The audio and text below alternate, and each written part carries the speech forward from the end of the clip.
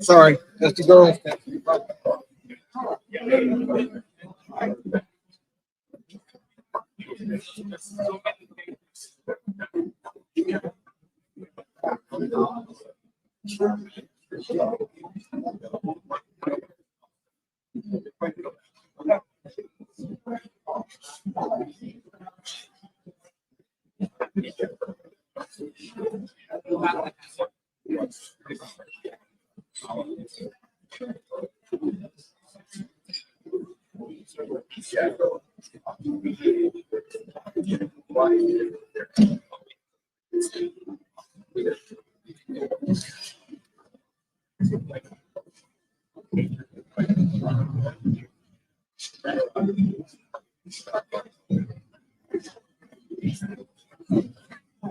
Good morning.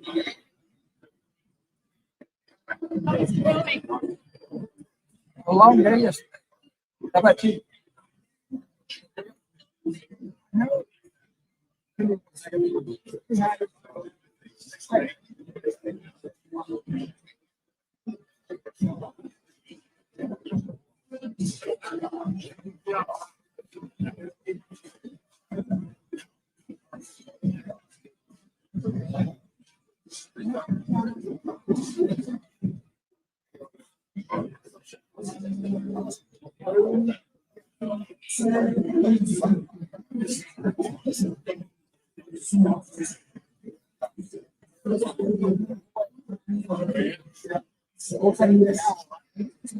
Yes.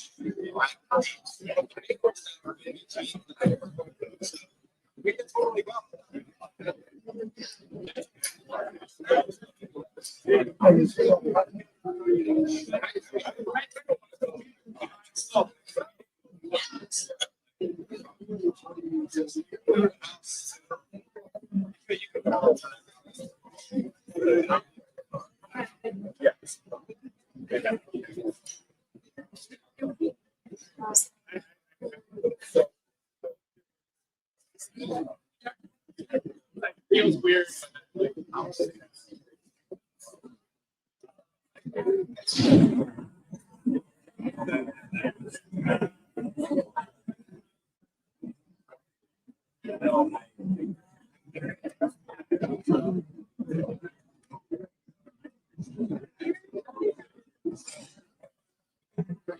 Yeah, he's not. No.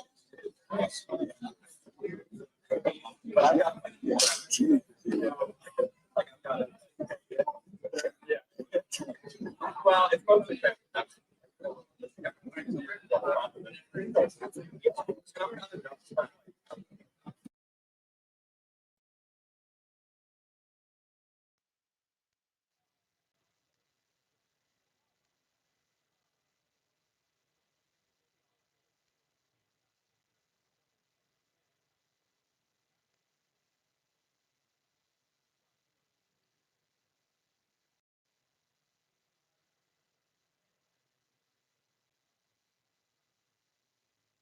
Alrighty, can you hear me?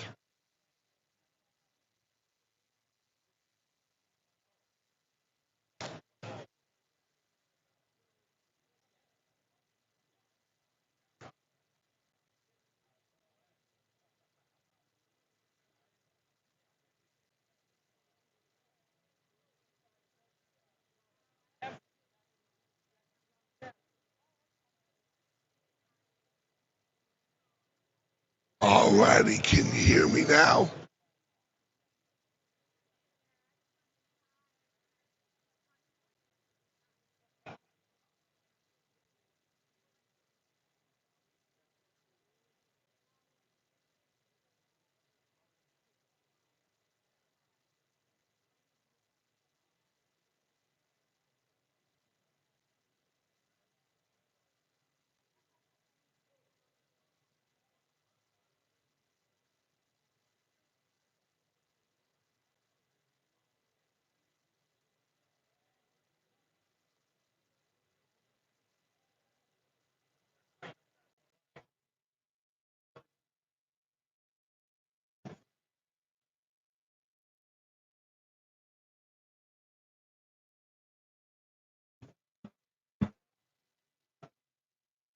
Alright, how's that? How's that sound? That should sound a lot better.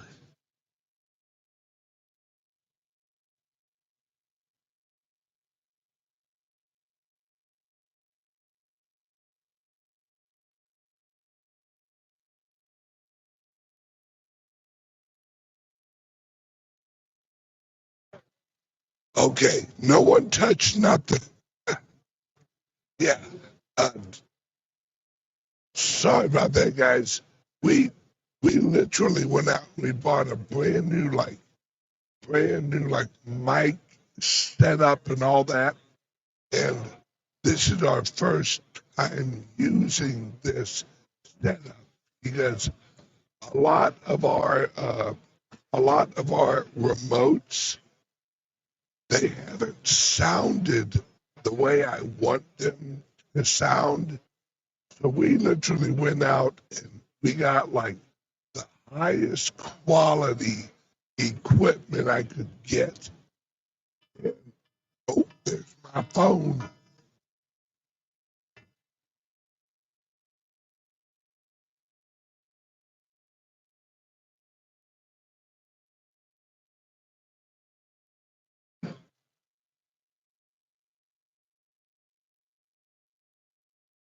This is an amazing.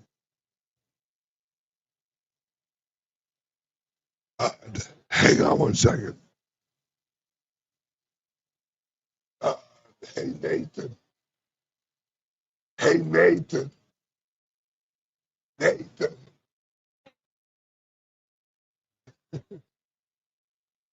There you go. All right, sorry about that, guys.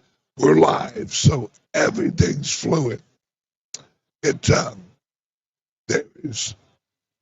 Let me repeat what I said earlier, because apparently our sound wasn't working as good as it should have. Uh,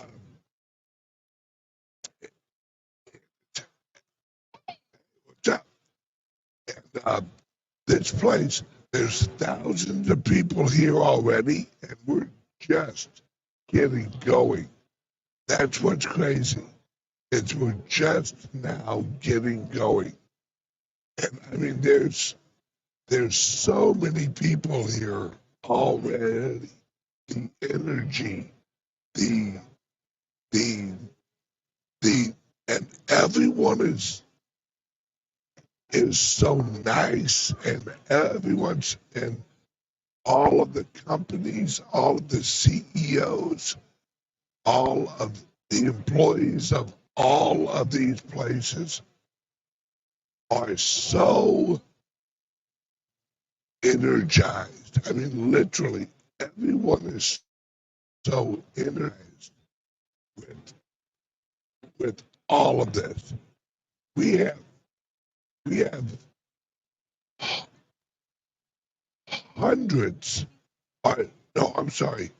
We had probably 200, 300 people signed up to win $1,000 worth of Bitcoin yesterday. And you should have seen the crowd over here when I did the drawing. If you didn't see it, check it out over on Twitter. It was amazing watching all of it. It was absolutely amazing. And I love how much each person out here, I mean, these are hardcore Bitcoiners. Every single one I've actually talked to is so pro-freedom, so pro-Trump, or so pro-RFK, so pro-freedom, basically. And these are our people. Oh, and shout out to Michael Saylor. Michael Saylor, literally, right here, he stood there for an hour freaking taking pictures with people. Just literally taking pictures. Would like no security. Well, he might have had security, but we didn't see him. Just absolutely was so amazing watching how patient he was with all of this. It was so much fun watching him just interact with people.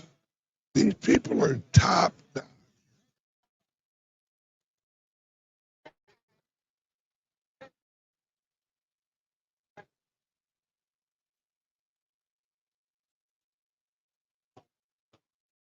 Yeah,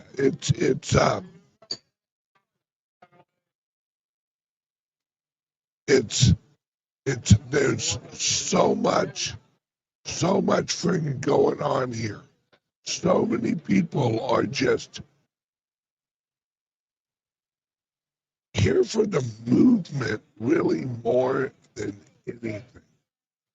Like I said earlier, I didn't hear one single person actually talking about price yesterday.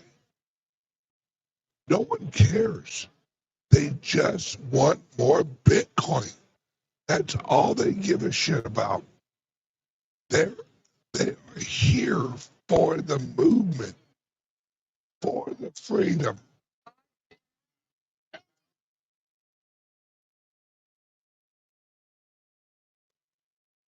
So it's the passion of the people, the freedom that they want, and they're not asking anymore. They are demanding it.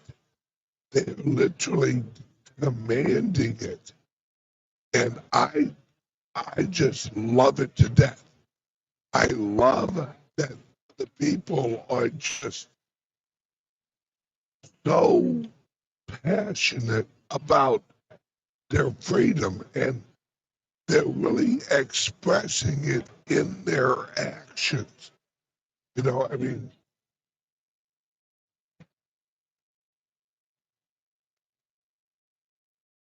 no, no one here that I've actually met is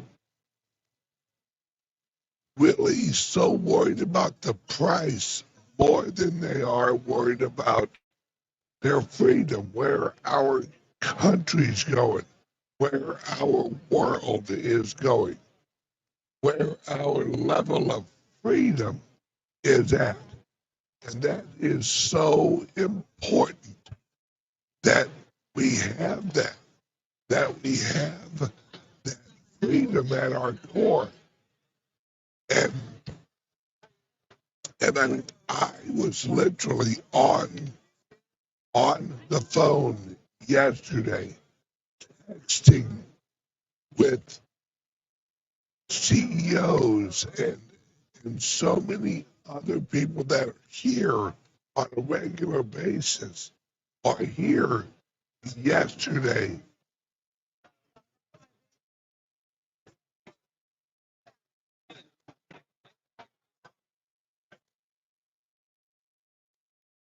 And,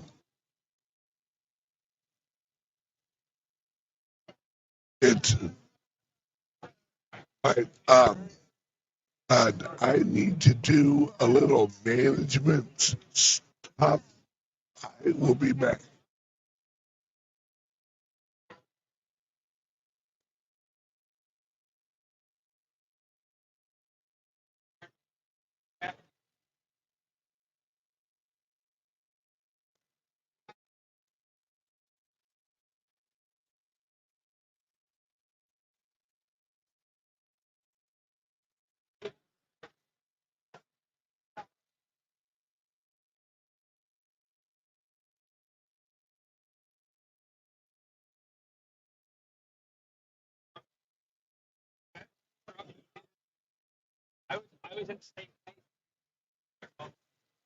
Uh, Sorry about that, guys. These, if you've ever went to a conference, it's crazy trying to get set up. They let you in like an hour early. Well, that's not enough time to really get set up right. And it's a madhouse already. How, how, how was good, good, good. Yeah, the whole Nashville team here is rocking and rolling. We are kicking ass and taking names. It's it's so exciting. What? There's so many people here, who are just. I look around and it's like there's so much media. All my and security folks. You you'd be well. You probably would. Let's just say Secret Service has stepped it up a bit.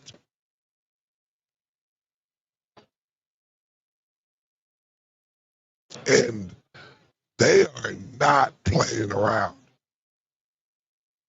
You cannot, you cannot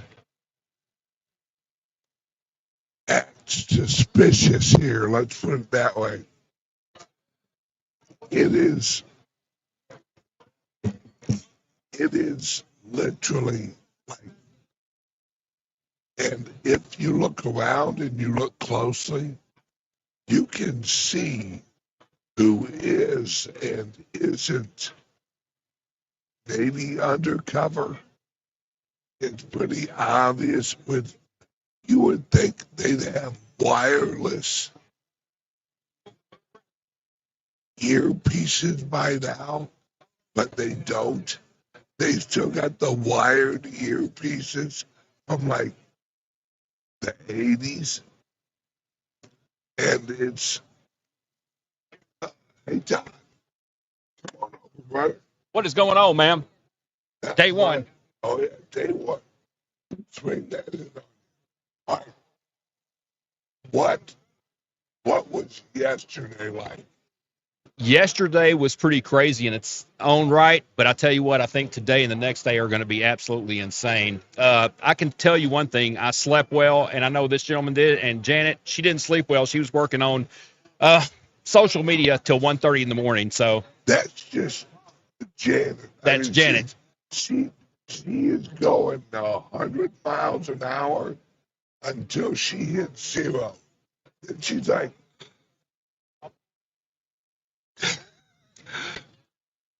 yeah, no, you're a lot like Kelly. Literally, she fell asleep at her desk. Oh, I don't doubt it. Like, It's all tag team. It's tag team. You know, husband and wives are just killing it for this group. They really are. and yes, today was what do they call it? Industry day. Industry Day. Yes. Today's general public. I just actually talked with a guy. They so far they've sold almost 27,000. That's a record. That is a record, guys. So just imagine how packed this place is going to be. It's going to be crazy with the amount of people. And with RFK, President Trump. There's so many influential people here and so many passionate Bitcoiners here. Oh, yeah. And I'm just thrilled. I'm absolutely thrilled. It's going to be amazing, guys. If you've got an opportunity, I know there's maybe a few tickets still left. They could probably squeeze you in. So I would highly recommend coming down, feeling the energy, seeing the passion, and let's break free from this system we're in. Absolutely. What? How long are you guys at the actual booth? Us? Yeah. Pretty much all day off and on. I think we're going to try to catch a few of the things, backstage things, as far as some of the speakers and things that we want to see today for sure. But we'll be here most of the day. What I'd like to do, just so you guys get practice, is rotate. I'll interview someone, then you interview someone, then have you interview someone. Yeah. And that way, y'all aren't like just blah, blah, blah, blah, blah, blah. If you don't know, guys, Ben's voice is torn to shreds. He needs to rest. So you may get one of us. I know we're not as good as Ben, but we'll help where we can. You guys are so much better than me. No. Give them the name of your YouTube channel and where they can watch you guys' show. Janet, you got the YouTube channel? It's our club channel. Oh, okay. There you go. It's only on the club, so you gotta join the club. Join the club for inside content, guys, because I guarantee you it's going to be good. It's public. Okay. Yep. Yeah, it's you guys. I think you put out like 2 or 3 episodes. We've put out 3 thus far.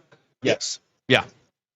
They're great. You guys, of course, you guys are married, but you guys have like great interaction. Well, it's fun. We enjoy it. We enjoy Ben, and he's kind of been our inspiration as far as all this goes. So we really do enjoy what we're doing and spreading the word on not only our clubs, but the Bitcoin community, crypto community, and things like that. So it's a blessing to be here. We enjoy it. Janet and I, we have fun doing it. It's fun. Yeah. It's a blast. Yeah, it's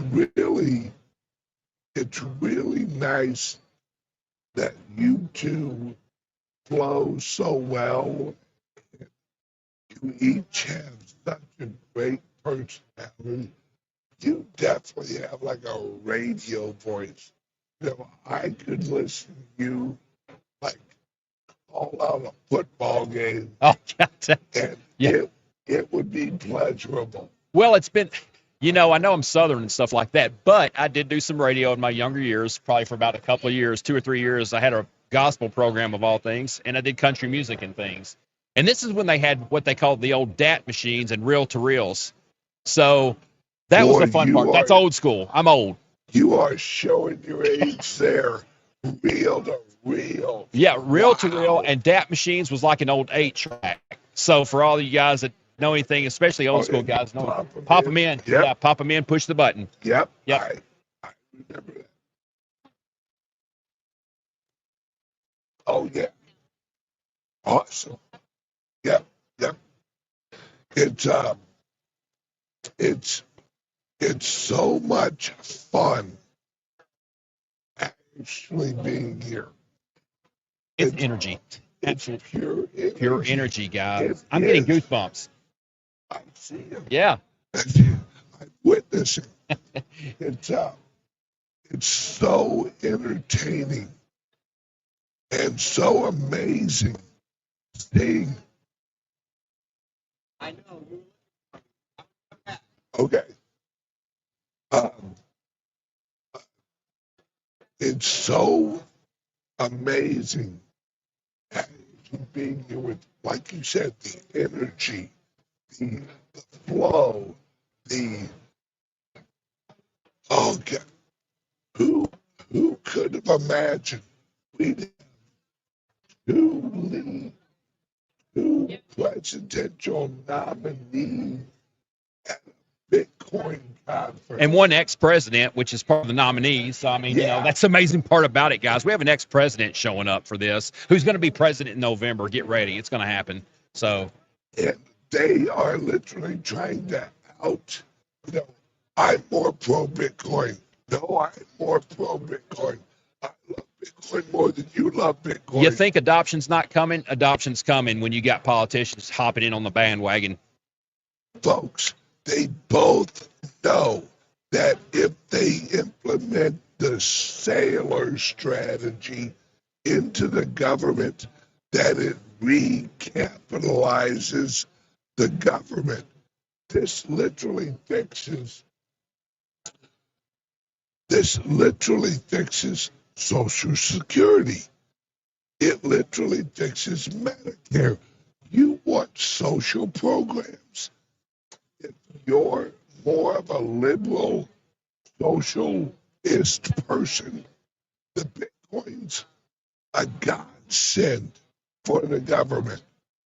And local, see, right, we're only talking federal government. What about Florida? What about Texas? What about even California? What if they implement the Bitcoin into their system? Tennessee, our senators are talking about it. Matter of fact, a couple of them here, Marsha Blackburn and Haggerty, Bill Haggerty, are going to be here speaking at the conference as well. So that's our representatives here in the great state of Tennessee. So yeah, it's going to be probably on our books too. And I've actually, through the Chamber of Commerce, been talking with some of their people as well. So I really want them to understand that we could keep our state solvent by putting it on a Bitcoin standard. Absolutely. And folks, I'm telling you now, everyone I talk to is so excited about our clubs.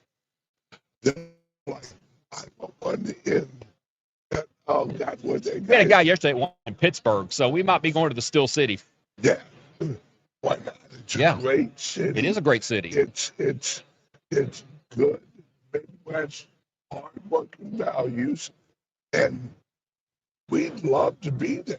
Yes. You know, we are literally going to be in every state out there.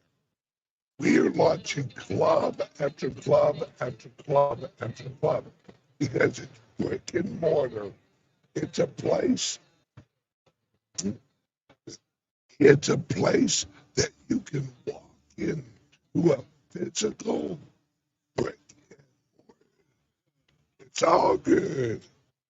Help us build the new economy, guys. Yeah. Start a club because it's all about being there in the space, educating people. We need people to step up. And let me tell you something.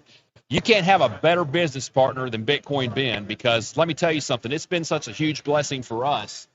He means the world to us. He really does. And we're here to help him build his, not only his brand, but these clubs for each and every American citizen, even world citizen. Because let me tell you, we had someone who wanted to do one in Dubai yesterday. Yeah, literally walked in because we need one of these in Dubai, which, as a lot of you regular viewers know, I was over in Dubai actually talking to a group of people that want to open a club in Dubai. It's all coming together. And I love it. You love it. The energy, the amount of just loot, freedom loving America. I'm emotional just talking about it. It's and you and I are cut from the same cloth, where we've always been freeing the people. We were raised, you value your freedom, you work hard, your word is your bond. And seeing that what's really going on is classic American values are coming back in style. They are. And let me tell you something, guys. If you're an entrepreneur and you have a freedom mindset, this right here, that is your way to freedom. That is your way to be a big part of society right here. Start yourself a club. Yeah. And there's a QR code up in the left hand side, right by your beautiful hand, right up there. And that's for anyone interested in investing in a club. And if you don't want to click the QR code, you can call up the club and leave your name, your number that you're interested in launching. If you want to run the club, if that's actually something that would work for you and you're that passionate in your area, that's you. Without you and Janet, this club wouldn't exist. Well, I tell you what, timing couldn't have been better, because with Bitcoin 2024, we had a huge priority to be here because we knew we could see Ben's vision, and we knew we had to be the ones to do it. And so we decided, I quit my job 2 years ago. I hopped into this space thanks to my wife. She's a real estate agent here in Nashville. She saw the value in it, and here we are building this brand and building Ben up and the whole group as a whole. And so that's why we're here. We wanted to be in Nashville. We love our city. We love our state. We want to be a part of this. We want to be a part of the Freedom Network. So we're here to win. We're not here to lose. We're here to win. Yeah, and how we win is so simple. We literally, we come together. We help each other. And all you have to do is push for freedom. That's it. Push for freedom and liberty. And it's amazing. Hang on a second. And of course, as we're talking, we've got people coming by left and right taking pictures of this to see what we're doing. Yeah. So there's going to be a club in your neighborhood probably real soon. Yeah. Here comes trouble. Here comes trouble. There's my guitar player. Yeah. We plan on launching a club in every state except New York. You said Alaska too, because it's too cold. Alaska. And maybe California. I don't know. Big Bear is still Dude, on. I've got people requesting one out in California too. Yes, So we may end up in yes. California regardless. Okay. We love you, freedom lovers out there. So we're Yes. going to have to make that decision. We cannot leave you guys out. So California, we will work on one in California. And like I said, if you're interested in launching one with us, let us know. Give us a call at the club. Right? It is absolutely crazy that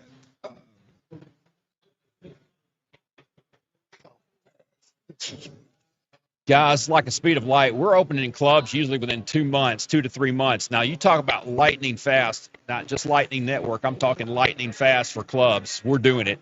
And, it's just amazing the team we have, group of people who are really hopping on board to help and get this thing started. And, without Ben's support, it is huge. It is huge. And that's what you need. You need a real leader that has the foresight to understand what he's got in place and the people he's got in place to make this thing work.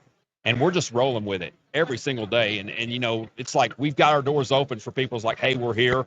Let us help you start a business. If you're an entrepreneurial mindset, we want to help you become and make that dream come true. Yeah. Hey, Janet, come up here. Oh, no. You're sitting down. This is you too. Okay. I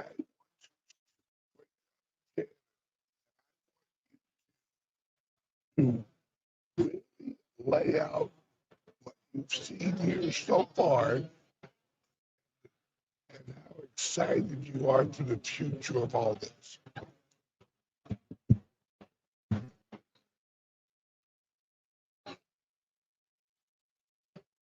Thank you. Good morning. We are so excited. This is amazing. Todd and I this is my first Bitcoin conference. You went to Pacific Bitcoin last year? 2 years ago. 2 years ago. Yeah. And it's amazing. The energy is really high. We are getting so much good publicity with this booth, and we're right by the media area. So it's really fun. They're doing interviews right here. If you follow us on Instagram or on X, you'll see some videos from yesterday. And Michael Saylor was right there. I actually got to meet him, but he was right next to our booth. And we have the Saylor search going on, so it was pretty funny. But this is amazing. The lines are getting long out there. People are pouring in. We have great speakers today.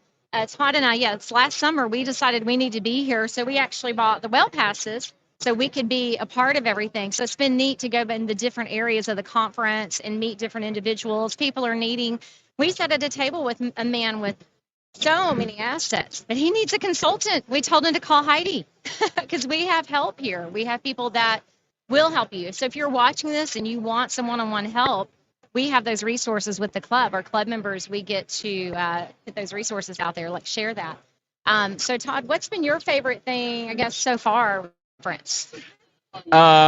Me seeing all my people in town rolling in just now, actually, because it's fun when you got your members and stuff coming in, supporting and stuff like that. We're going to have a pretty full booth today. I think we're going to have a happy faces and people wanting to learn. I think that's the best part about it is you've got people who want to see something better for our country, for our world. And it starts in things like this, coming to Bitcoin conferences and things is like-minded, free-loving patriots. It does. Okay, so something really personal and special for me today. I lost my dad when I was 19, and his nephew is here, and I haven't seen him since I was 7. So I got to see Harvey Carpenter and give him a big hug, and he's as tall as my dad was, and my dad just loved him. So that meant a lot to me just to have this little family reunion at Bitcoin. Bitcoin actually was the catalyst for it because when he saw that we were into Bitcoin, he reached out to Janet just immediately. Yeah, he was like, "You're into Bitcoin, cool." Yeah. I'm like, yes. Thanks to Ben and thanks to Todd and X22.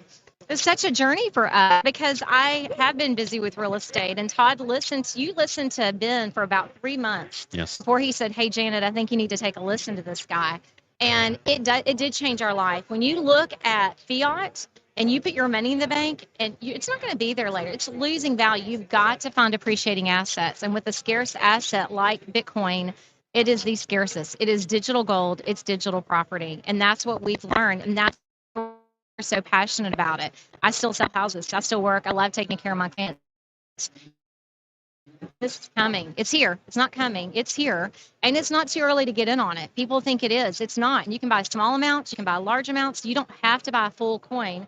So I think it was at 67,000 this morning. It's up. So, I mean, when we first got it, was at 69, when you're talking 2.5 years ago. So, I mean, you have to know you come in, hold it for like 4 years, which is what Ben says. But it's volatile, but not in a bad way. It's just a new thing. Well, it's not new, 15 years Yeah. in Bitcoin. It's new for a lot of people because they're just now hearing about it. There's people that were in this long before us and stuff, and they are kind of the trendsetters, and I'm thankful for them because it's really given us newbies an opportunity to partake in this system that they've created and helped along and stuff like that. So they're going to receive the fruits of their labors, and we're going to be able to benefit a little bit off it ourselves. So, which is a huge blessing for a lot of people. And I'm thankful for these cyberpunks stuff. You guys have hold the row. You pardon the pun there, to make this happen for what you've done and built, so that all of us can participate in this basically a circular economy built. Very appreciative of it. Yeah. Okay, so Todd, who are you going to listen to speak today? We have some pretty great lineup. Well, we've got one of our state senators, Bill Haggerty, that's going to be here. May try to catch a little bit of Michael Saylor. I've heard him before. Senator Loomis is going to be here, and I think Kathy Wood. It's either today or tomorrow. I definitely want to catch her. I think she's today. She's today, so she's one of the special ones. She's like she's a huge Art Laffer fan. She was one of her professors, I believe, at Stanford, and of course, anybody that knows anything about Art Laffer, he's kind of who constructed Ronald Reagan's economic policies back in the 80s, and probably the last living person that was in that administration. So for me, that's kind of I like history, just like Ben. So for me, that's kind of a special thing, is to be able to kind of rub elbows with visionaries and people who really had our economy booming back in the 80s. And, President Trump did this. He's doing the same thing, and he's going to do the same thing in his second term. So I'm really looking forward to what he does with Bitcoin and stuff moving forward to advance our country. We get to see him tomorrow. Yes. We're so excited. I've said this before. I've never seen a president, so this is very exciting. And RFK Jr. is coming today to speak. He was at a karate event last night. I saw his picture online with Randy Hippa, Miss Teen Crypto. That was a fun photo op to see. Yesterday, I went to the women's brunch. That was really special. Thanks to Natalie Brunell. Yeah. She hosted it with a group of women, amazing women. They even had the Mothers of Bitcoin table, which was so sweet. So that was really neat to see them there, because they've walked this journey with their daughter. So we had an impressive group of women that staged. The lunch was completely free. We had sponsors for it. So it was very, very nice. Today, I'm seeing everything. We're seeing all types of people in these lines. And being from Nashville, it's really fun. I like seeing them coming in with their cowboy hats and boots. They're getting the spirit of Nashville, which is great. So that's been neat. And we're over here. We're getting to see the interviews as they take place. That's been exciting. And I think they are going to put Ben on the news desk in a little bit, which is great. He has so many great things to share all the time. So lines are long. People are getting here. So just a fair warning, if you think you're going to get in quickly, you're not. The security is unbelievable. So people are waiting in line. So if you have any inkling of coming here, come now, because the lines are probably going to get worse as the day progresses and the speakers come up. So I would highly recommend anybody, probably Uber in downtown is going to be your best bet, as opposed to driving in and trying to find parking places. Because I know tomorrow they're not going to allow parking anywhere near the building. No. And note to anyone that's carrying a pack of Altoids, they will set off the security alarm. I got to have clean breath, guys. I mean, I don't want to offend anybody here with my bad breath. We have to take those out. Yeah, might be a tic-tac day. Might be a tic-tac day. Yeah. So that'll be great. So many people. So yesterday was really fun. We had the drawing for the $1,000 in Bitcoin. Y'all might have talked about this before I came on. Very successful. I had a whole group here waiting. Yep. Today's drawing is taking place at 5:15 because we have these speakers and we know people are going to be in there listening. So normally we're doing them at 4, but today it's 5:15. And they're finishing up the Sailor search. So Ben's going to give away up to $5,000 in Bitcoin for the person who solves it. And once it's solved, the Sailor search is done. But so they're putting those clues together, and the drawings are about to begin for the $1,000. And then we have this great cutout of Ben. So anyone that tags on Instagram can also register, can tag it, and you have a drawing for $100 in Bitcoin. So we're trying to have a lot of fun with it here. I think we have the most fun booth. What do you think, Todd? And guys, we're here to make Bitcoin fun. So when you think about our clubs, you think about Ben, think fun. Because I think that's really what Bitcoin's missing is fun, and we're here to add it. So, we don't take ourselves too seriously, but we are business-minded folks. But we want to have fun doing it. And if we're not having fun, you're not attracting people. So from a marketing standpoint, you got to have fun to draw people into it. So that's what we're here to help the community, is to make Bitcoin fun again. That's everything with Ben. He's so much fun. Yes. I want to do a shout out. We have a charity. It's on our website, www.bitcoinbencryptoclubnashville.com. And this charity is A1digitalllc.com. They have created a coloring book, and they have added a page for Ben, which is awesome. So Bitcoin Ben has his own page and quote. This coloring book, their goal is to get it to 1 million students, that high school, junior high, teach them about, even younger, and teach them about Bitcoin, blockchain, AI, everything. And so Ben's already sponsored them. Their booth is B25. If you're here, we're 325. We're not next to each other, but it's really fun. We're sitting people back and forth. Just such a great group of people on that project. We couldn't be prouder to be partnering with them. We've seen several business partners here. Like Ben has been involved in a lot of things, and it's been very exciting. A lot of great projects out there. And I always tell everybody else, like, hey, walk around, check out the businesses that are involved in all of this, because they're going to be on a street corner near you real soon. So, keep the economy going, work with these guys. Their hearts are in the right place. They want to build businesses that are going to benefit not only their pocketbooks, but yours as well. So I think you're going to find, once you get here, you're going to find a lot of like-minded freedom individuals who really want to grow this economy for the betterment of not only our country, but the world in general. Okay, so I'm going to take us back to the 80s. This cute, adorable kid yesterday, I guess he was this tall, came by. He had on this huge 3D printed Bitcoin and this massive chain, all kind of gold. It's all 3D printed. It reminded me of Run DMC. Remember? Oh, yeah. So this For kid's any of you walking around, old folks. it looks like a Run DMC Bitcoin. I saw a man that's older than us with the same thing on. And I think they're by the booth, the A1 Digital booth. They are. So it's just a lot of fun. I love we're seeing a lot of people wear orange. We're seeing orange jackets. I see orange tennis shoes right now. And it's exciting. It's the future, and it's hope. It's financial hope. We at the clubs, we want to help people with financial freedom, financial peace, financial health. We want to help them. We're not financial advisors. I do have to say that. We want to help them all over. We're working with the Beef Initiative. So the Cattleman's Feast is tonight and tomorrow night. I think it's $135 a ticket. And isn't there a Bitcoin Ben coupon code? I think it's like six. I think for us it was 2 tickets that cost that much. So I think it was like, yeah, tonight's is $35 a ticket. I think it's like 65 or 75 for tomorrow's Cattleman's Feast. Yeah. And is it Bitcoin Ben? You use that and you get a 10% off? Yeah, Bitcoin Ben, all caps. Okay, so if you're interested in the Cattleman's Feast, this is in the Hall of Fame Park, which is right between the Bridgestone and across the street from the Country Music Hall of Fame. And it's going to be a lot of fun. So tonight's, I think, their Texas Taco Night. Yes. And then tomorrow night is the tomahawk eating contest. And our cute petite Heidi, who's finishing up the Sailor Search right now. She's all about 110 pounds. She's going to win. We are Team Heidi. I think she's going to win over Robert Breedlove. What do you think? I think she's going to tear him up. Yeah. No offense, Robert. We can't wait. She said the win for her is just getting to eat the tomahawk because she's on the carnivore diet. We're trying to be on it. It's kind of hard at the conference. Hey, I will say there's a lot of great coffee here. We've had wonderful espresso. We've had organic coffee from El Salvador. Like there's a robotic coffee arm. Have you tried that one? I've had it. I didn't try it yet. It's good. Is it good? No, it's a great project. And basically with that one, it's like $4,000 to lease it per month, or you can buy the whole unit for like $70,000. If you want more info, hit us up at info@bitcoinbencryptoclub.com and we'll get that name to you. Yes. At some point, it'd be fun to have that in the club because we have fresh ground organic espresso at our club and coffee. And so our club members in Brentwood, we're just south of town. So if you're listening from the area, Our club is in Cool Springs behind Party City. We're open Monday through Friday from 10 to 4. And so if you're in the area, come by and see us. Join the club. It's like East Faces meets Bitcoin and cryptocurrency education meets social membership club.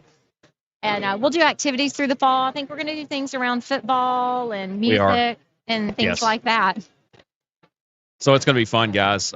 You know, and the best part about these clubs is they're growing organically. You know, when you're not under a corporate structure, you don't have to take anything up to the top. That's part of decentralization. You simply just raise the bar and you do your own thing. And of course, we listen to our people, and we want to just have fun and just do the things we have to do. Yeah. So, and it's Good. fun. We're getting a bunch of our members here. This is fun. We're seeing a lot of our founders. It's so much fun. Yesterday was really interesting. So when Michael Saylor came through, we saw him walk from the back, and he's such a patient man, and he was so nice. And he came and he did his interview with the news desk, and there were people standing all around to watch the interview. And then he just patiently stood there for, I don't know, close to an hour and just let people take picture with him and meet him. And that's how I got my picture, if you saw it online. And just such a nice gentleman. He's doing a lot for the space. So it's really neat to see different influencers here.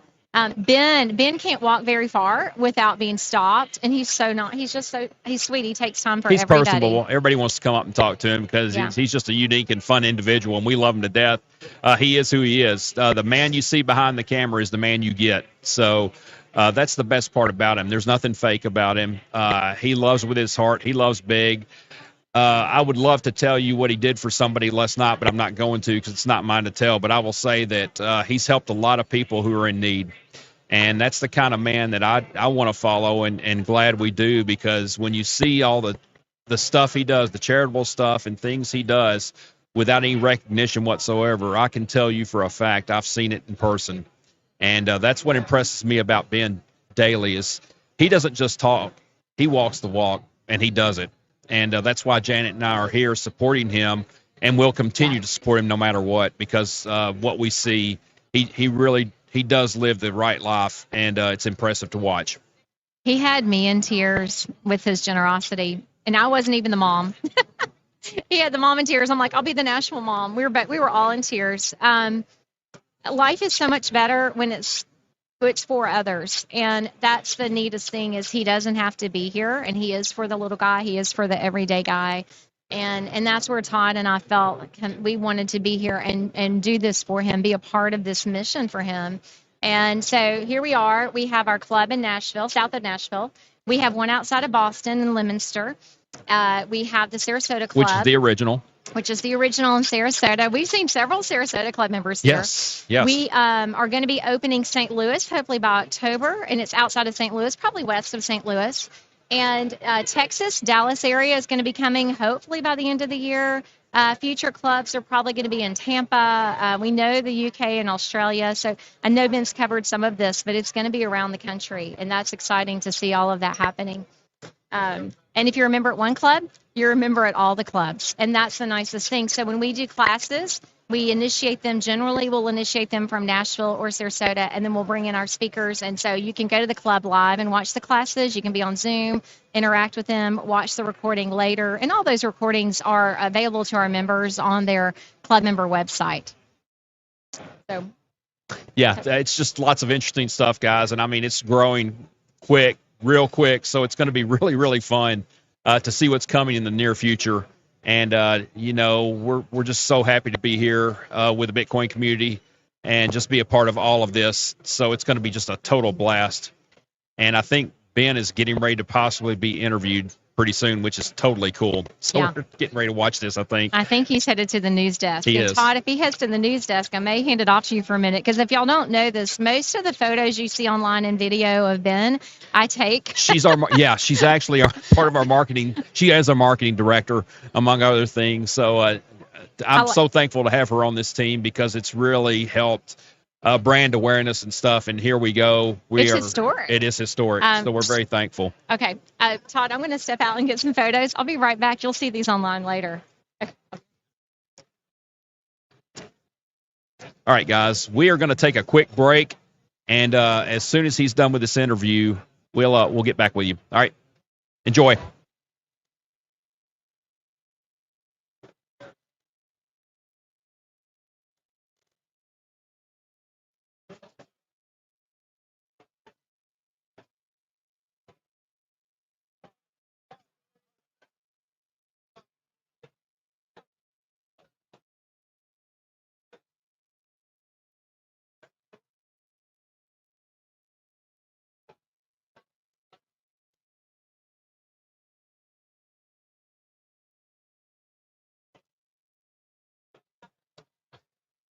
I've got Todd videoing this one and recording.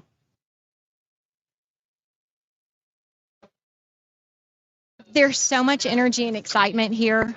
This has been an amazing experience. I was born and raised in Nashville, love it. And people will walk in our club and they'll say, we found our people. Like a lot of people have, they want someone to talk to about it, but it's still a growing community. And so that's the neat thing is we want to bring people together to connect with Bitcoin and to understand it. We'll have people walk in and say, I've heard of it. I don't know anything about it. And this is so cute. He's doing great with the interview. But so what we'll do is sit down with them and we'll tell them what it is and we'll show them how to buy it. Like that's our next class. So last week we did a class on what is Bitcoin, and next week we'll be doing a wrap-up class on all of our takeaways from the conference, and then we'll do the next one will be how to buy it. So if you're watching this and you're new for the first time, to join the club and be a part of these classes, and you can kind of learn that A to Z. We do more complex classes, so we'll do beginner, intermediate, advanced classes, and it's even if you are not at the advanced level, listening and tuning into those classes, you'll learn a lot from that. So we've seen a lot of booths on wallets, on a lot of layer 1, layer 2 projects. It's just, I know I seem distracted right now. So he's right there. It's really fun being by the media booth, and our booth is really fun. It's catchy, which is great. I'm watching people right now register and sign up for the giveaways, and I see several of our founders. Tall Mary, if you're ever online, she's here right now. And so it's super exciting. Ben has the biggest heart. That's been the neatest thing, to be a part of this journey with him and watch who he is. And he's a former ex-truck driver. He started this years ago in his truck. And he's been in this space a long time. He knows the players. So when we recommend wallets or companies, Ben probably knows the owners, and he's probably worked with them for close to a decade. And that gives us a lot of peace of mind, because there are a lot of scams in this space. And one of the things we want to do is educate people how not to fall into that scam, how to watch things. We talked to someone today, and they had downloaded a wallet from someone they didn't know. And I said, did you download it on your main phone? You need to know what you're downloading. You need to know what you're giving access to. And that was a learning opportunity for him. And so in this space, a lot of people have to take that time to learn. So did you get some good? I got some great footage. Yeah. So our man Ben just got interviewed. That's awesome. I hope we get to find that later. I don't even know what channel that's going to be on. Do you have any idea? Well, I know it's from, I think it's Bitcoin Magazine channel. So I think that's the mic he was holding. So that would be really cool if we could post that to socials and stuff and kind of give you guys a brief little discussion on the interview and everything that he did. So I think it was pretty impressive. It's a little snippet, but it was informative. I tell you what, I want to give a shout out to Bitcoin Magazine. Yes. Their team, Mason, Brock, Nick, Harley, there's several of them. For one of the they've been wonderful. They're so sweet. So we did calls with them before. We did Zoom calls because we had the booth and we had the well passes. And so you have this opportunity to talk with them ahead of time and make sure you understand everything that's going on. And they recognized us and we recognized them. And there's such a warmth with their team, and everything's been top notch. Well, and they're based run very well. And better yet, they're based here in Nashville, which brings it home for us even more. The fact Bitcoin Magazine is based here in Nashville, so we're really happy to have them part of our community and stuff like that. And it just Tennessee, we love our state. We always have. It's a freedom state, so we're glad to be here. I got to sit next to Ellen from Bitcoin Magazine yesterday, and she was just lovely. And she lives in a city where I just moved my daughter to, so that's really fun, just those connections. They're interviewing him again. So it's just a really great opportunity. We'll get to see some of our friends. If any of you have followed Crypto World in the past or Bearwood, we'll get to see Jonas a little bit later. He's here. And we've some of our coffee companies we've worked with. Edgar's here with K1, one of our projects from the Founders Group. So we've seen him a few times. It's great. We're looking forward to seeing our politicians. We really want to see Bitcoin move forward in the state. I want to see people be able to buy houses with Bitcoin here in Tennessee and see all of that grow and develop with the legislation. So we're looking forward to that. For me in the space, this has been such an eye-opener. There are books I'm reading right now. I should have read this years ago, but I'm reading the Bitcoin Standard right now, and I'm going to read the Fiat Standard later. So if you haven't read those books, I highly recommend you do it. was really impressive, the forward to the Bitcoin standard, because Michael Saylor wrote the forward, and he said that's really what changed his mindset in 2020 when MicroStrategy was looking for another way to grow their assets, because everything was changing economically at that time. So I'm in the process of reading that, and then the fiat standard follows up. It kind of picks up off chapter 7 of that. So we're looking forward to that. So here comes Ben, fresh off the interview. How about I interview Ben? Let me interview the man himself. Hello, Bitcoin Ben. Interview here, interview there, interview everywhere. This is so much fun. It's so much fun. So how was your interview? Oh, it went great. Luckily it was short, and there's so much energy. So many people just absolutely are excited, and they're driven, and we're winning, folks. We are winning. We have Trump here. We have RFK. We have local politicians here from Tennessee that, from what I've heard, they're all looking to purchase and put the Bitcoin on the treasury of Tennessee. That's the best news all day. Yeah, it's so exciting just living through this. I love it. We're so grateful. I'm so grateful today for having you on X22 and for Todd listening to it and for where we are. I mean, what Ben has worked so hard building events, bringing people together, and that's how we are here. Fast forward 2.5 years, and we're still here. We're still trying to reach people, and it's working. And we're having people come up that, hey, I started listening to Bitcoin Ben years ago. I listened to him in his truck, and it's been really neat to see people get excited seeing you here and you having made that impact in their life. So was this Bitcoin Magazine that just interviewed you? Yes. Okay, so we'll get to see that on their channel, on their... Yeah. So has there anything that has surprised you about this conference? Because you've been to a lot of these. Well, really what has really surprised me is the initial one I ever went to. Okay. It's like back in the day, there were maybe 250 people there. There weren't any like television channels. There was no CNN live broadcast. It was literally a few YouTubers like me. Yeah. And the rest were a bunch of nerds that were actually talking about like cryptos and Bitcoin, and like Charlie Lee, Brian Armstrong, all of the leaders of the Winklevoss twins. Oh, wow. All of the early adopters were there. This is 1,000,000 times larger. Yes. And it's only been, what, like 8 years? I think so. To grow from where we were to where we are now in 8 years is amazing. So I've heard you describe it as like the internet, because the internet, when it took off, it took time for the internet to take off. So it kind of traveled, I guess, kind of like this, if you're looking at a chart, or that way from the camera. Yeah.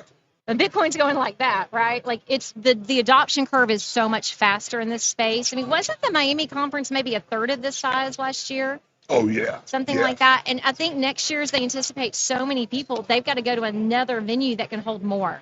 Yes. That's what I understand. They're going to announce it. That's exactly what I heard, is that this venue isn't big enough. And look at the size of this place. It's huge. Ben said yesterday we were walking, you're like, I really need a golf cart. This place is massive. Yeah. It's beautiful. I mean, it's a great facility here in Nashville. Rollerblades, Oh a my golf gosh. cart, something, a We need to get scooter. those birds off the street that the drunks are, downtown, all the Nationalists are riding. We need those in here. How did Yes. they think of that and put a Bitcoin on them? Oh, because what we need. everyone would be running into everyone. It'd be pandemonium, folks. And then Bitcoin everywhere. Yeah, no, it's, well, then we'd have like a mad rush to grab all the Bitcoin. It's, let me ask you a question. Okay.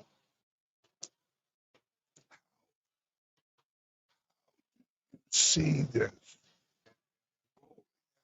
over the next 2 or 3 or 4 years. I think we have no idea what's going to hit. I think, like I see us, we're rapidly growing the clubs, but I think we have no idea because the minute this takes off, I think it's going to be like the gun at the beginning of a race, and it's going to be insane. And that's why having these clubs is so important. People are going to have to, where do I get this? And I think, unfortunately, it's probably going to be as their money's losing value. We don't want people hurting, but we also know inflation is a real thing. But where's it going to be? You're going to see it adopted everywhere. So right now, people are coming, how do I spend it? We had a lady come in and she said, okay, so I understand Bitcoin for retirement, but how do I live off retirement with Bitcoin? All of that's coming. Some of that's not in place, but eventually you'll be borrowing against your Bitcoin. You don't want to sell it. Like there'll be ways. All of these things are still being built. Ben describes it a lot as the plumbing, and that's really what we're doing. We're kind of getting all the groundwork in place for as this explodes, but just seeing how this convention has exploded, 22,000, if not more, people coming. It might be bigger now that President Trump's coming. Yeah, the last number I heard that they sold was 26,000? Okay, I had not heard that, but I believe it. I believe it. And it's only getting bigger. Just imagine what it's going to be like at the next happening.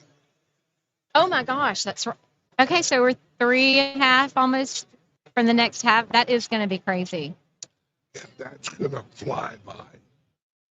It's, with all of our clubs and all the activity and all that, this is going to be absolutely. Hey, Ryan. Absolutely. Welcome to Bitcoin 2024. Crazy, but it's exciting. And I love seeing so many friends I haven't seen in years. I actually saw a guy yesterday. Last I had seen him was maybe 4 years ago.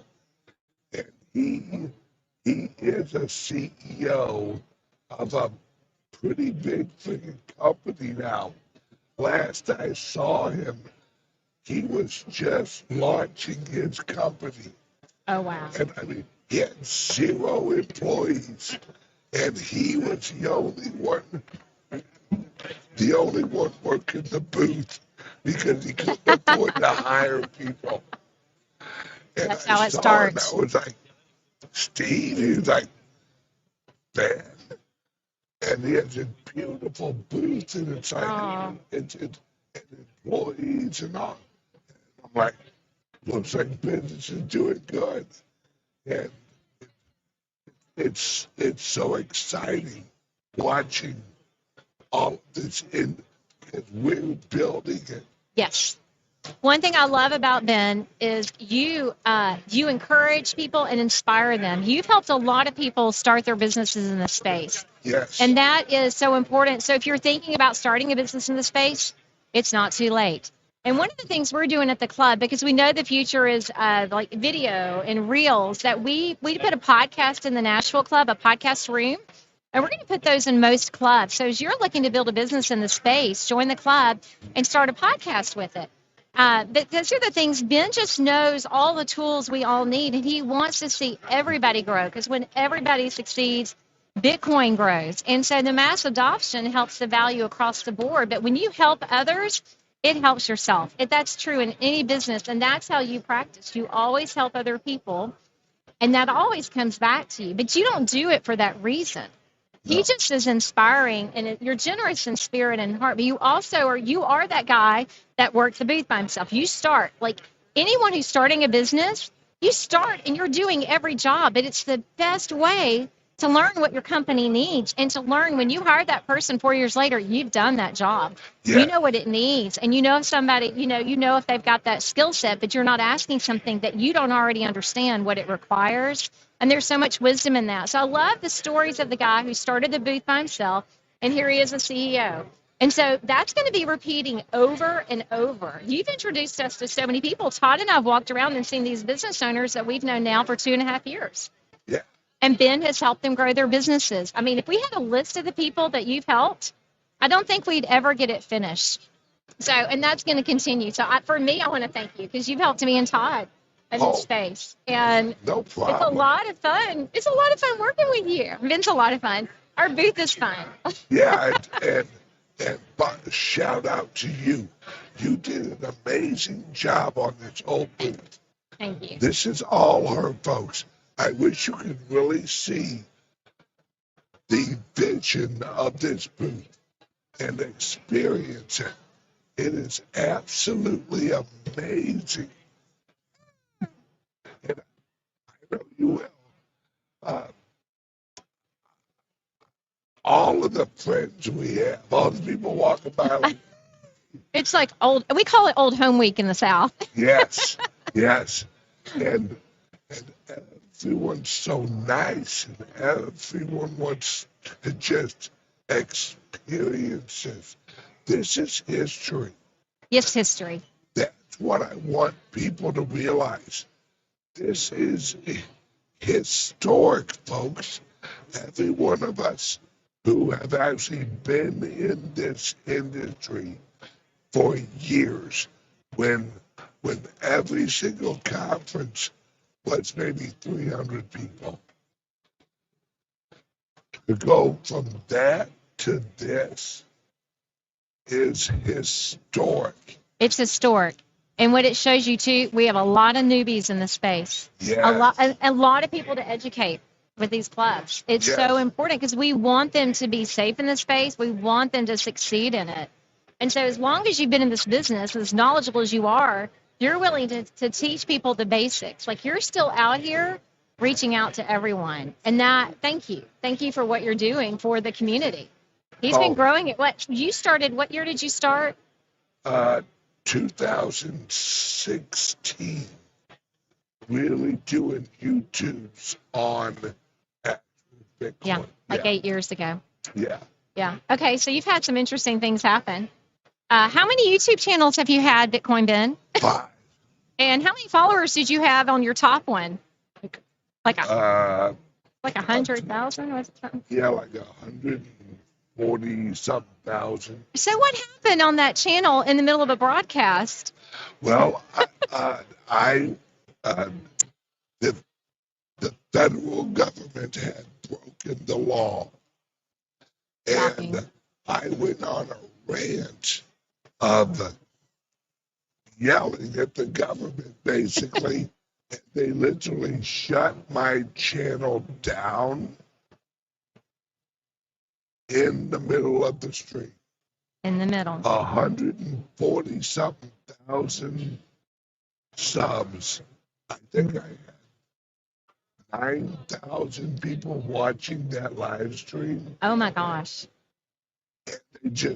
They could have done, the channel was gone, and I had to relaunch a channel over and over again because they keep shutting my channel down. And this is just so exciting. It's I so love exciting. I was watching you a couple weeks ago when it went black. Like something else happened. Like they keep at it. And so Yeah. Ben has his own server now. Like if you join his SUBSTACK, you're not going to get cut off. You can always reach Ben. If you join the clubs, you can always see Ben. Yes. So, and hopefully we'll see less and less of that censorship. Like we're on X a lot because it's not censored. Yeah. So if you're looking for good information that is not censored, get on X. follow Ben. Now it's at Ben Simchi. Our clubs are on there. We're at BBC_Nash. We have at BBC_Mass, MASS. And we have at BBC_Crypto Club. That's our Sarasota club. So follow us on our channels and you'll see what's going on. We're getting excited right now. We see a couple of our club members that are national songwriters who win awards for independent songwriting. They've performed at our club, the Croslands. Might get to interview them here in a minute. But so it's really fun to see all these people that we love that have are big supporters of Bitcoin, of you, of the clubs. Yes. We need that. And if you live anywhere and you want to be a part of a club, reach out to us. You know the number by heart for them to call. No. No, I wish I did. I don't have the Sarasota number. You can call Nashville. We'll get it to you. Our number is 629-300-5585. So call Nashville and we'll direct you. If you're interested in being an investor in a club, we have fractionalized ownerships in 2 of our clubs, in the St. Louis and Dallas club. Yes. And we have ownership slots available. Okay, Ben's going to do something so fun. Tell us what you're doing in El Salvador. We are launching an all-inclusive resort. Yes. This is going to be a high-end, and when I say all-inclusive, I mean all-inclusive. With your room, you get a car, you get a scooter, and you get a jet ski. So, it's... Yeah, one of the things I love he's doing is the scooter and the jet ski and the car, they'll all be the same color. So the 12 suites will each have a color and everything will be the same one. And so it's all inclusive because we've done, here's our videographer. Yeah. And by the way, if you need a videographer, if you want to shoot a country music video, anything, we have, it's Barn, is it Barn Burner? What's the web address? He's awesome. So if you've seen our grand opening video, our ribbon cutting video, go to www.barnburnerranch.com. Ryan Slattery, he is the best in the business, and he has an amazing land out west of town with a barn and the windmill, everything, and it's amazing, and a cabin. Here's Ryan. And so anyway, that's just a little plug for him because he's just done a great job. We love helping those. We love helping businesses. We love cross-promoting. That is huge for us. And he literally does tremendous work. Tremendous work. We have been very impressed with all of his reels and everything he's actually done at our club. Has just been phenomenal. It's phenomenal. He captures people expression. We are about people, and that's what he captures. I mean, this business is, you think, oh, it's Bitcoin, it's something digital, but this is a people. This is about people. It's about freedom, financial freedom. It is about being, having that autonomy and not being told what to do with your finances. And so being decentralized in this space is critical to everything.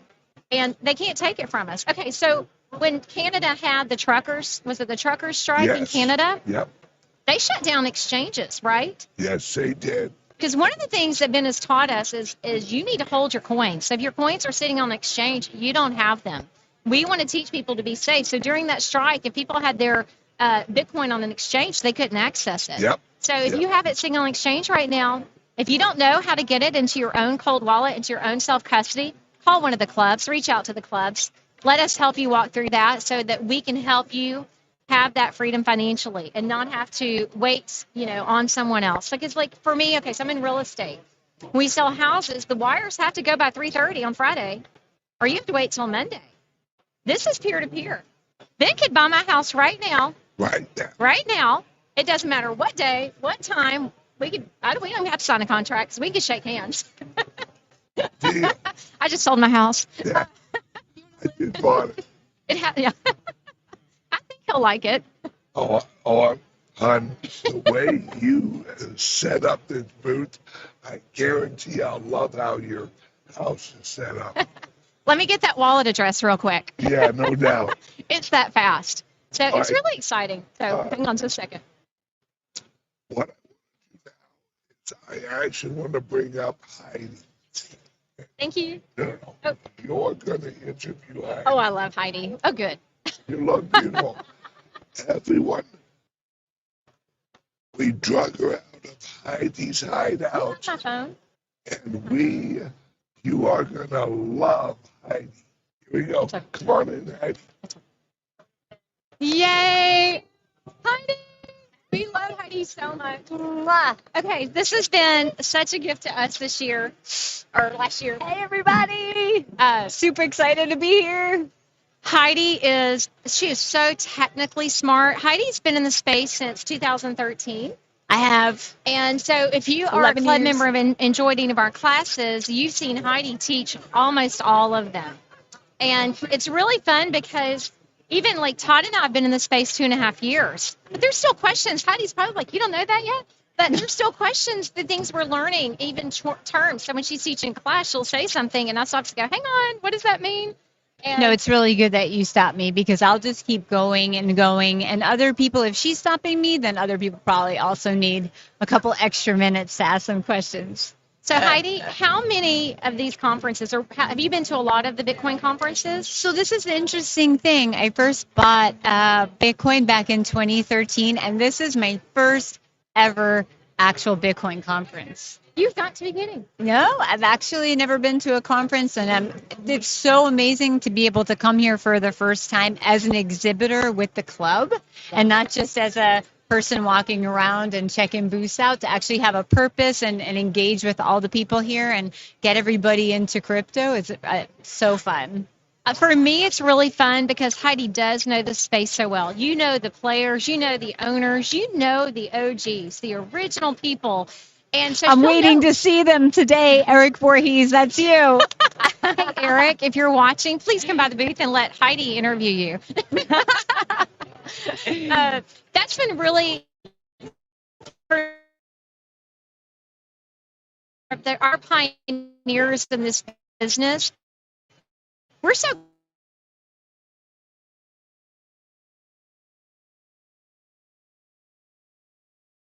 to do because she's seen so much over the years. But let me ask you this, Heidi. So your first convention, is there something that has surprised you that you weren't expecting here?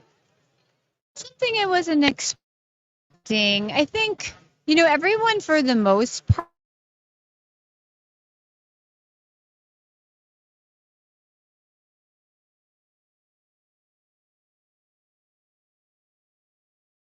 but there's just having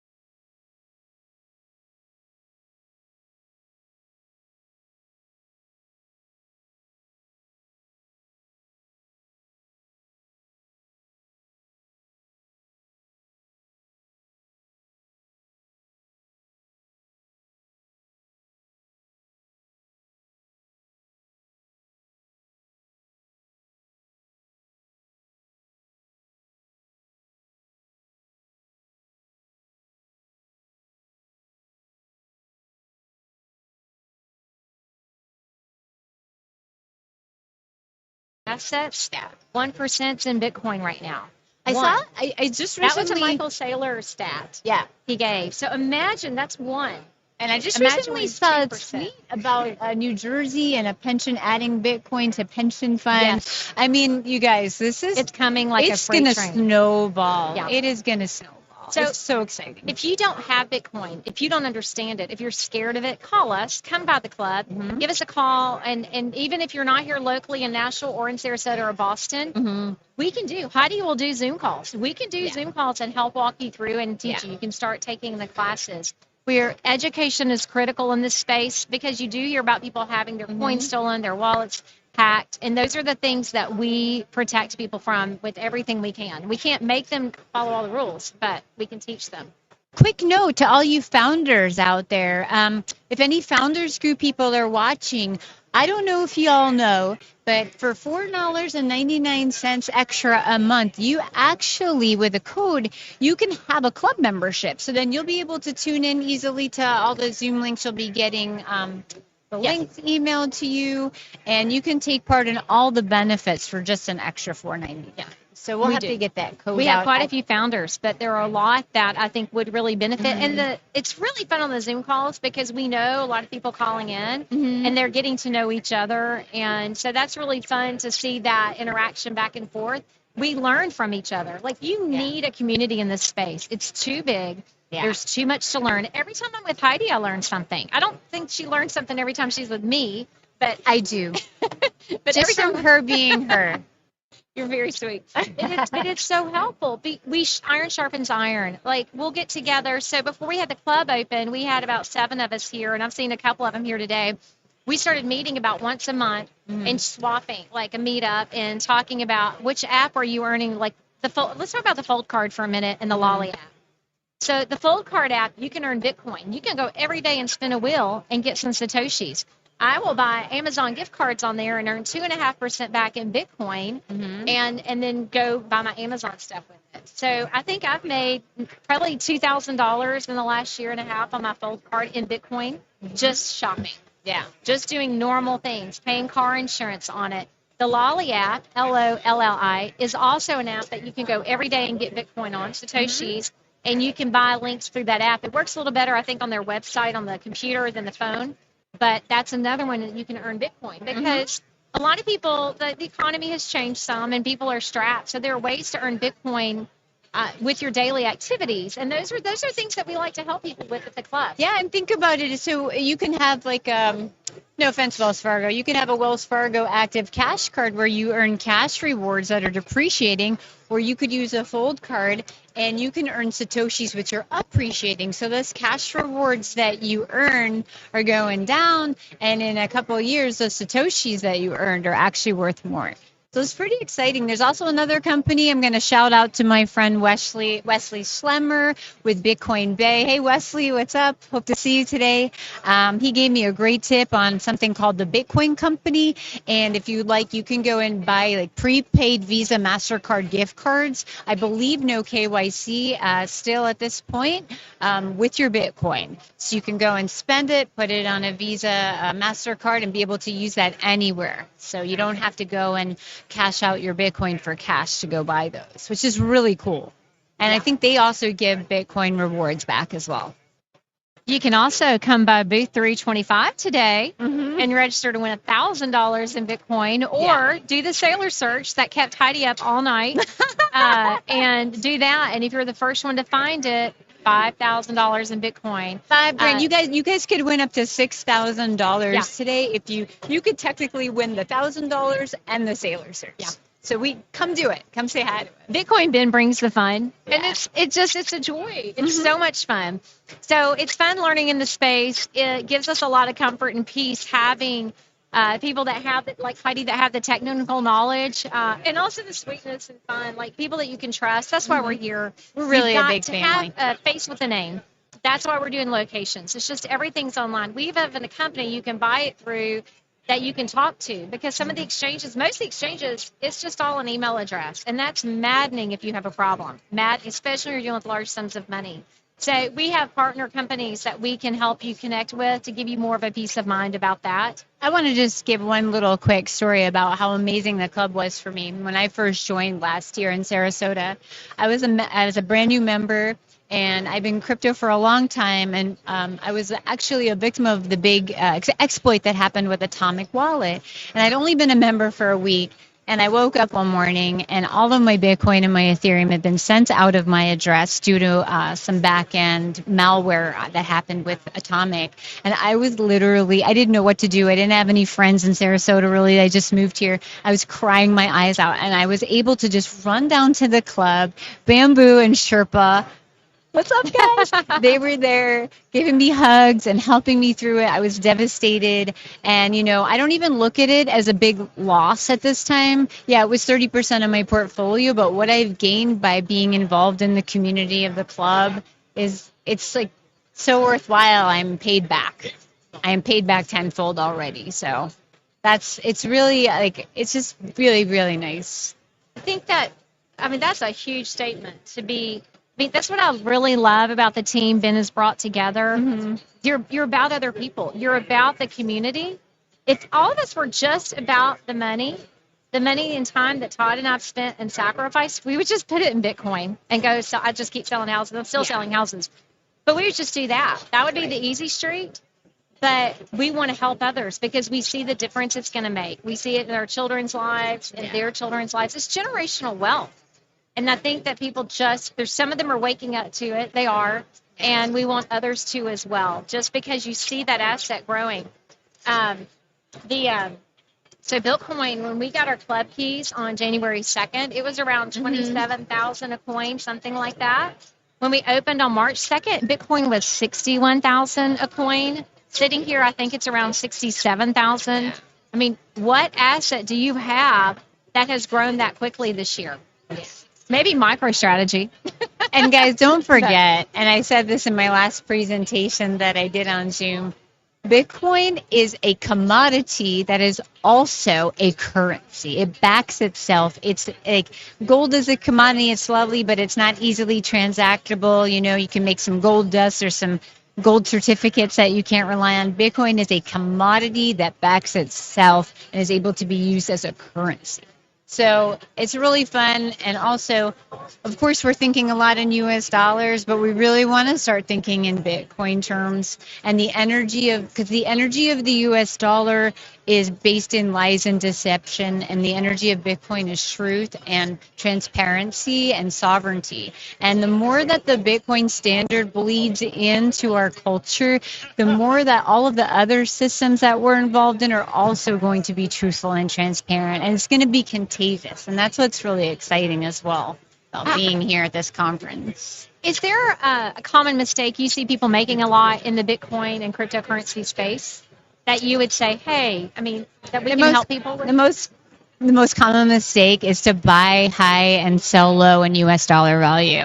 Listen, guys, if you bought Bitcoin at the top and you see it go down, if you don't desperately need that money, just hold on to it. I guarantee it will be fine. Just look at the historical chart. It's really going to be quite a rare thing to have. So just hang on. That's great advice, because I see people they'll buy and they'll get really scared. You just have to, Ben says, hold it for 4 years. Just hold it and breathe, because you have some. When you've only got 21 million of these, and what do we have, like 3 million lost in wallets? Lost.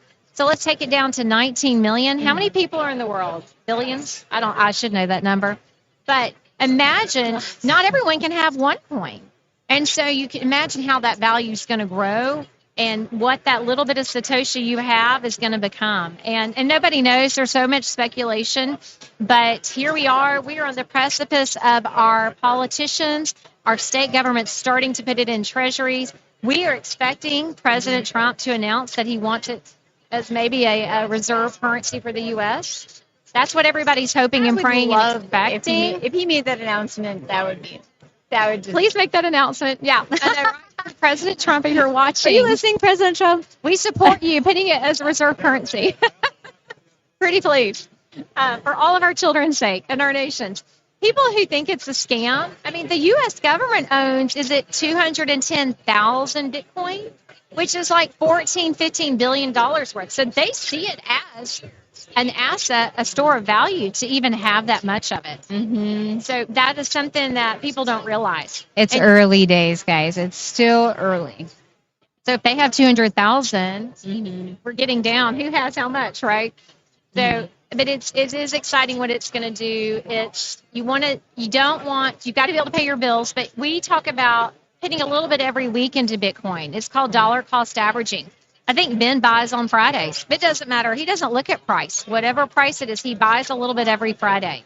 So you do that over time, and you just, even if it's $10 a week, $5 a week, because that $5 in Bitcoin this week, that might be $100 by December. Who knows? Or next year, we don't know. It's right.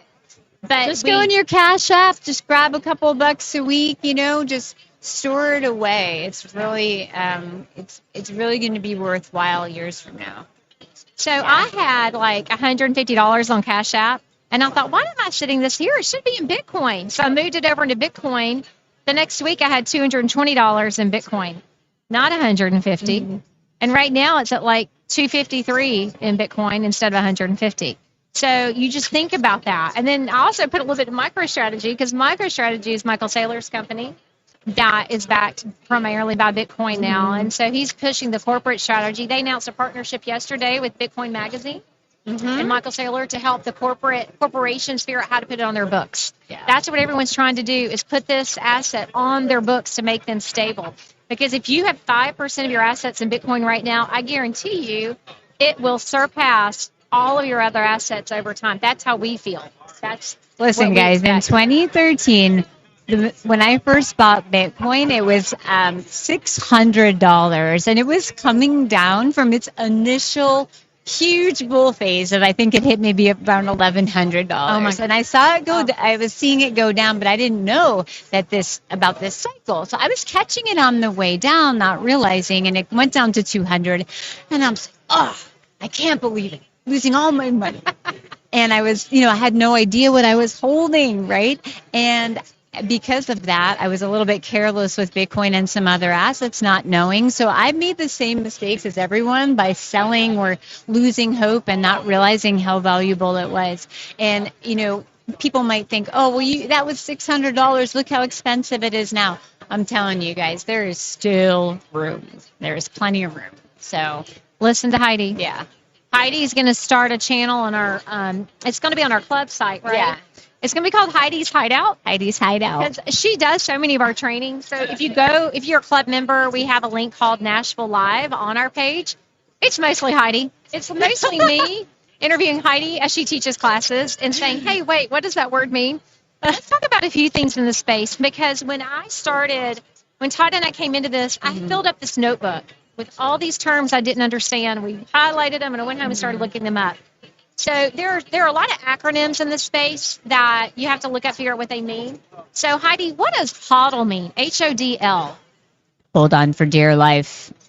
Hold on for dear life. HODL. Hold your coins. Yeah. Just hold on to those coins. So there's so many exciting things happening too now with we've had.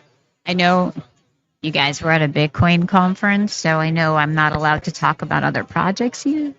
But there's so many layer 2s now for Bitcoin. It's really going to be interesting, because all the things I'm teaching people at the club about trading on Uniswap and decentralized exchanges, that stuff's going to be available for Bitcoin as well. I'm pretty excited for that. It's going to be interesting, because it's so many years that you haven't been able to do that. Yes. So it's pretty interesting. Yeah. So Heidi, what does FOMO mean? FOMO. Oh, FOMO is the fear of missing out, which if anybody ever mentions to me any ticker of any cryptocurrency at all, I'm usually in FOMO.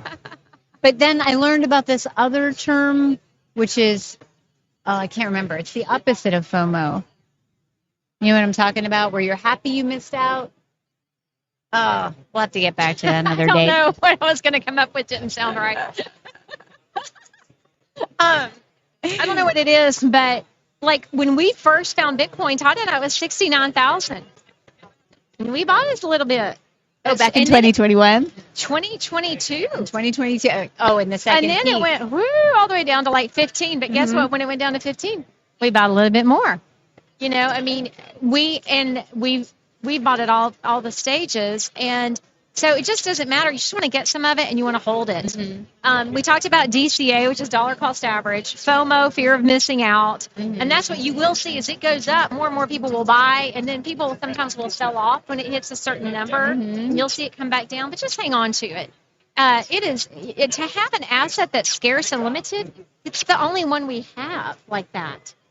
There's literally nothing else. If you have to pay your bills and you have some, yeah. But if not, we recommend holding on to it for dear life. You know what a lot of people will do? I'm going to give you guys a little tip. So let's say you want to participate in the Bitcoin ecosystem. You want to spend your Bitcoin and spread it around, support the network. But all you have to do is just immediately go and take your cash that's in your Cash App and just rebuy that Bitcoin that you just spent. So if you're just using small amounts, just replace it. So it's kind of like you're just using your fiat currency and replacing your Bitcoin, but at the same time, you are participating in the network and making transactions and adding value. And another little tip I want to give everyone is that if you want to transact in smaller amounts of Bitcoin, just remember that the Bitcoin blockchain, the beauty of it is that it is 100% transparent, and anything that's ever occurred on that blockchain is immutable, cannot be deleted, and is public. Now, even though there's not a name attached to it, you have a public key for your Bitcoin that you give people when you, let's say you ordered some delivery and you gave them your Bitcoin address to pay for it. They can see anything that's ever come and gone out of that address that you gave them. So if you're sitting there with 20 Bitcoin and you gave that address to a stranger and they're delivering to your house, it's really, I'm not saying that they're going to come and hold the gun to your head and ask you for your seed phrase, but it's really smart to keep transactional amounts of Bitcoin in separate wallets just to keep your privacy. You don't want to go around telling people how much money that you have, how much assets you have. That's not something we do. Yeah. We don't want to do it with our Bitcoin. Never tell how much Bitcoin you have. Yeah, definitely. I'm not trying to scare anybody, but it's just really smart to diversify wallets and have some different ones for different purposes, different addresses. Even if it's not a multi-coin wallet like Exodus or something that we recommend, even you just have just a Bitcoin only address right direct with the blockchain. We had a guy walk into the club and he was like, "So what's in your portfolio?" That's like asking someone what's in their bank account. Yeah. It's like, no. How much Bitcoin do you have? No. That is nobody's business. Yeah. We don't even want to look at it. You want to, I think, buy it and just forget about it, to be honest, and leave it alone. It is savings. Oh, hey, I met someone the other day who was super cool. I want to give a shout out to Ken Bozak. Ken was amazing. I met him at the outside our room at the Litecoin Summit. Yes. Ken, you are awesome. If anyone needs help with really old school stuff like creating a paper wallet, this dude, you want to go to his channel. He has been in this space since, I believe, 2016 and made some great videos. He was calling out scammers back then that no one knew. If I mentioned, you guys wouldn't know now. But Ken, I'm following you. We're going to hang out. Maybe we'll be at Rare Evo. Shout out to you. That's awesome. Let's do a shout out also.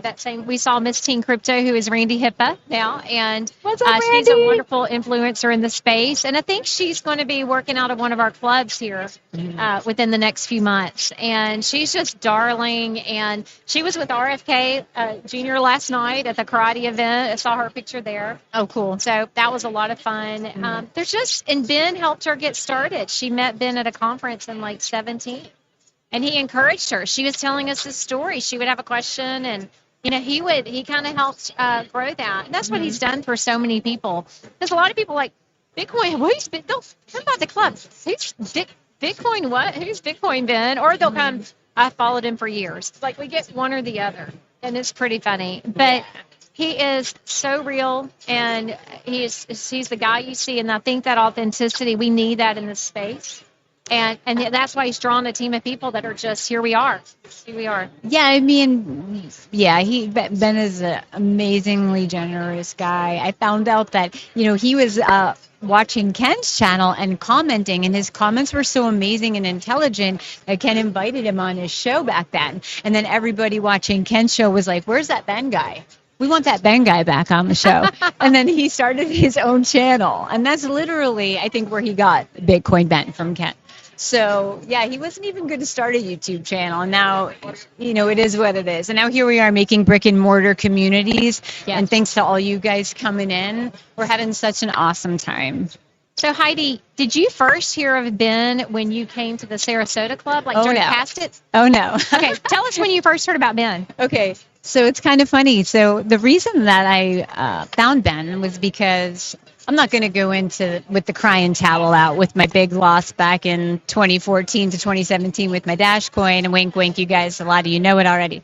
I was looking for another masternode coin because I had lost the original one that I had. And this is where I found Ben. I was doing a search, and I think Divi Protocol came up. And here's this truck driver, Ben, Bitcoin Ben, doing some videos from his truck at the time. And I'm like, wow, this dude's pretty fun. He's hilarious. He's pretty interesting. So I was watching him back then, but then I kind of had some things happen in New York City, got into an accident and was recovering and got away from crypto for a little bit. But I just couldn't believe it when I moved to Sarasota to escape the lockdown of the 2020 COVID nightmare. And all of a sudden, after a couple of years of being there, I'm thinking to myself, I got no friends here. I'm just a recluse in my condo doing my crypto stuff. I got to get out to crypto meetups and meet some people. And right when I was ready to do that, the universe brought me Bitcoin Ben's Crypto Club. Aww. And there it was, just 8 minutes from my condo. And like I told you guys before, just in time for me to have someone to go and cry on their shoulder when I lost some crypto in the hack. So it was this is one of those synchronicities, or three of them, that you know there's something else out there. You know what I'm saying? You guys know who I'm talking to. Yeah. Right? So yeah, that's the long, medium short story. Yeah. Yeah. So And now here I am I never thought that when I first saw Ben making videos in his truck that I'd be driving next to him in an RV going to work at his clubs. right? Oh my goodness. It's so crazy. It's crazy. We have a really great team here. We have a team of, I think, Ben has 7 of us here at this event. So, and having Heidi as a part of that has just been integral. Like, it's just these pieces are coming together. But to have that technical knowledge and history that you have, Heidi, has brought so much to the value of what we offer. Because it's this whole person. We've got to teach. We've got to bring people in. We've got to make them comfortable.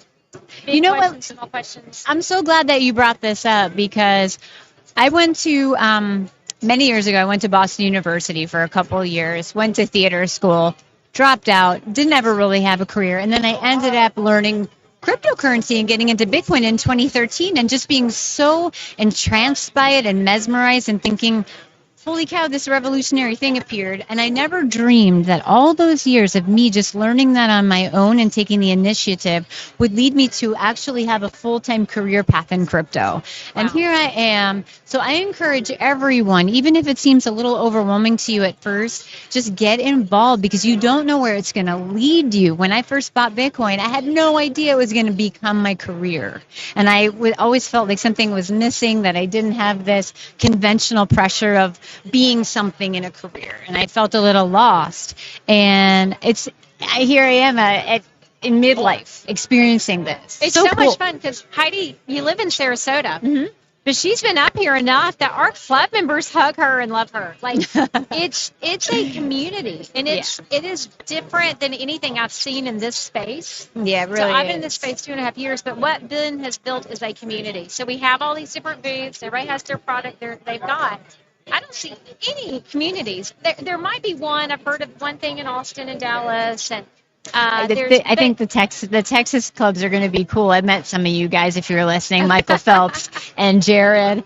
You guys are cool, and I can't wait to come to Dallas Fort Worth and eat steaks and barbecue with you guys. I'm showing her ribs. Can I have ribs? It literally is like really emotional because it really is like a family, you know. It is, and it just. What that carries is trust. It carries someone you feel comfortable reaching out to. like when Heidi had that fear and ran to the club, what do Yeah. I do? This happened. Mhm. Things happen in the space. It's not perfect. People are constantly trying to, like, there are scams. Mhm. And that's where we want to help protect people from. And if you've been in the space long enough, it's happened to you, but you learn from it. We are learning from the mistakes some people made, so we're trying our best not to make those. And it's just been a privilege to be a part of it. So we've got Heidi here from Sarasota. Y'all got a great team down there. Yeah, we do. And shout out to Sherpa, Bamboo. Now, Bamboo. He's up Bamboo. in Boston right now. Outside of Boston With in Ed. Leominster, Massachusetts. Yes. Ed, if you're watching, I am so behind on my work for you.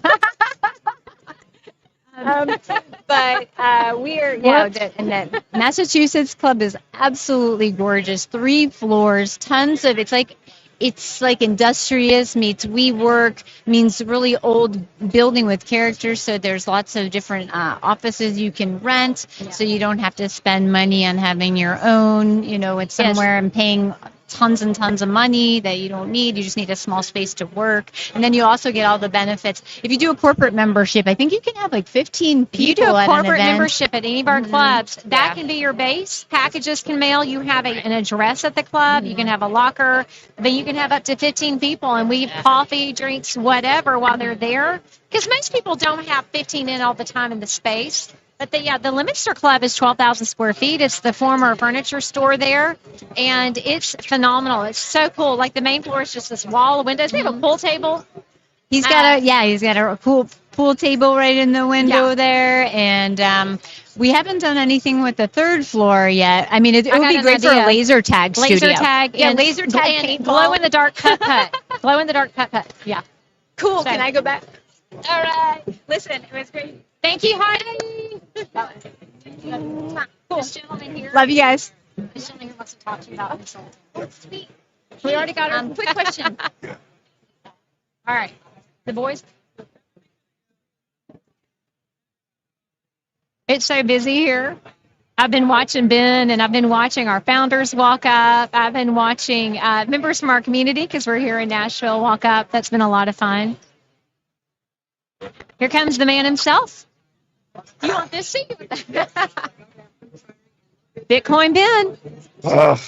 And we're live. Welcome back. Talk with Heidi. Heidi is phenomenal. She's exceptional. Yes, You scored. We love her. Yeah, it's wow. Look how crowded this place is. The place is absolutely. It's picked crazy. up. Ah! Yes. I love it. It's picked up. It's gotten I very love it. busy. And it's so amazing with so many people here, and I've seen so many people that are like, oh my God, you're real. It's we have fake Bitcoin Ben. Yes, yeah. Hey Todd. Plop them here. I haven't turned around. We have Hey Todd. Will you take that and turn it around? Like, look over. We want y'all to see this. Yeah. It's a little creepy, but I've wanted to do a life-size stand-up of Ben for like a year, and I got to do it here. Can you see it? Yeah. So we have Ben here, and we have Ben there. So if anyone comes up and takes their picture with this Ben and tags us on Instagram, we have a drawing for $100 in Bitcoin. It's a little confusing when I go back through my reels and I have this and you. And yesterday you had the same shirt on, so that was really. No. Was it the same? Yeah. No. Yesterday I had a blue or a black one. This one's blue. Here's your blue. Yes. Right here. Yes. Matches this. So I want to thank you for something. So when we came and opened Nashville, I asked Ben. Ben has his logo with his truck, and it's so special. But I was trying to personalize it to Nashville, and I asked you, I'm like, could I replace the truck with the AT&T tower? And you let me try it, and I brought it to you, and you liked it, and it's on here. So we're doing these city logos now for our clubs. Thank you. Yes. I think it's fun. You are doing great work with everything you're doing. I like how each club is really for the area. Yes, local. We love local. And that's that brings it in and makes it unique and really reflects the culture of the local area. Because I mean, Nashville is music, you know.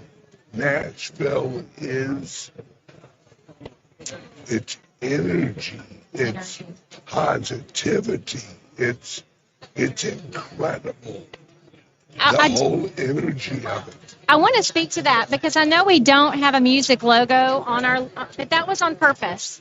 Because being born and raised here, that is, it's our city. We're medical and we're music, but we wanted to reach out to the business community and the locals, and we didn't want them to think it was as touristy as it was more like serious and business. So there was a reason that we love the music here. We have our clubs full of music, but that's the reason is we were trying to reach out to those that live here and draw them in with that, and that was the purpose behind that part of the logo. Yeah, and you nailed it. You nailed it with that logo. How it looks, all of the detail is just yes. We love that.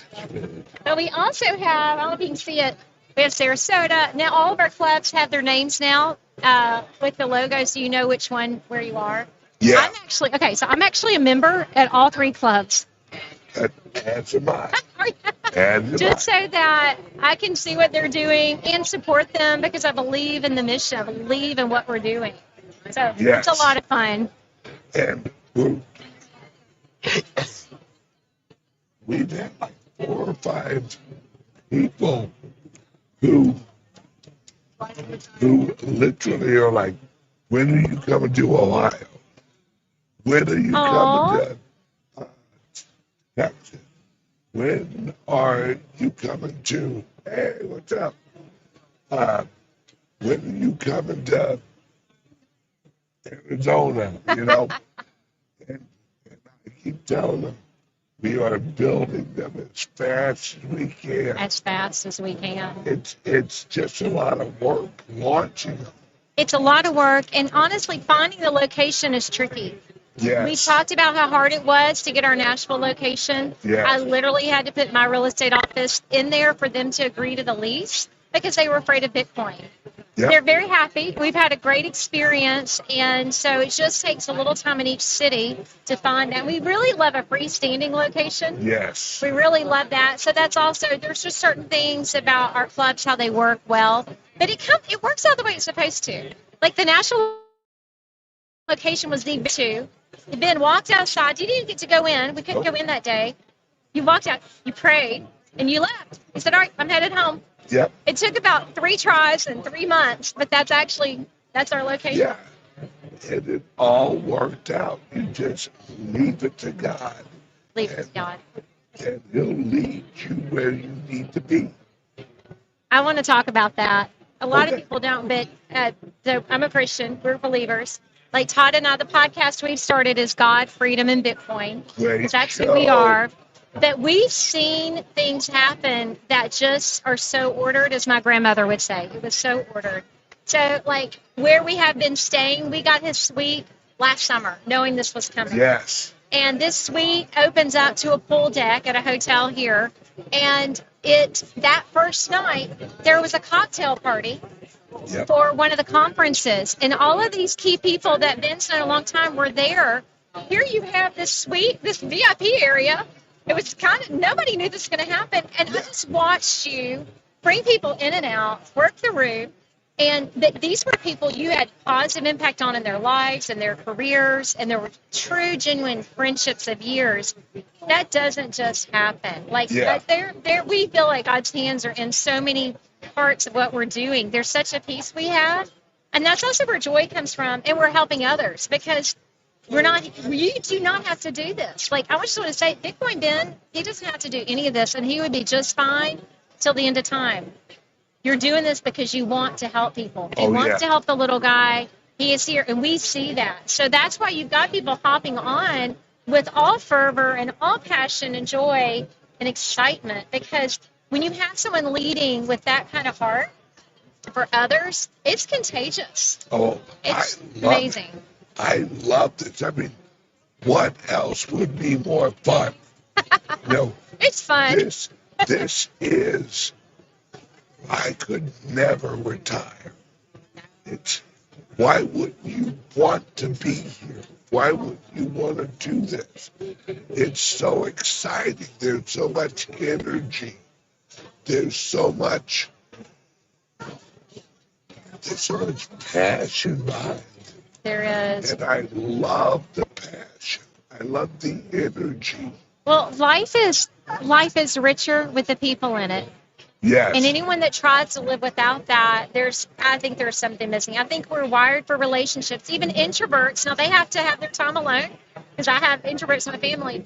But those connections, relationships are what make it richer and fuller. Yes. That's where this joy comes from. So it's so neat meeting these people, hearing their stories, hearing how you've influenced them. And then the people that have never heard of it and they're drawn in, like, what is this? Why are we so happy? Why are we here? What is it? Why does this booth look so fun? Yeah. Yeah. Bitcoin Ben is fun. You're fun to brand. It's well, plus I recognize great talent when I see it, and you have I can't say enough how much that this whole booth is just, you look at every other booth and it's black. It's black. It's black. A little yellow. But none of them really pop like this one does. Yeah. This one, you walk by it and you can't help but look at it and go, what in the world? Yeah. Even if you've gone online and seen it, we even have writing behind the sofas. So it Yes. leads you to the booth. Like, I've not seen anybody do that's fun. If there's an energy. Yes. All of this is because this Bitcoin's, it's life changing. Yep. And people, some are waking up to that and some have no idea and some still don't believe it. But when you look at this and the potential, what it's already done and what it's going to do, that's why we're here. Yep. That's why it works 24/7. I do think you might have slept longer. I don't know if you slept any more than Heidi last night. She had 2 hours of sleep. I had 4. I don't know what you got. Heidi, I don't know how she's even functioning. She's on that carnivore diet. Yes. You could just go all day. She woke up at like 1 o'clock or 2 o'clock in the morning. You know, hey, what's up, brother? Hi. Oh yeah. Oh, thank you. It's great. I love seeing people Isn't like that fun? It's so encouraging. Yeah, and Heidi was up at like 1:30 in the morning, still working, and I had woke up to use the old man restroom, you know, and I walked outside and I smoked a cigarette real quick, and there's Heidi, 1:30 in the morning, you know, working on her laptop, and I'm like, I didn't even say nothing to her. I was like, because she was in the zone. You know, I might have been up at 1:30 too. I did go to bed before her. But that happens to Todd. He'll wake up and I'm still going, or I'm like Kelly and I literally sleep on my laptop. Yes. It's either real estate or it's the club. It's one of the two. You juggle so much. I don't know how you do it. I mean, you have so many things in your head at once. It's like, how are you organizing all this? Or is it just roll the dice and what happens, happens? It just, you know what? It comes naturally. In a sense, you do the same thing. We have a lot going on in our heads. So when you decided to rent the booth, we had, a month out from the, this was a pretty quick decision. And you looked at me, you said, okay, your priority for the next month is this booth. I'm like, I'm gone, I got it. And I have shown houses in between. I've shown lake property, I've written contracts, but immediately. And you've also had several personal things. And I'm like blown away with how much you get done in a short period of time. I make a lot of lists. I check them twice. The week before this, we had 3 of us at the house at the time. 2 of the cars went down. So I had 2 cars in the shop, and then 2 of the cell phones went down. So my daughter and I, both our cars and both our cell phones, just the week before this. Oh, It was madness. So every time I go to my phone now, I have to re-log in on every app. So like I had to, before we got here, I thought, oh crap, that's going to happen the whole conference. But, you know, it all came together. But we sat down and planned this and got this done. I mean, this was the immediate thing of what do we want here? I just want to do a shout out to Alpha Graphics in Brentwood. yes. Jim Bright and your team and Chase, because we gave them this list. We like, this is priority, and you guys jumped on it. So they designed, so I designed this on Canva, and Yes. then they cleaned it up a little bit. I'm not a graphic artist, but we told them what we wanted, because they did our van design. So they brought in like the arrow, they cleaned it up. And then they helped us do the stand-up bin. They did our sailor sign. We literally have stickers on the rug with Yes. the logo in Bitcoin. They designed the sign for the sofas. That was something that hadn't been done before. And that looks amazing.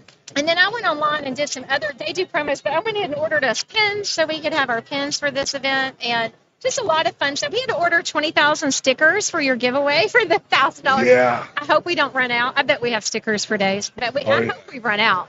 That's all right. We can reuse them. So we have this whole list. I use that notes app on my phone, and that's where I write everything. I just go through, and I can add Heidi or Ann, and but it really was a team effort. And everything I do with Todd, like everything I do, he's usually sitting near me or next to me. I'm like, okay. He always has a second look. I'm like, take a look at it. What do you think? Because he does run the Brentwood Club. Hey, Heidi, my water's right behind the laptop. We could right there. It's the big one. I think I realized I haven't had any water in a minute. Thank you. Nice conference water. Yes. Thank you, Bitcoin 2024. Y'all taking such good care of us. Yeah. Cheers. Red Bull and water. Yeah, no doubt. She's hiding in her hideout. Hello. Oh my goodness. There are people here from all over the world. And then, there's Travis. Yeah. Travis with A1 Digital. A1DigitalLLC.com. Come here. You want to interview me? Me too. Okay.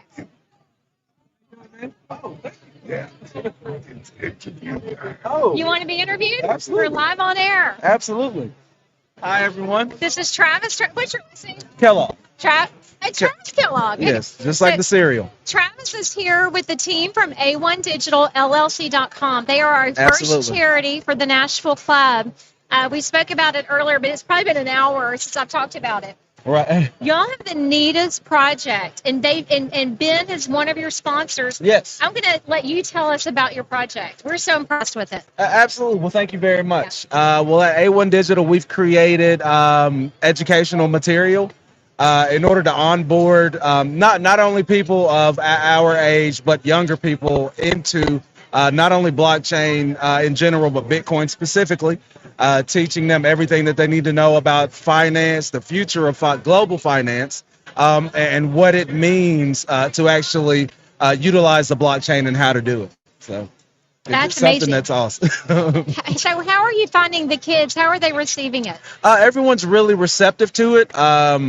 We get a little pushback early on because as soon as people hear the words crypto and Bitcoin, a lot of times they just kind of gloss over. Yeah. But once we delve a little bit deeper and kind of teach them the fundamentals of it, it's a little once they understand it, things become a little bit easier to grasp, and people are a lot more receptive to it.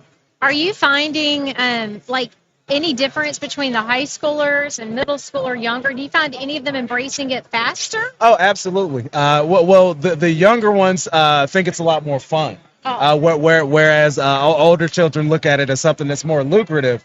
So they look at more of the profit side of it than the younger kids who just look at it more for the fun of it. Maybe because they don't teach finance in school. That is very true.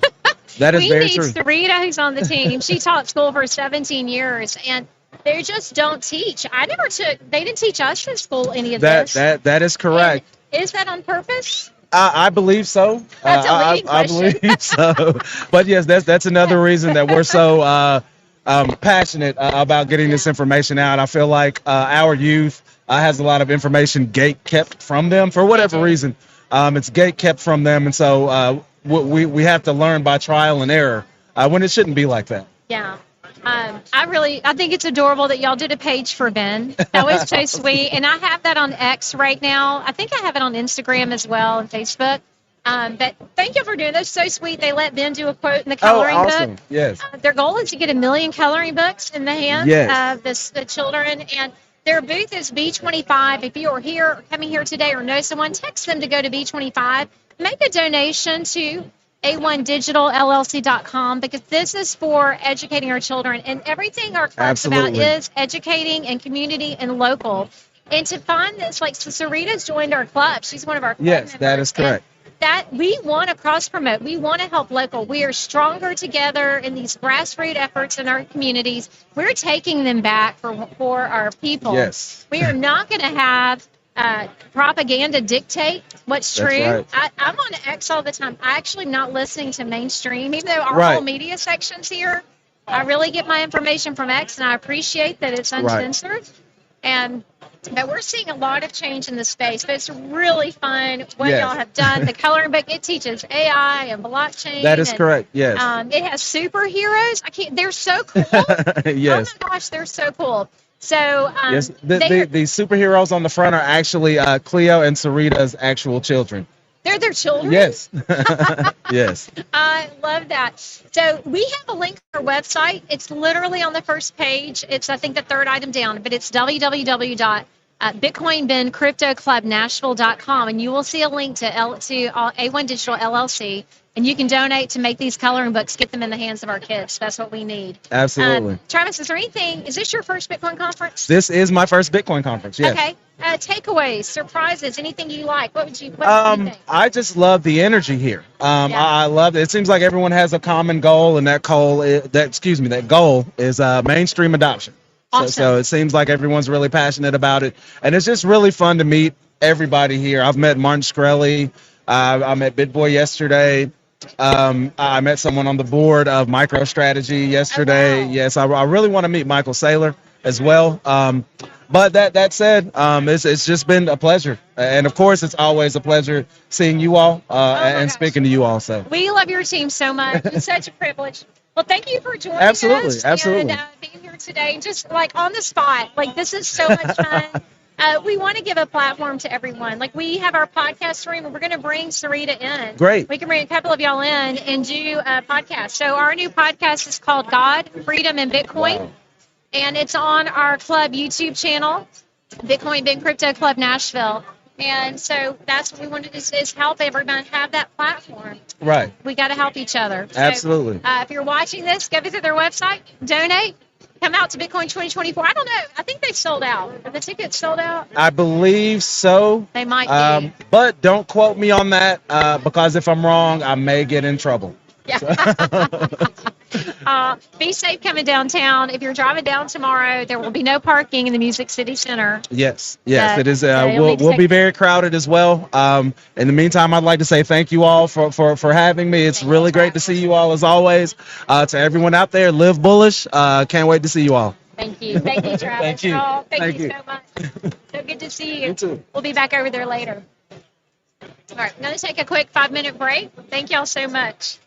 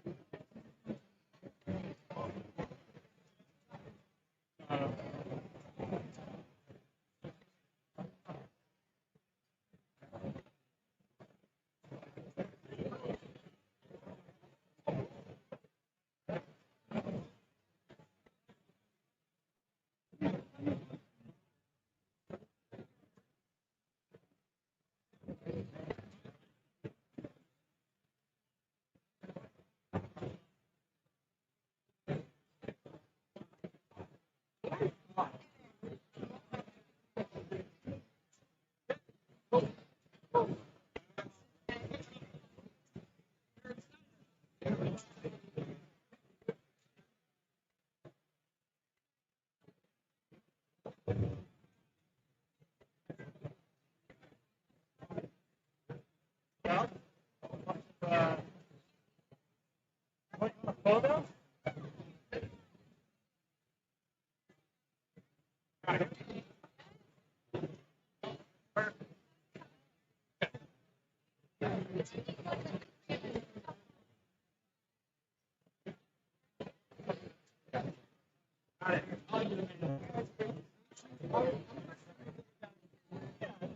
gotta tell me, a lot of times.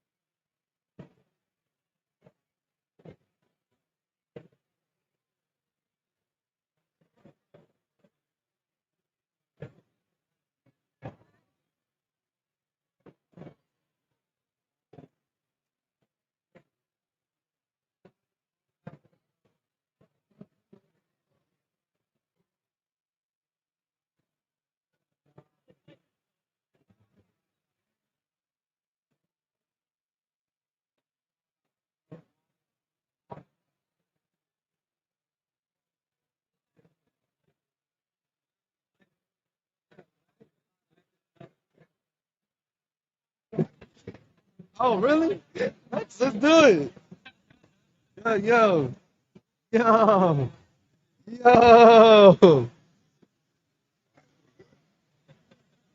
Are we live right now? Yeah. Yo, we are live What's up, from brother? How are downtown you? Nashville, man. What's Doing up, great, man? man. How you doing? Wonderful. Who are you? How are you? How you loving Nashville, man? Dude, I love Nashville, man. Been here for 23 years. I'm 25. Like, born and raised in Nashville, Tennessee, man. You have got to come out here. Like, the more and more I like stay here in the city, the more and more I want to stay here just because of my connects, my friends, the people I know, whole lot of people that I've researched in my life, and crypto has like dramatically changed my life to an extent that I've gone into deeper into the rabbit hole type of deal, like how the monetary system works, how the Fed works, how what's going on with the dollar, and like crypto is just changing lives. It's like beating inflation pretty much, you know what I mean? So it's amazing, man. We need more energetic young people like you. Yes, We sir. really do. Yes, sir. You have a very pleasant, good-looking guy. Thank you. You got hair. And your energy is so like, yeah, and positive. Yes, sir. You got a great vibe and things. And that's what, as I tell you, as old guys, when you know, we need to hand off the torch. It's like you younger guys. Yes, where sir. you can really get out there and kick ass. Yes, sir. So you're local. I have a club here in Nashville. I know it, man. You're gonna work something out. Dude, we are gonna be business partners, man. I'm telling you, man. Straight up. I am all about it. It's your energy and like bringing in the younger crowd. Yes, sir. Educating on trading, modeling, wallet usage, All that. all that. Yes, you know? sir. And that's what we need. Now, what do you think about the conference so far? Love the conference, man. I visited the Nakamoto stage, I believe that's what it's called. Yeah. And that was a beautiful scene right there. So that was the first spot I hit today. And then I came around here. They got mining going on. They got wallets going on. They got your club, of course. They got some good drinks. But yeah, like I'm still trying to see what else is out here, but I'm loving it so far. Trying to do the best that I can networking. That's what I really came here for, was networking. And it's been a great experience so far. Everybody is all about crypto, and this is what I live for, man. Honestly, like it's just amazing experience already. It's definitely worth it for the But 2 days. let's actually give a shout out to Sam. You gotta Yes. give a shout out. Sammy Cup in handy, man. Shout out to the lifer. If you're watching this right now, look, man, I love you, bro. You have changed my life so dramatically, mentally, spiritually, internally, externally, everything, bro. He is a great mentor, man. Like, dude, I love you, bro. I just love you. I love you, man. Hey, shout out to you, Sam. Well, Yes, sir. He lives in Sarasota. Yeah, I you guys have a club. building there, yeah. Yeah. Well, him and I are going to partner up, Yep. and we're going to launch more clubs. Yes, I'd love to be a part of it, man. Honestly, like this, that's how I found out about you. I met Sammy, mentioned you like I think 6, 8 months ago or something on YouTube. I was like, I gotta look him up. He's like, oh, they got a spot in Nashville. I was like, oh, this is new because like Nashville's on the come up, right? Yeah. Real estate's already booming. It's going Yeah. crazy. We're having a lot of attraction. Things are changing around the world, and I was like, all right, so where's the Bitcoin? Where's the crypto at? And then you're the first one that I've seen, and I was like, dude, I gotta look it up. I gotta show up, talk to these people, because this is my world. I was like, man, I've got to get connected with these guys in some type of way. You know what I mean? It's like, But and do you have your YouTube channel yet? so I don't have a YouTube channel. I plan on having one in the future. Maybe something like the Lifer, where he kind of, has a Discord, a platform where you can teach people how to trade. I'm still in the process of, I have a strategy down. It's pretty good. It's a little different than the Lifer. I like the Lifer strategy, but like, dude, if I can like kind of do the same thing later on, YouTube, Discord, sell a program type of deal, it's like, it'll probably be a couple years because I'm only 25 and I'm still in the process of like building a bigger bag up and then building repetition. But like I've already got like a good group that already wants to join, and they're like, I'm like, it's mostly like the younger crowd, like you said. I'm drilling them in. I'm like, they're all talking about stocks and stuff. I'm like, dude, that's all with the dollar, man. Get away from the dollar. Yeah. That shit's too expensive. Get into Bitcoin, get into the alts, get into Ethereum, Solana, whatever you like. Let me educate you a little bit. You know what I mean? Like, I'll get you into the world, man. And if you want to be a DJ, hop in with me, bro. Be a DJ.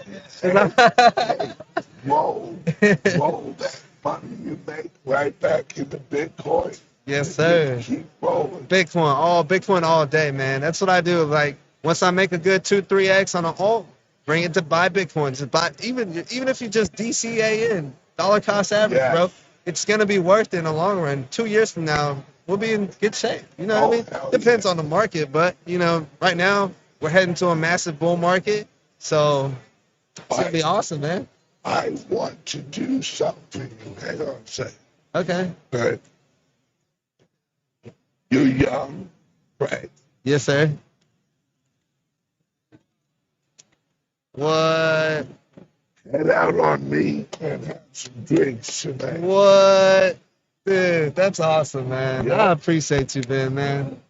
Bro, you have got to look. I follow your podcast too. Yep.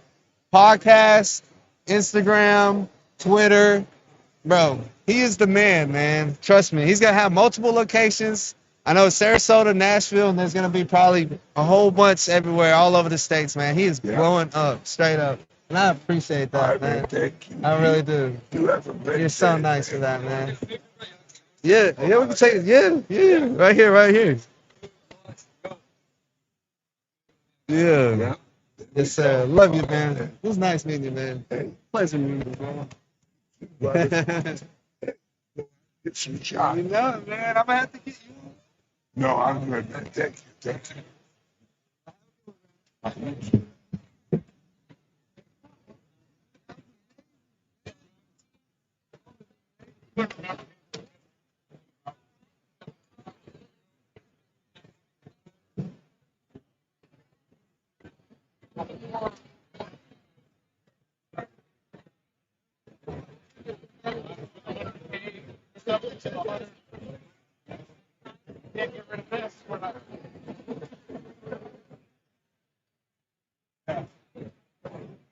That's why I stick you in the cardboard thing. It's from the. Yeah.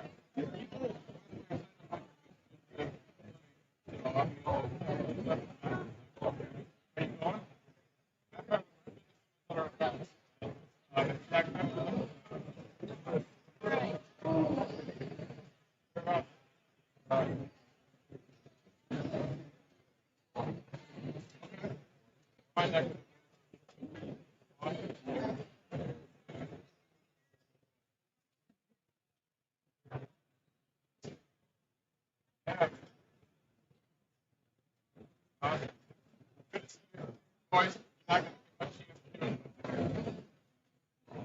See you there.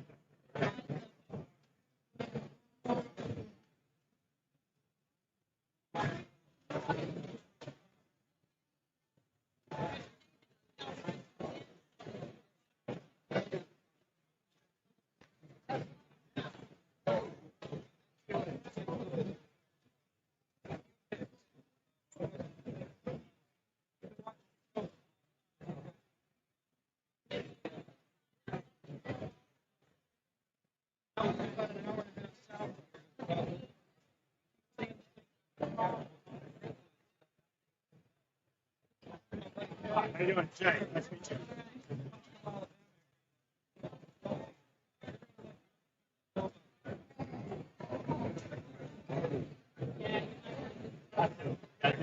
I'm on the Bitcoin meetup. Yeah. Get people to more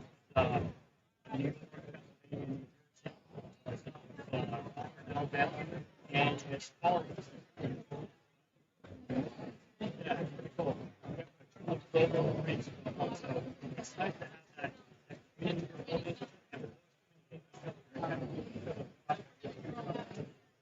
While we were at someone put our Telegram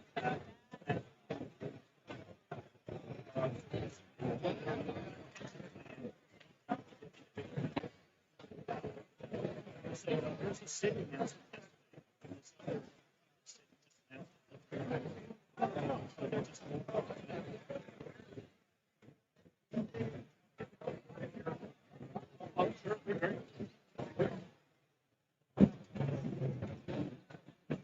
Andy, you coming in?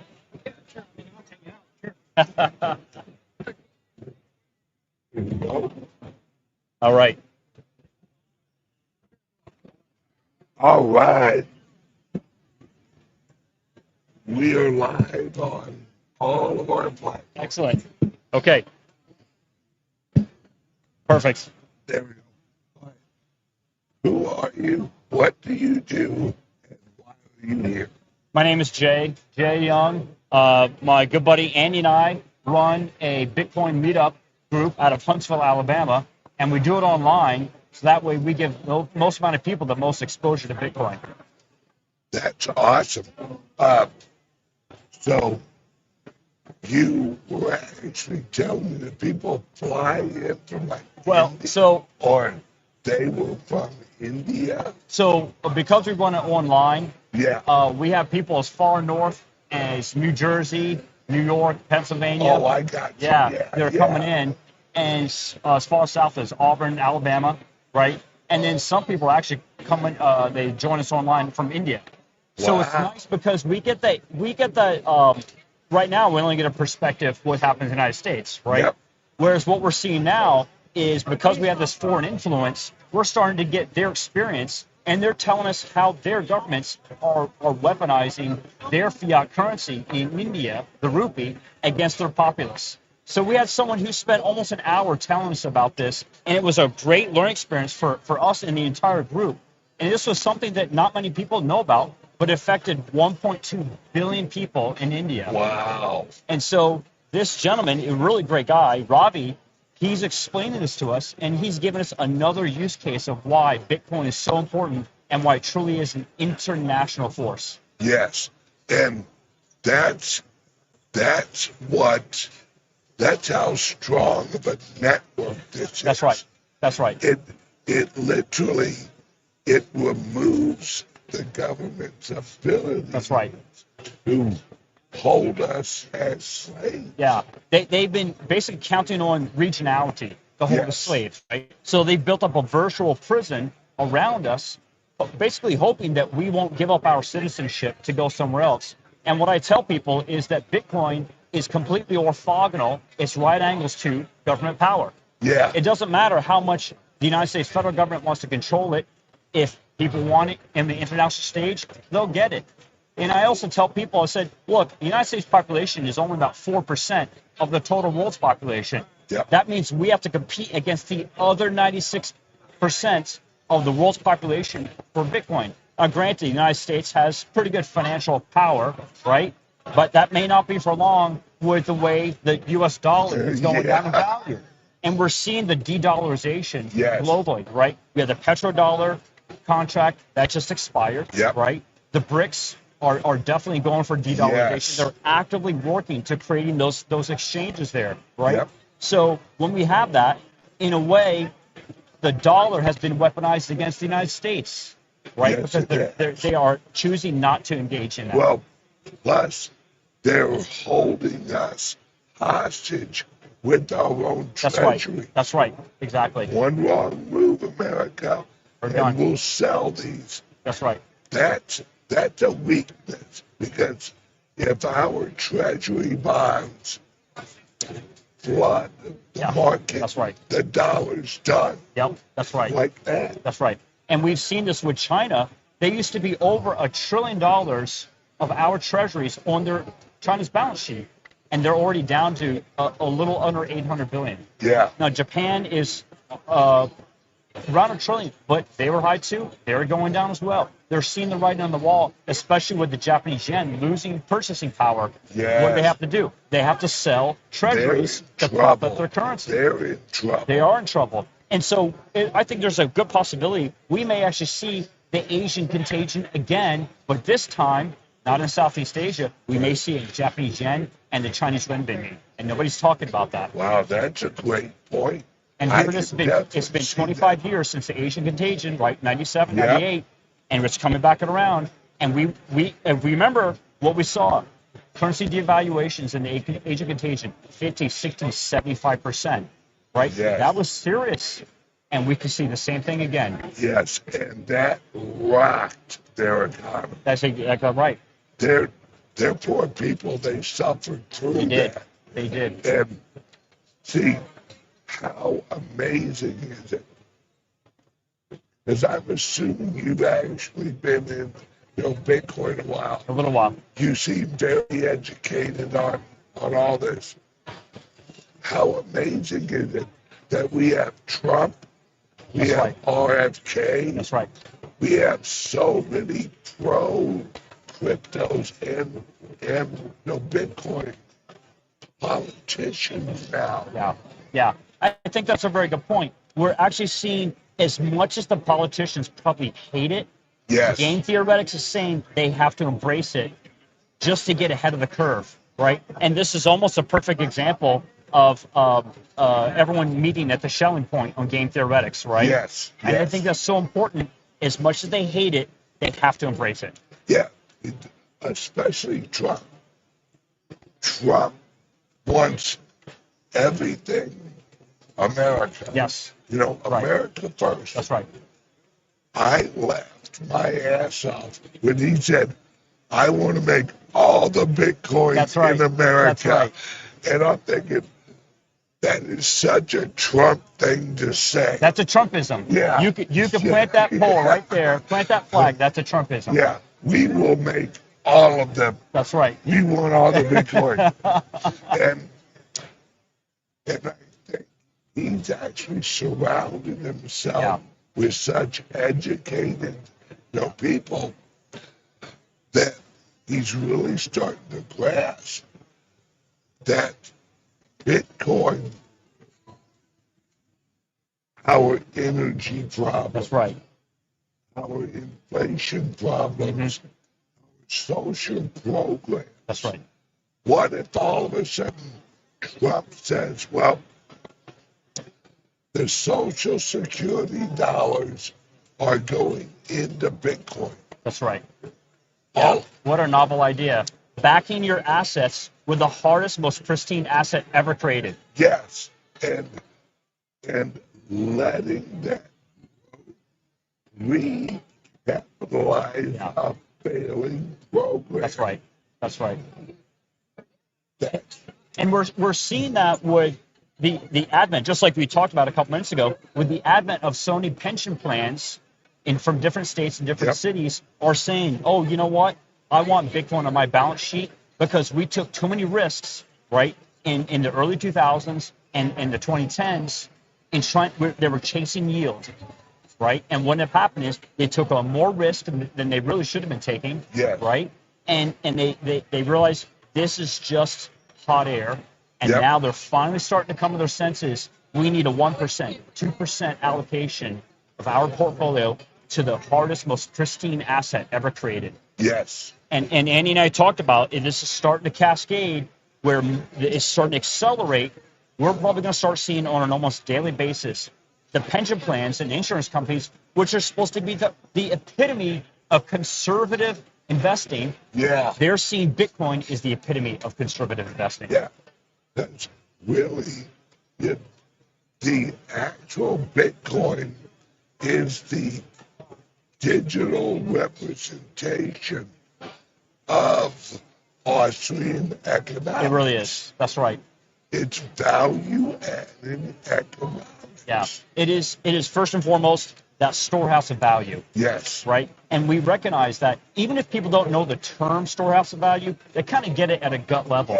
Right? They like the idea that it cannot be censored and it cannot be confiscated and it cannot be printed away. So there can't be that virtual theft by some entity overprinting and thus overcoming the value that these people have worked for their entire lives sometimes. Right? Yeah. Some people can work for 30, 40, 50 years thinking they have a storehouse of value, and government says, nope, we're taking that. Just like the fall. Criminal. I mean, that's literally taking your time and robbing the value out of it. That's right. They basically have become parasites and vampires by stealing people's lives. Yes. Right? And if, let's say you figure that the average person works about 2,000 hours per year over 40 years. What is that, 80,000 hours? 80,000 hours. That's 80,000 hours, and let's just say the government reduces that by a mere 50%. They have stolen 40,000 hours from that person's life. Yep. Right? By doing that. And that is a crime in itself. And unfortunately, not enough people see it. They don't get it. But I think what you said before around Austrian economics, Bitcoin has motivated and enabled more people to start to want to learn about Austrian economics. Yes. Right? And once you realize that Austrian economics is just the economics of nature. That's right. It's value added.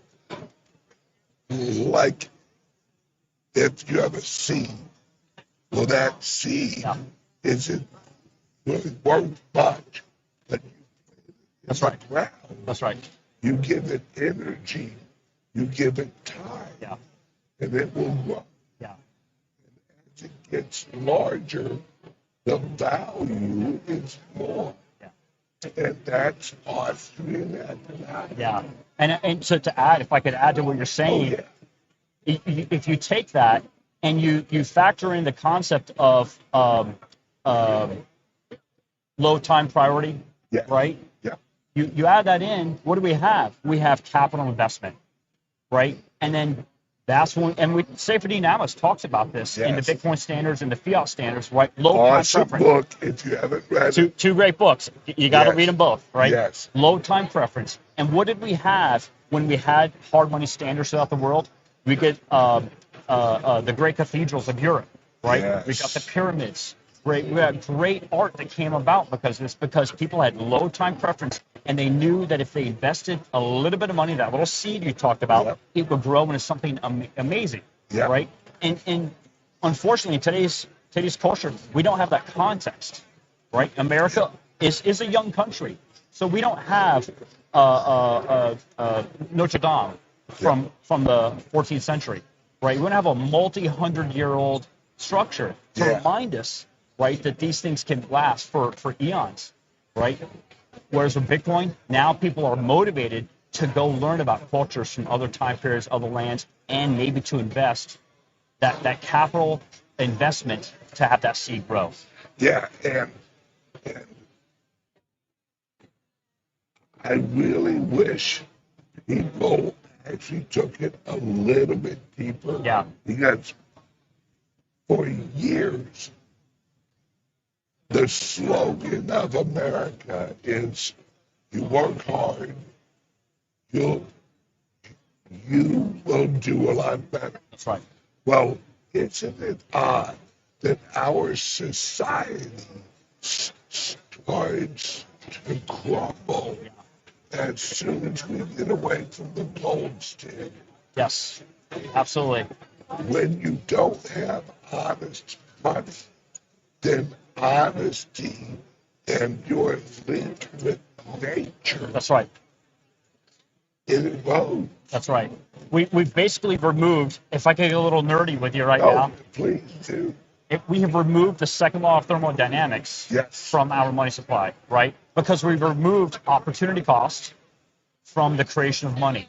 And once that happens, all bets are off, right? Oh. And you know, we look at gold, and we see that if it's a 90% fine or 99.9, 3 nines, 4 nines fine, Yep. that represents something so important, right? Every extra 9 that you add is another layer of guarantee, if you will, that is tied to the second law of thermodynamics, Yep. right?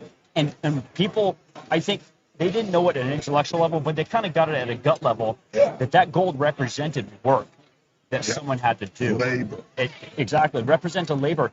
And then what they also, I think they understood at a gut level, they didn't understand at an intellectual level, was the philosophy that's behind that was basically money as the intermediating asset was a way that we expressed our highest ideals and highest priorities with each other.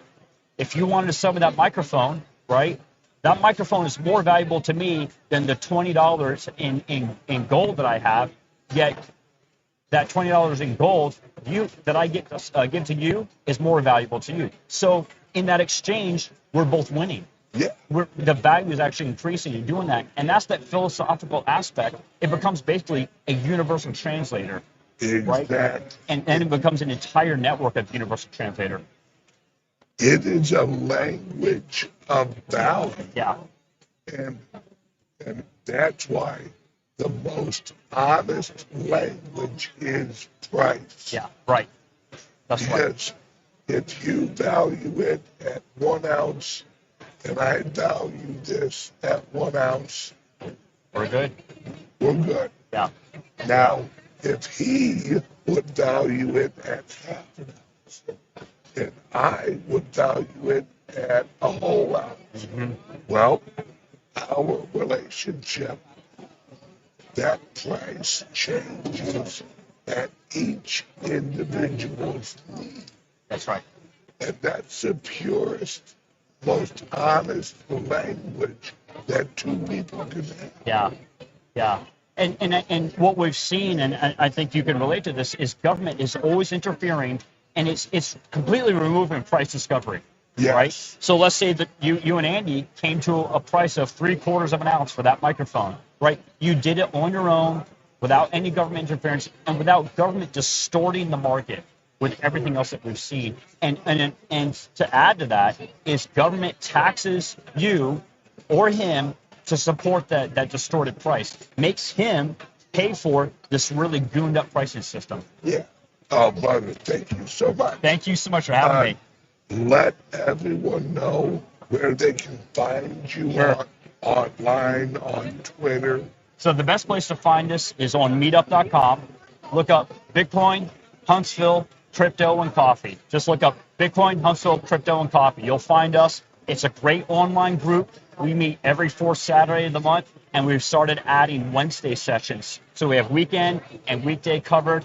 It's a great group of people. We meet for 2 hours. It's online, so anyone from around the world can come in. Yes.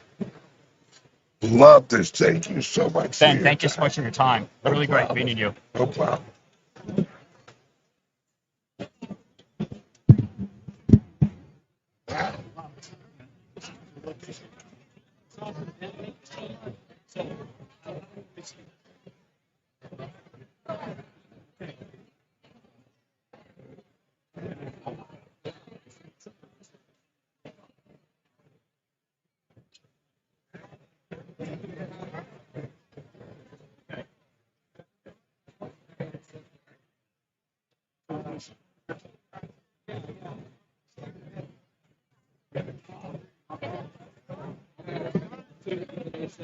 From a simple truck driver to where you are now. That's what I was telling Oh, you. I know.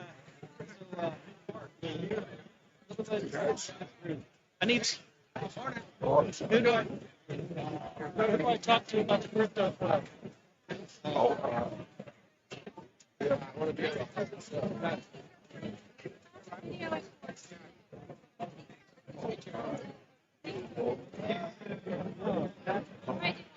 What's up, sir?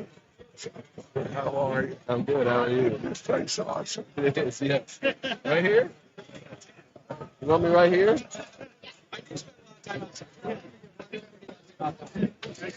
Here you are. Thank you very much. Thank you very much. Okay. You're not doing headphones or nothing? No, we're not today. Now in the podcast room we have headphones, but they're back at the studio. Okay.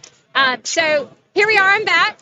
Janet Gatewood. I am here with John Drew with Bitcoin Day. Yes. So Hi. if you have heard of Bitcoin Day or haven't, we're going to ask John to tell us a little bit about what you do with Bitcoin Day, because I know you have events around the country. I know Ben has sponsored your events before. Yes. I think your last one was maybe in Miami. That's correct. Yes. Miami on May 11th this year. Oh, Yeah. okay. Tell us, if you'll tell us a little bit about that, maybe who spoke, what you did, what your crowd was Oh, like. man, you're going to tax my brain here.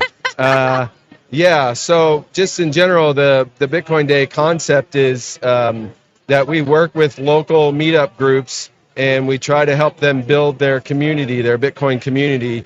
And so we bring together a little bit of local speakers, and then we have some national level speakers that we can tap into and bring them to mix with the local speakers, and then attract a lot of local people in the community that may or may not know anything about Bitcoin.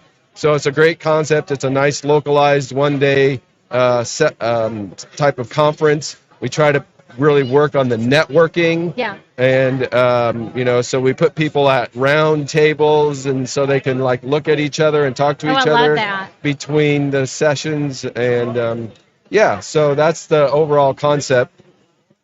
But we've been focused mostly this last couple of years in Florida. So Naples and Miami have been our two premier events. And yeah, go ahead. Beautiful areas.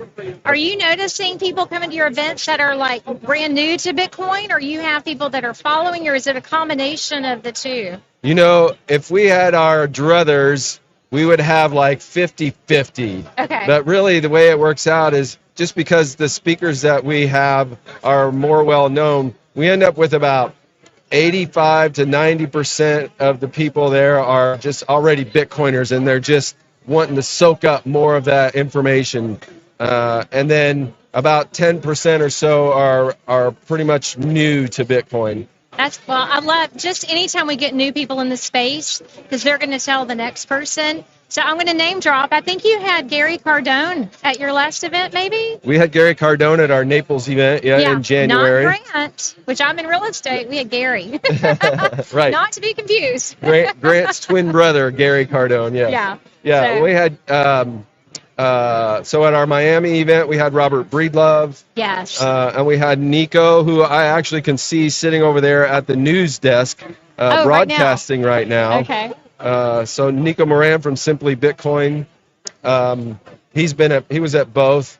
We had Larry Lepard at our Naples event, and we had there's this a couple of guys, John Devine and Chris Sullivan, who are lesser known on the Twitter sphere, but really intelligent guys.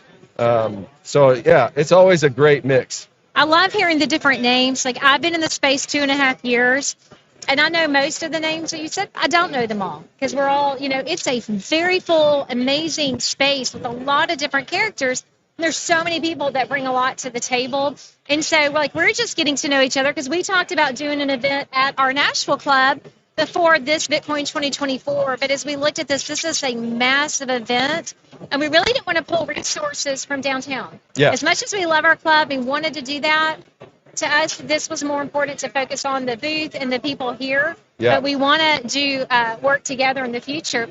Now, something, I don't know if you know this, the Cattleman's Feast is happening tonight and tomorrow night. But tomorrow night, I keep talking about this because it's fun, but there's a tomahawk eating contest. Yes. And our little Heidi over here I is Team Heidi is going to be going up against Robert Breedlove and some of the other guys. Oh, I didn't realize Robert was entered into it. Yes. John's going to come eat steak with me. I would love to eat steak with you.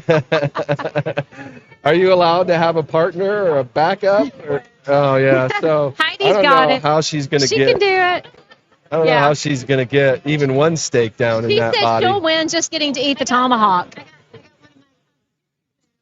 Oh. The guy with the llama? Ah. Line him up. Check him out.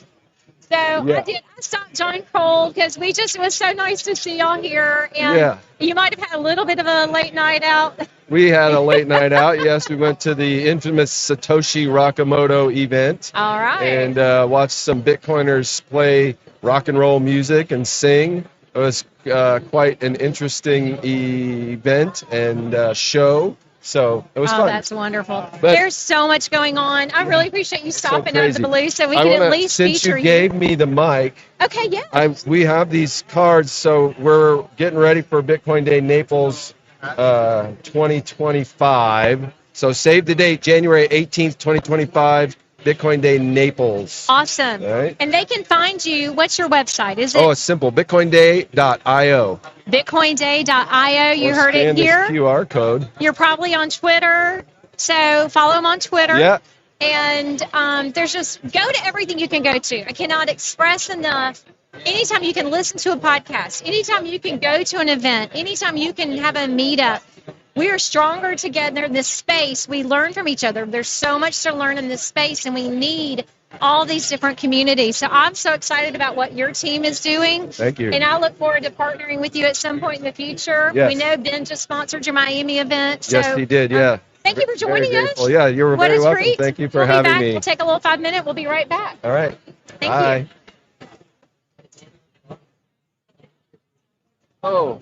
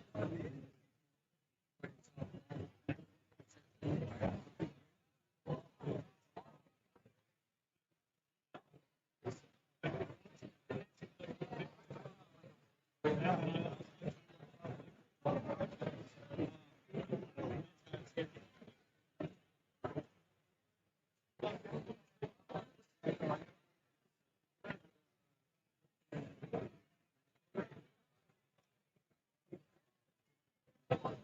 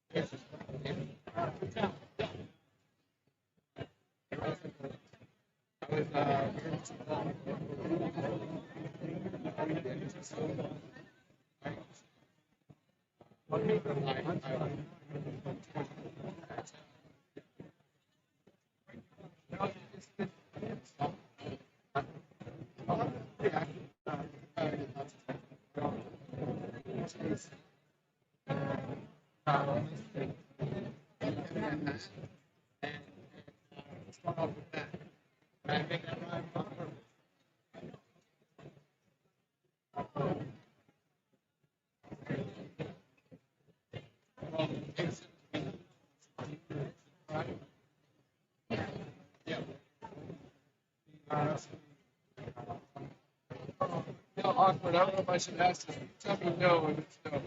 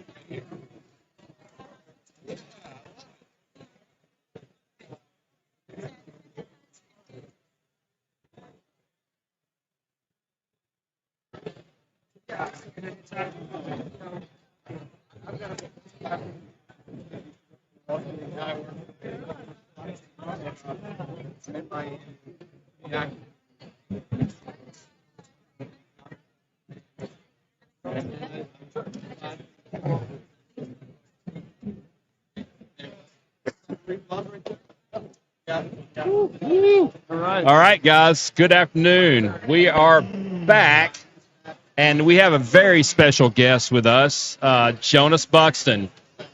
Jonas is a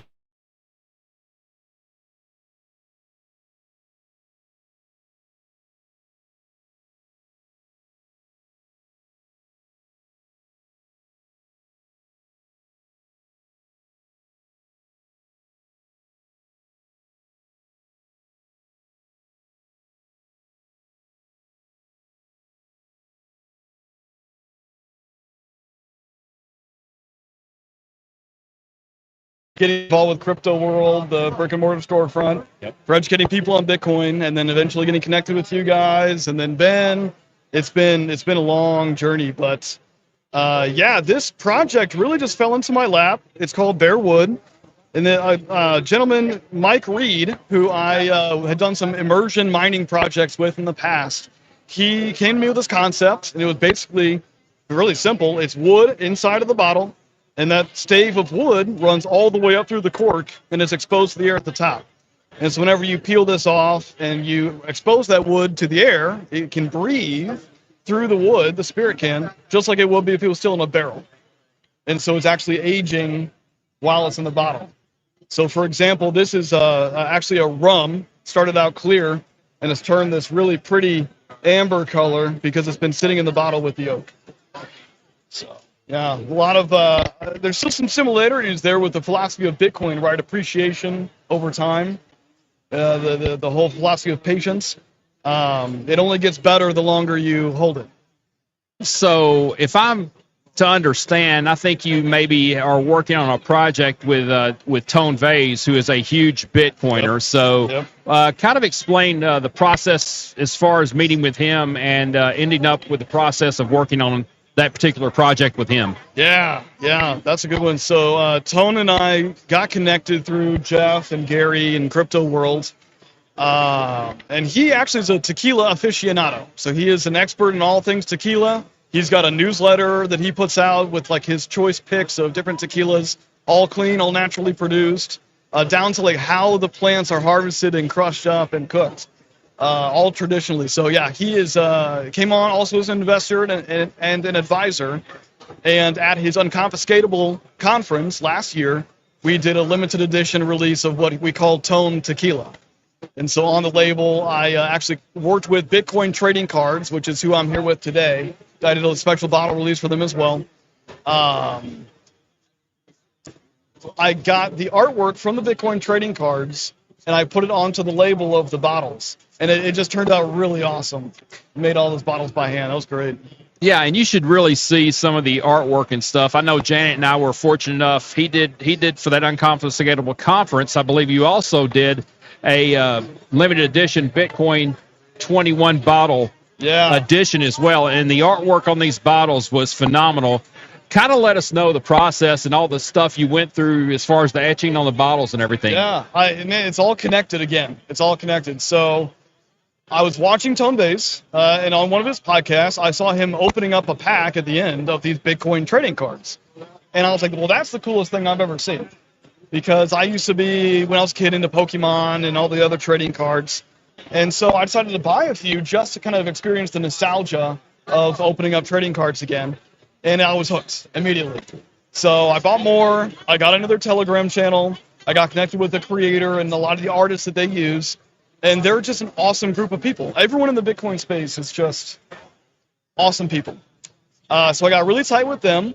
And eventually I approached him. It was after the Unconfiscatable conference where I said, hey, the halving is coming up.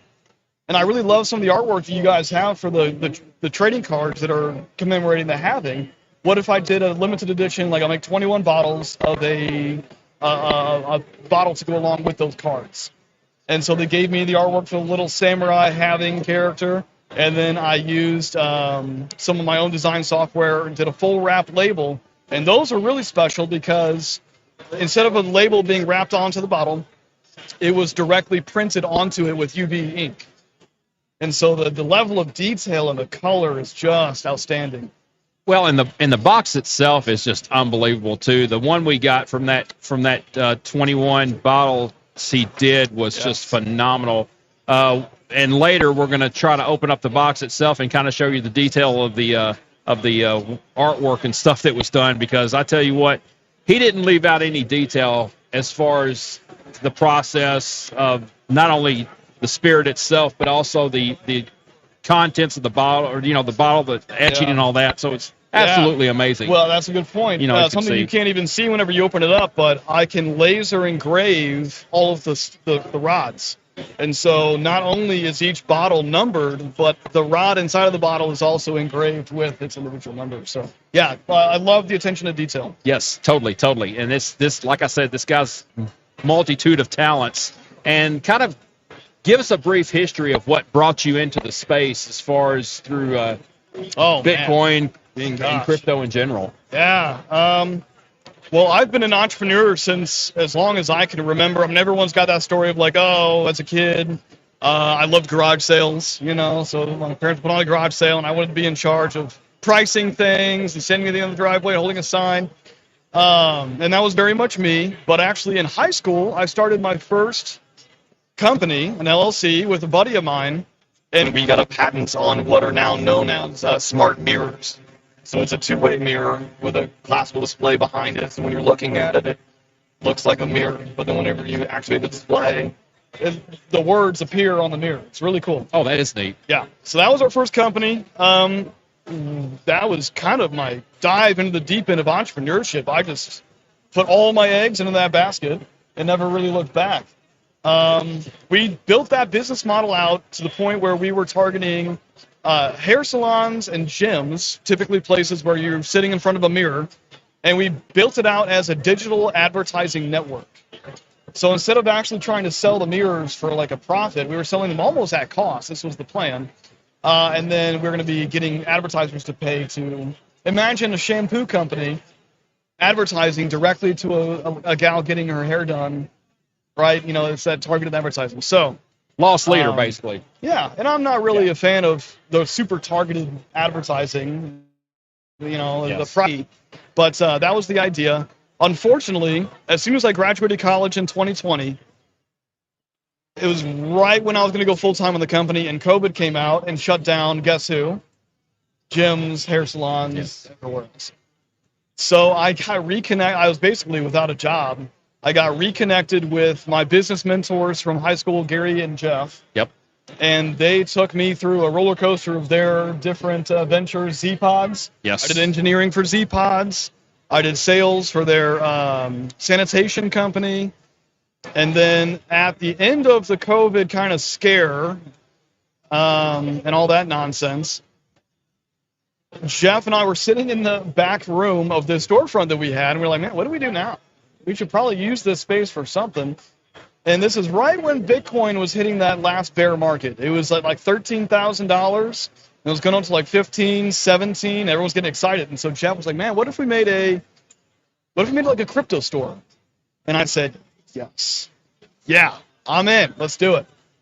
So we brought in a whole bunch of furniture, spray painted everything orange, got people just walking in. And the whole idea was that we're selling trust. You're just coming in and you're getting educated on Bitcoin, getting into it safely. You would not believe the amount of people who came in and said, well, Elon Musk said that if I sent him $5,000, he would send me back 1 Bitcoin. Unfortunately, you got scammed. So we helped a lot of people who got scammed. It was a really nice journey with the mining, the immersion tanks, everything, and then this project just fell into my lap. Yeah. So it has been quite an amazing journey. As you can tell, this young man has done a lot and been involved with a lot of projects, personally hands-on. So Janet and I are so proud to be a part of what he does as well to help him out. Couldn't be doing it without you guys. Oh, you're amazing. And that's the thing. That's what we like about our group is when we see amazing people with amazing potential, we want to be involved to help them grow their dreams. And we couldn't be more proud to be a part of what Jonas is doing and people like him in the space. And I love everything that you and Ben are doing. I mean, Ben has helped me in ways that I'll never be able to repay. It's incredible. He's an incredible guy.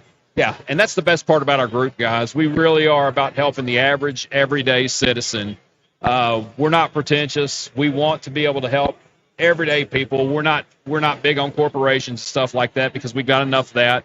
It's time for the mom and pop out there in small town USA and really the world to excel because we realize that if it weren't for them, they're trying to raise their families, do the best they can do. And a lot of times they get caught up in the everyday rat race trying to survive, keep a roof over their head and pay bills and stuff like that. And that's right where they want you. They want you just struggling enough to where you're getting by, but you're not moving up. Yes. And that's where Bitcoin plays a big part in this. And that's why conferences like this allow people like-minded patriots to get involved and build an ecosystem that's going to benefit not just themselves, but the world in general. Right. Amen. Yeah, we are. But I can answer questions about it. Yeah. What's your question? Ask. No, you're fine. Ask. Yeah. No, you're good. No, ask. So if you look at this tag here, it'll pretty much tell you the whole story, but it's a patented bottling design that ages the spirit right in the bottle with that stave of wood. Yeah. So, guys, if you want to stop by the booth and ask questions, we'll do it while we're on air. It does not matter. Yeah, we're casual here. Yeah.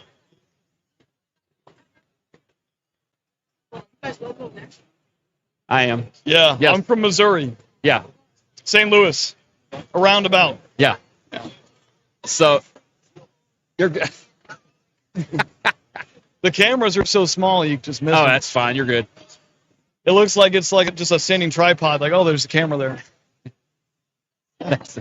So we're really enjoying this, guys. It is fun. It's crazy. It's chaotic, and we love answering questions. So stop by the booth. Even if we're broadcasting, we're going to answer them because it's really we're not the type of people who are just going to say we're doing a podcast and we're not going to talk to you. So we don't care. We'll stop this thing midway and answer a question like we just did. So we love what we're doing. We're glad to be here. And we appreciate Jonas. We appreciate Ben. I appreciate you guys. And everybody in the community, guys. We have a brick and mortar building at 1619 Galleria Boulevard in Brentwood. Beautiful building. Yeah, you've seen it. So come out and see us. Join the club. If not, we've got meetups once a month. We do. And usually Janet, my wife, will put that stuff out. Come. We have free food, drinks and stuff. So come by. Come see us. And we'd love to introduce you to what we do, the possibilities. We're growing every day. We're doing different things. We're fluid, so we're not institutionalized or anything like that. We build it the way we want to build it. Yep. And, if you got suggestions for something you want to see us do or talk about, we're open to that too. So it's the best part about freedom. It allows you to do what you want to do and not have to answer to a corporate structure. It's simply opportunity in the American dream. You're just bringing it back. Yeah. We're going to take it back 1776 style and get away from this corporate structure we're in. In Minecraft. Yeah, yes, absolutely, and make it better for everyone. So we're very excited to be here. Stop by, see us. We're at booth 325, and stop by. Where's your booth at that you're working at? I'm in the Bazaar, B44. B44. It is the coolest booth over there. The Bitcoin Trading Cards Project is amazing. It really is. I mean, the artwork is on another level. The rarity of all the cards that you're getting. I mean, instead of Pokemon or Yu-Gi-Oh or whatever, it's better than baseball Pokemon cards, where they're printing millions and millions and millions of packs. They're only printing maybe 2,000 to 5,000 packs, and then they're gone. That's it. Yes. Yeah. And then it's just. The artwork is far better than anything in phenomenal. Pokemon you'd ever see. And I guarantee you, in the future, the value that you see in the Pokemon is going to be blown away by these cards. They are amazing. They are doing a great job. Yeah. Oh, thanks. They're doing a great job for the Bitcoin community and stuff and spreading adoption and everything else. Yep. So highly recommend checking their booth out at B44. Come by and see us here at 325 at the Bitcoin Ben Crypto Club booth. We're proud to support our partners in Sarasota, Leominster, Massachusetts, of course here in Nashville, soon to be St. Louis, your hometown. Yep. And let's see where else we're going to be. Probably Dallas, Texas, El Salvador. That's gonna be awesome. We're also going to be in Australia, London, and a town near you. So anybody has any interest, feel free to reach out to us at the club, and we're looking to put them in every state in the union except. Ben said Alaska, it's too cold for him. So, he was talking about not doing it in California, but we're going to do it in California too because they need it. They need it bad. They need it. We're spreading freedom, and it's going to be through our clubs. So these are freedom clubs, not just crypto clubs. So now I have not been to the one in Massachusetts. It is huge. It is an old furniture store that was built. It's 100 years. They were open for 100 years. Wow. And it's 12,000 square feet. Nice. And it's just a super cool thing. Of course, I like old buildings anyway, so it's really super cool. Oh, yeah, it's totally cool. So anybody in those areas, it's about an hour outside of Boston. So you go past, ironically, Lexington and Concord, which when I was driving by, I was like, I would love to have stopped by just to see those historic sites, because, and of course, Boston, you ever get a chance, if you like history, guys, place to go. It's awesome.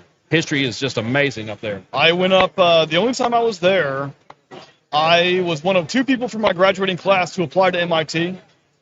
And so I actually went to like tour the campus and everything. Neither of us got in, but That's a shame. They lost out. Man, my interviewer, I'm like, not to derail from the conversation, but my interviewer, because he had to get interviewed, he said, "Oh, dude, everything you're doing with starting up a company and these engineering projects you do," and I was one of the first groups of kids in my high school to get access to 3D printers back in like 2013 when they became mainstream. So I was tinkering with those, building drones and robots. I mean, I told was you guys, he's MIT guy. And my interview said, like, yeah, you're a dead match. Like, I'm giving you the thumbs up. Very disappointed. I think that was right also in the beginning where this DEI stuff was coming in, and they had quotas of people. And so a straight white guy, you know, going to put him lower on the list. Well, the other guy who applied, name's Jack, he had a perfect 36 on his ACT. Still didn't get it. He was brilliant. You know what, guys? That just goes to prove MIT's loss means you don't need traditional education, because this guy's going to be far more successful than most of those guys that go through that system. So don't worry about it. In my opinion, he's better than MIT. Went to the MIT of Missouri, which was the Missouri University of Science and Technology. And, I mean, they've got some really competitive programs. Yeah. I spun up a drone building competitive team there, and that's my baby. That was my focus of college, besides the startups. And that team is doing really well now. Multi-rotor research and development, Missouri S&T.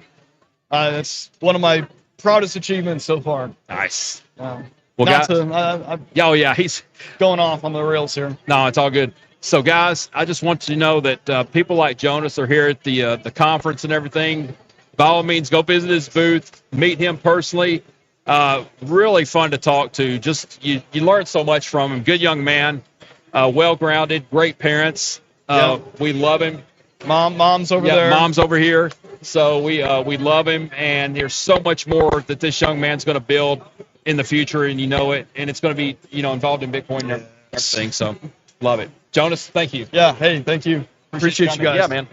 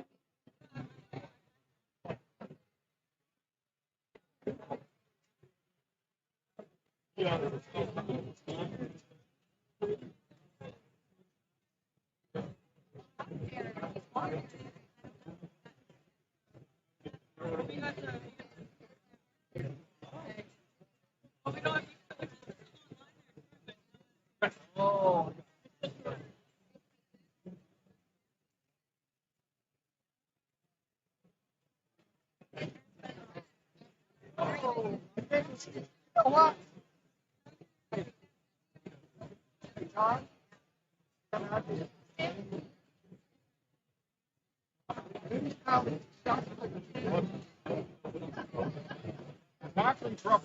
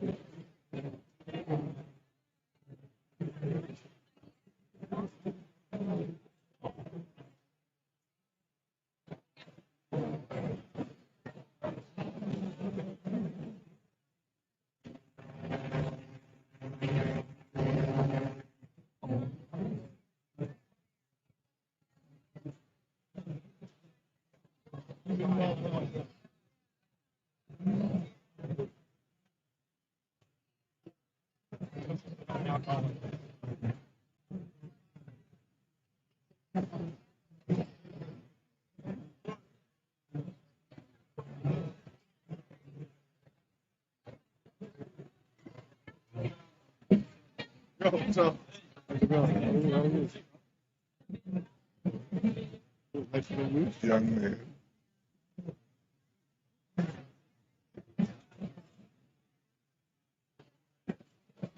Wow. Nick, how are you, brother? I'm good. I'm doing good.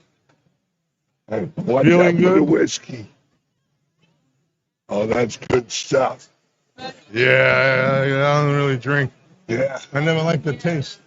Oh, yeah? Yeah. Lucky, I guess. Oh, yeah. Could have been different. How are you doing, my friend? Good, good, you know. Good. You're one of the original people that got this going. We're live right now? Oh, yeah, we're live.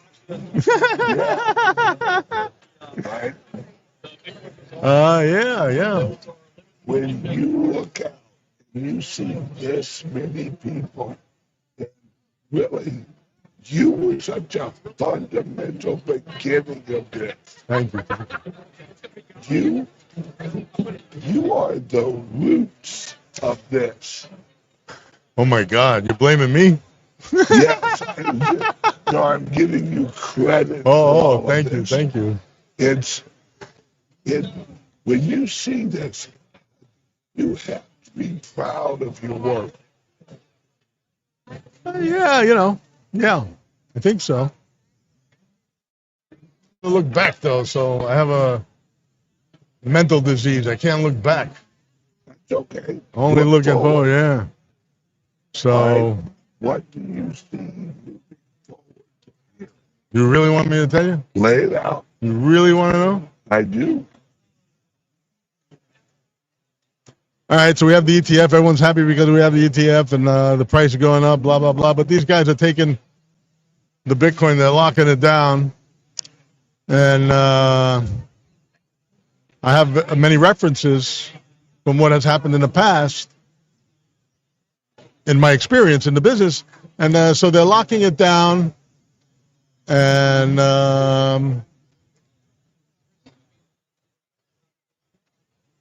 the miners now, like the private miners, are getting half the money. The price isn't moving up as fast as they probably thought after the halving, which is supposed to happen right now. But I think it's going to be kept artificially low so they can get their hands on the private miners' equipment, because it's not just the equipment.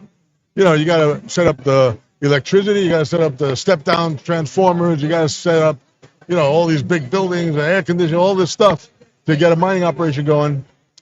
And there are public companies that are miners, and you see them all over here. And these public companies aren't really at the direct whim, synchronous to time, to daily rewards, because, you know, people are buying shares. And so they could probably, and they have been, acquiring the private mining operations. Yes. Okay, so we have that. Then we have, these guys are locking it up. Then we have in 2020, at the height of COVID, someone called me up and said, hey, in the UCC, Universal Commercial Code update, in all the states, the Universal Law Committee in Boston wrote this thing where only financial institutions are allowed to have private keys. So a friend of mine told me that, and I was in politics a long time. So I ended up, funding a bunch of, I don't want to call them sleazy because they might see this, but really sleazy lobbyists to fight for us. Yeah. And use their own weapons against them.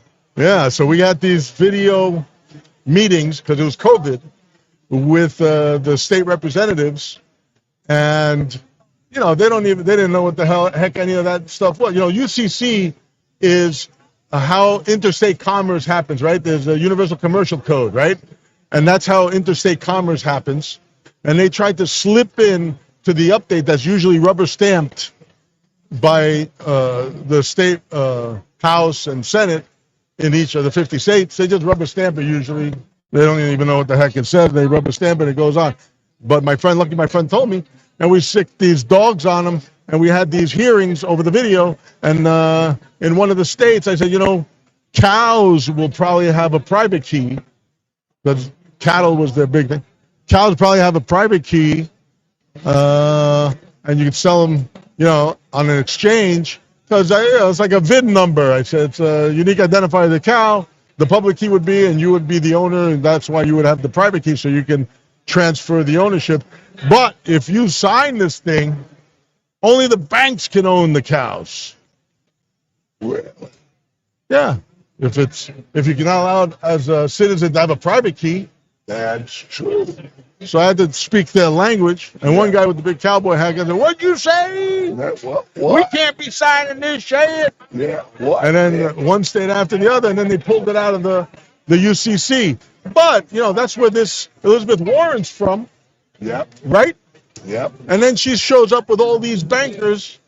So I'm thinking that, holy shit, they're going to get, the public companies are going to, all of a sudden, the public mining companies are going to have everything, have most of the hash power, and they're going to start whitelisting the financial institutions' public keys and only pull from the mempool the financial institutions' transactions. Really? And maybe down the line, they're going to OFAC our wallets.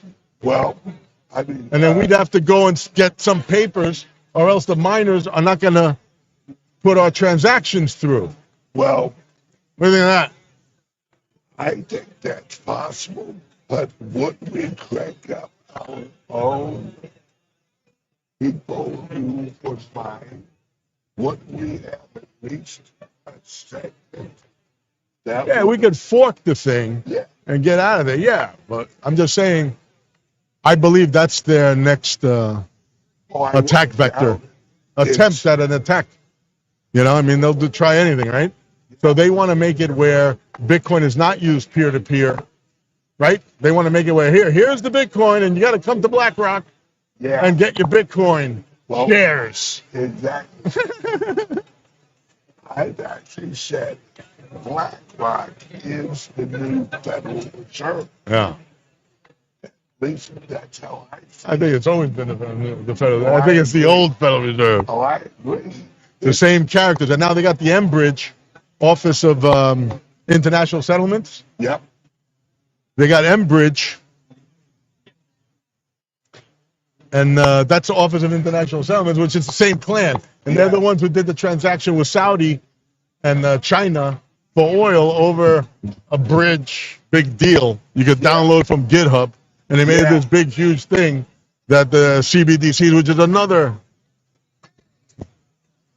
Listen. Fight. Yes.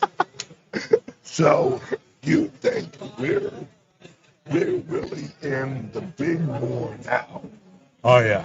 This is the war. The only war is after December 23rd, 1913. The only war that existed after that is the currency wars. Yes. I mean, even before Rothschild, they had the homing pigeon, and they would send from the French central bank to the London French central bank hashes to, if someone wanted to send money to England back during Napoleon's time. Yeah. They would send. So what happened was they also sent that Napoleon lost, and this Rothschild character told everyone that Napoleon won. Everyone started selling the share. He bought it all, and then when they found out that Napoleon, he literally he lied his way into owning the Bank of England. all the shares, everything, All of it. for pennies on the pounds or whatever, pence on the pound, and then he sold it for pounds on the pence. So, I mean, is it, and you know what else? These guys are buying, and I know they're buying because I get where they're buying, like BlackRock, they're buying on the dark pools, which means, stuff that's not indexed, it's not illegal, like over the counter, blah, blah, blah. They're buying Bitcoin and they're selling on the public exchanges to keep the price down. Yeah. And then they only keep we're going to have a 7% strategy. So they'll keep a sliver, but they're selling 93% openly on the graph. Yeah. So keep the price down. Meanwhile, they're accumulating a certain percentage, and that's how they're keeping the price down, right? So these guys are smart. That's what they do. I didn't know anything before I opened the first live cryptocurrency exchange in the world. I didn't know anything. I didn't even know you need a license. I went over to the stock market, New York Stock Exchange. I said, hey, can I rent a booth over here so you sell Bitcoin? They can fucking laugh me out of there. I mean, I made my way to the chairman, but they laughed me out of there. So I said, fuck them. Oh, they curse? I said, fuck them. I said, I'm going to open my own exchange I opened right next door, 100 feet away, on the ground floor. My own place.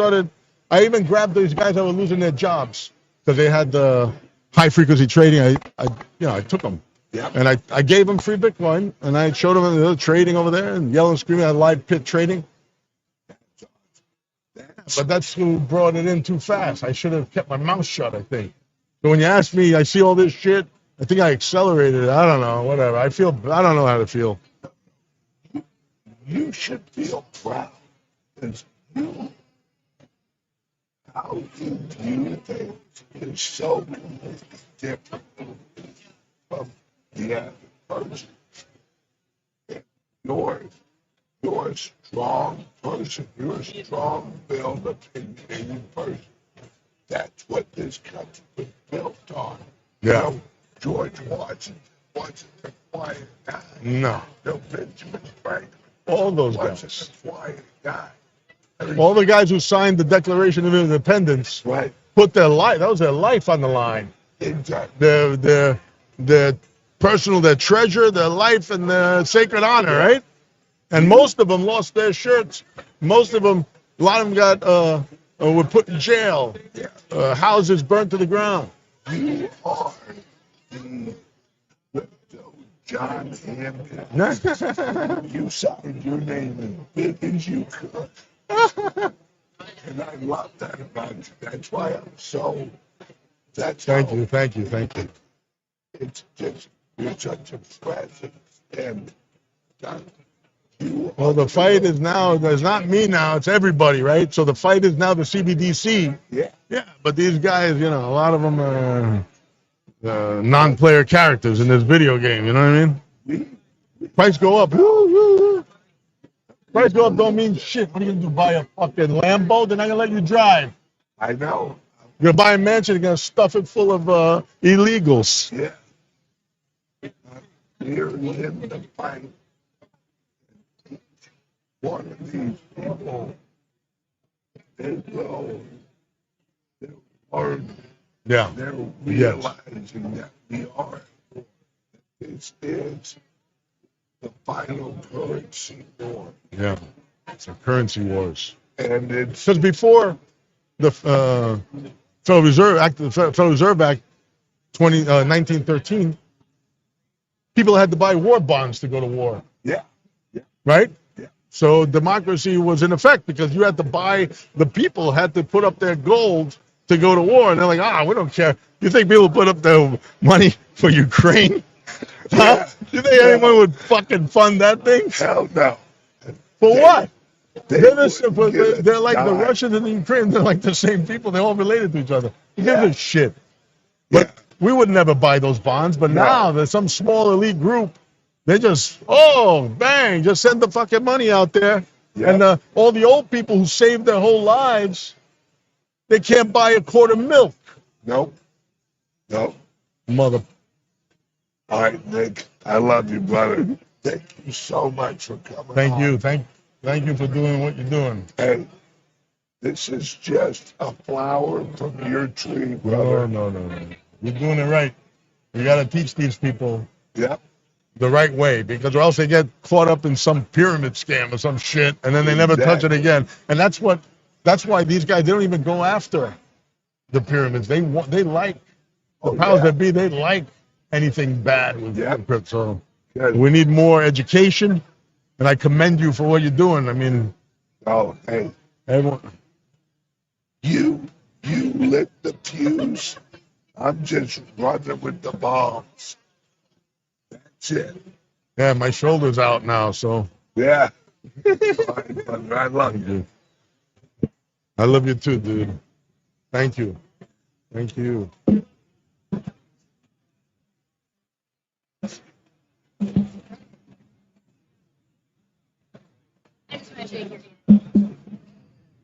Thank you. Thank you. Thank you.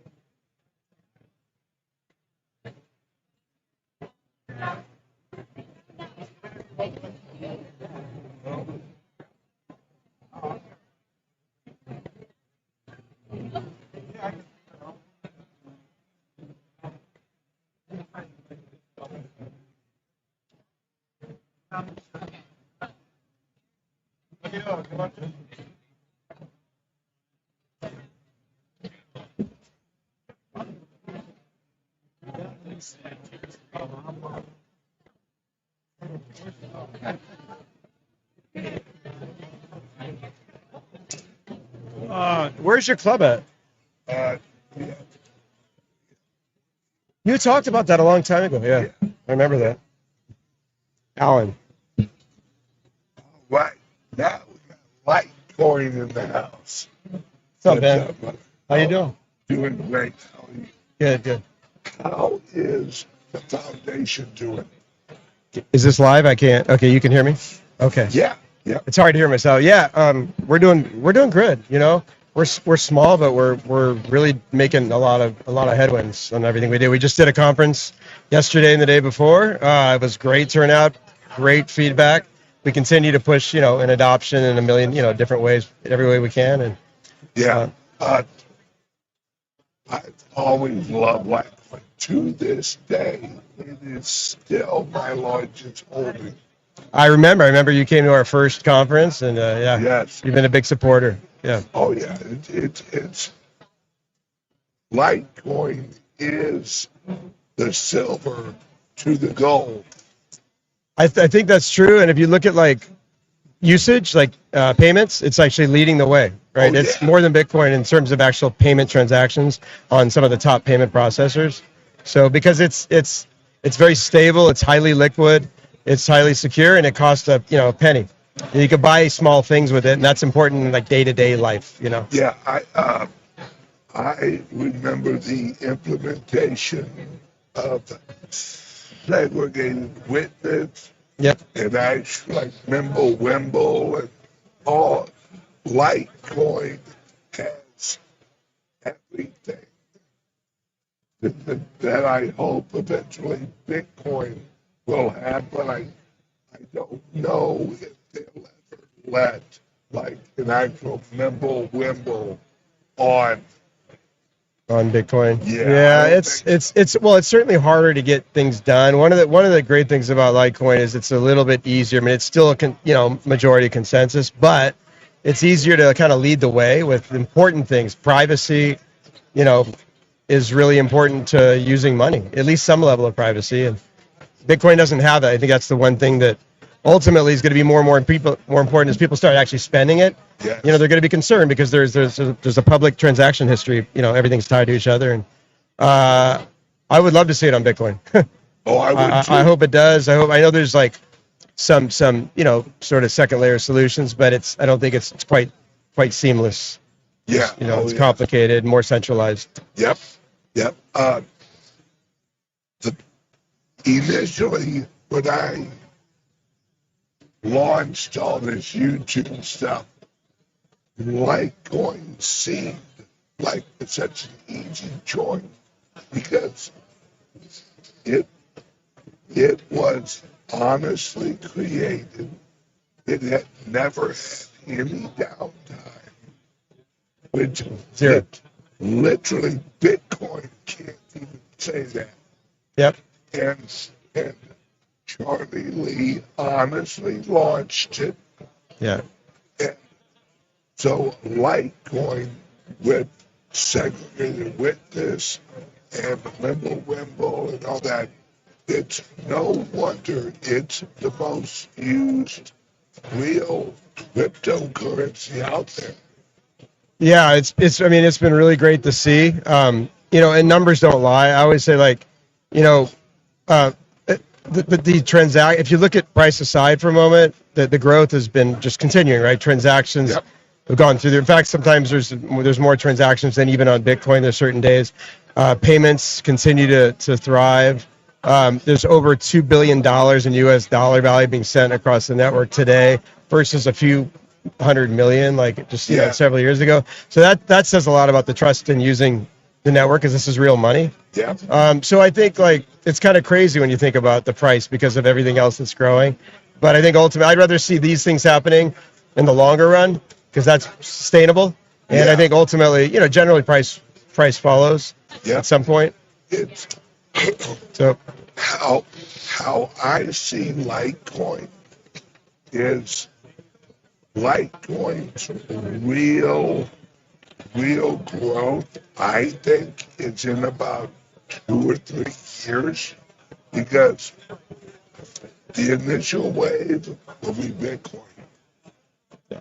But as soon as a lot of people grasp what the Bitcoin is, Litecoin is just a natural evolution, not saying it will ever actually take over from Bitcoin, but usage-wise on software, on video games, Yep.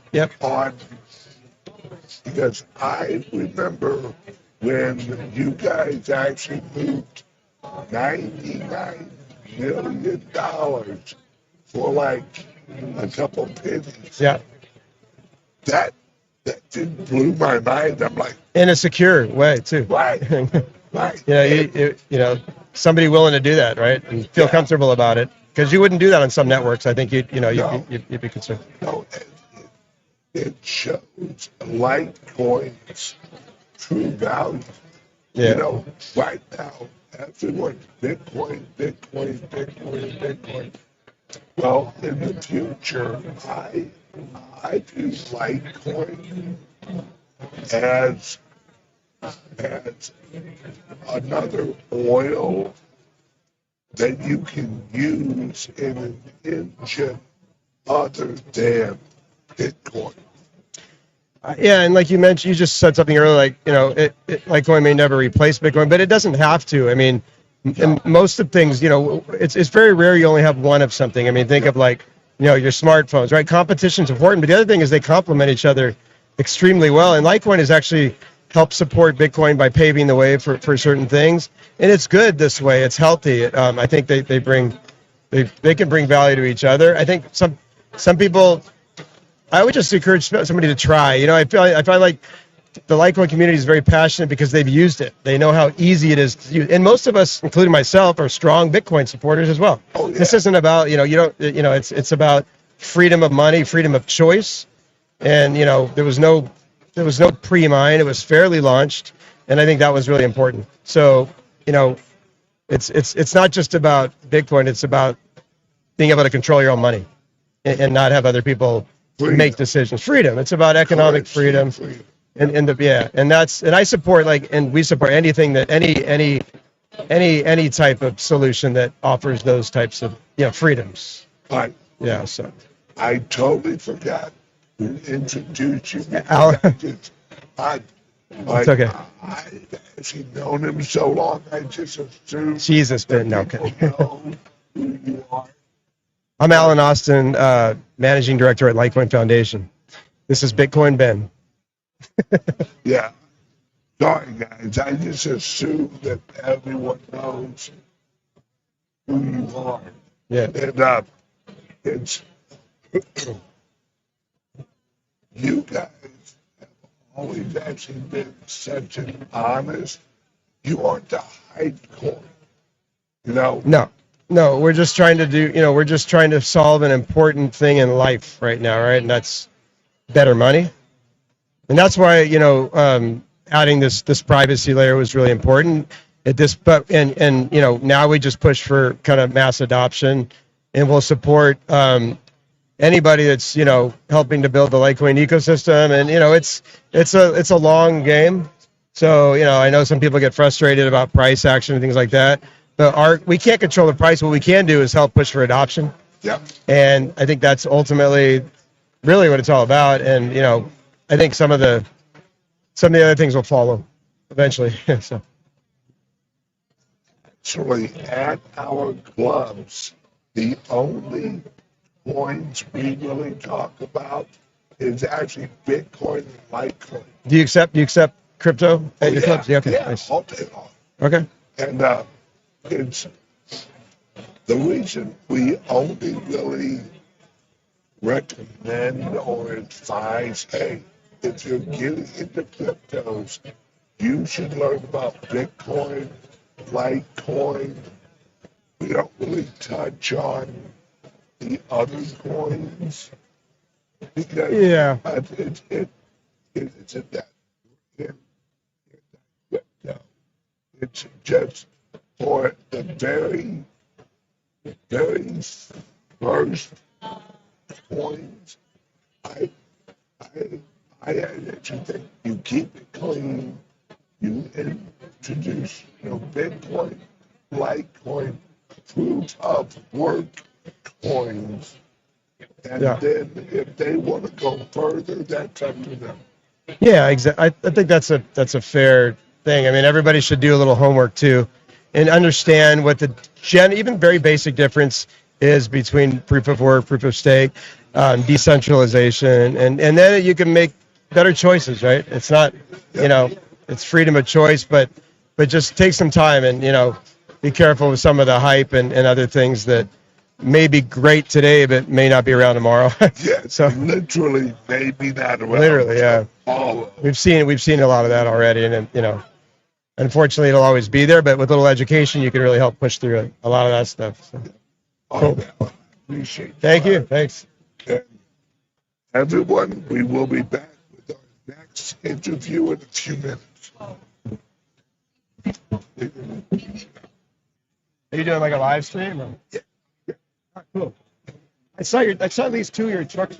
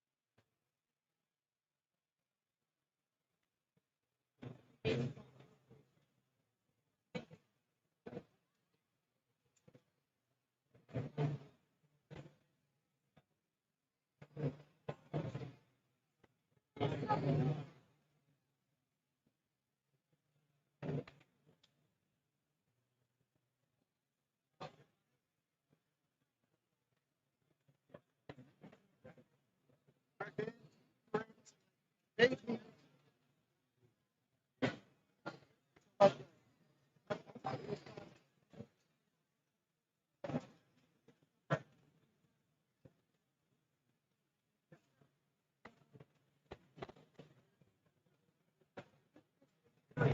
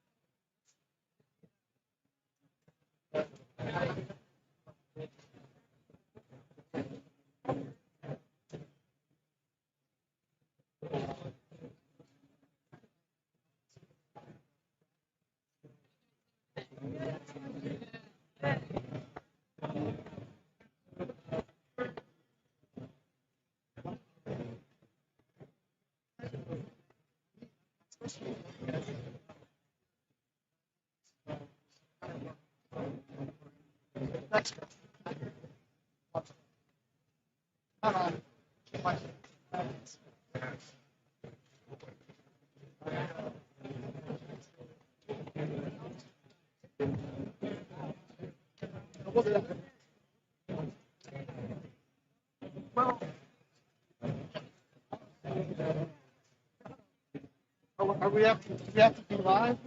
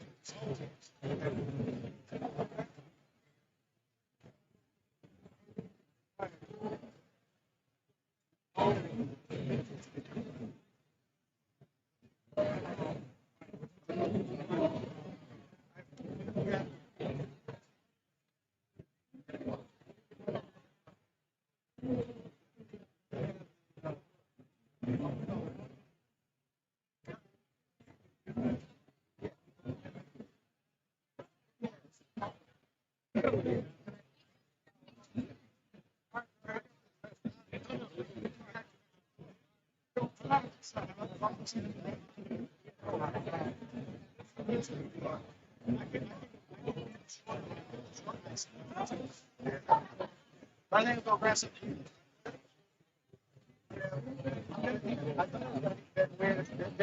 At the data conference, but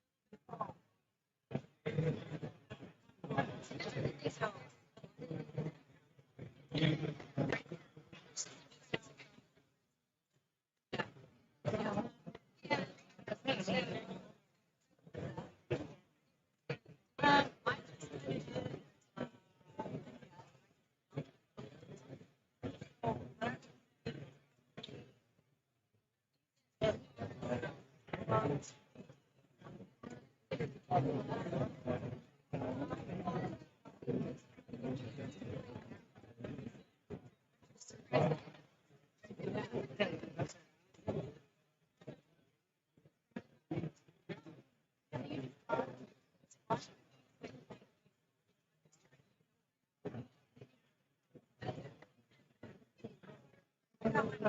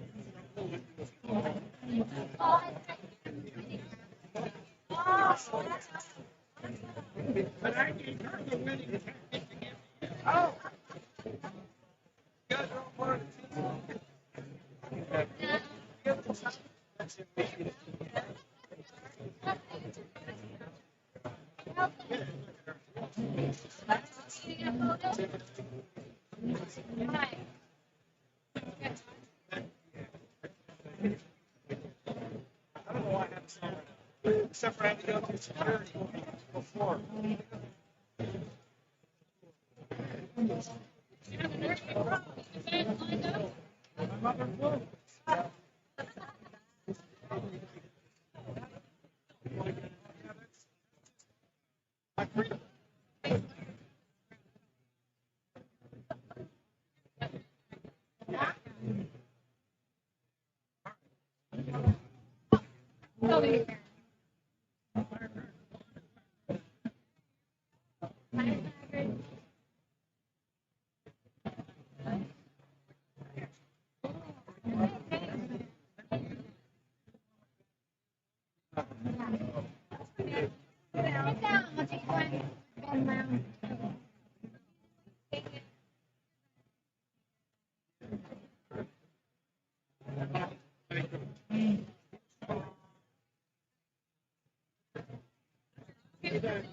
Thank you.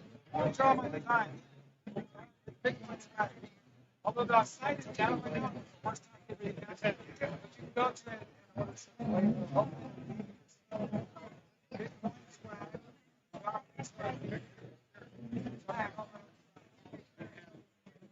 Get your tummy a little bit so we can.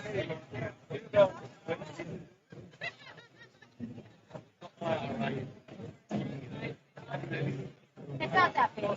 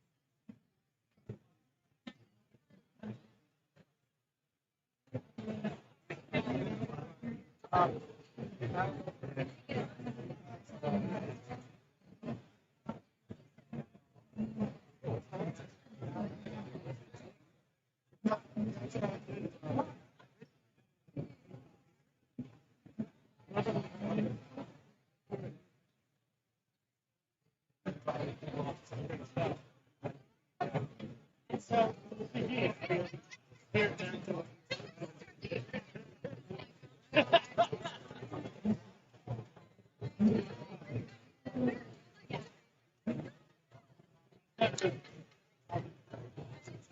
Me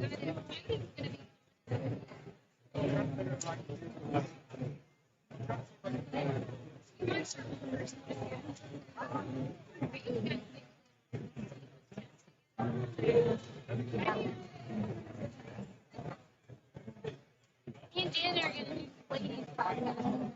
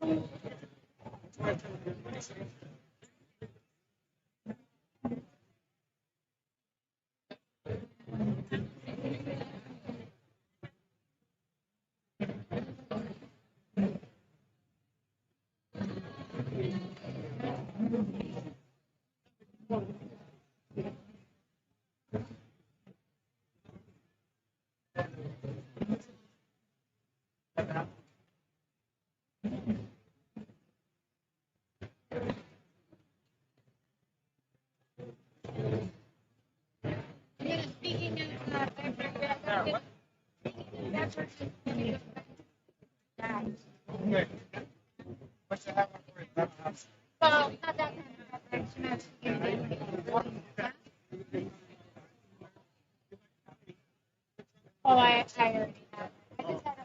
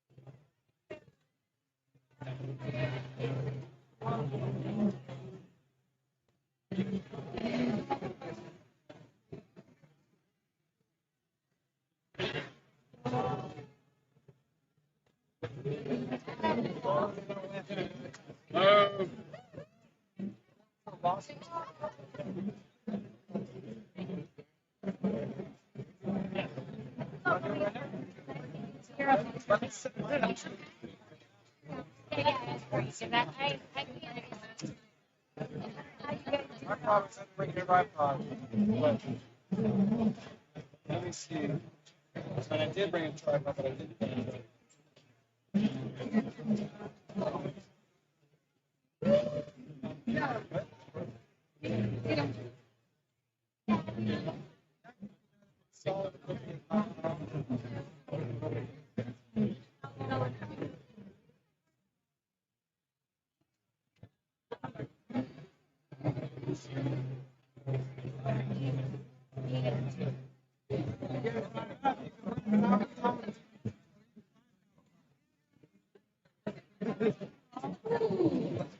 All right. This is yours. I'll tell you where you want to put your shirt.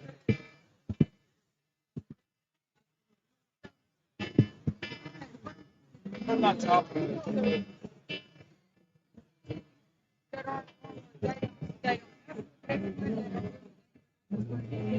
Oh, hang on.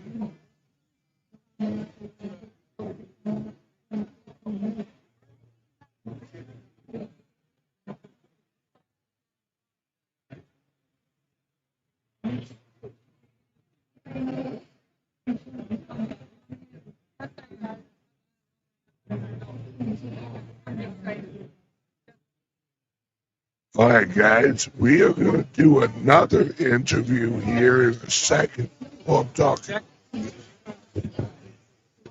So we'll have,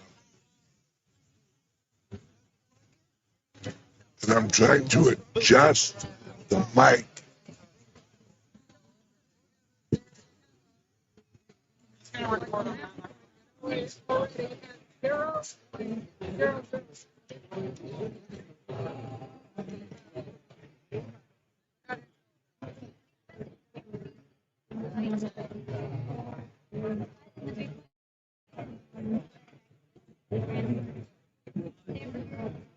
There we go. How's that sound? That sound good? Good, good, good, good, good.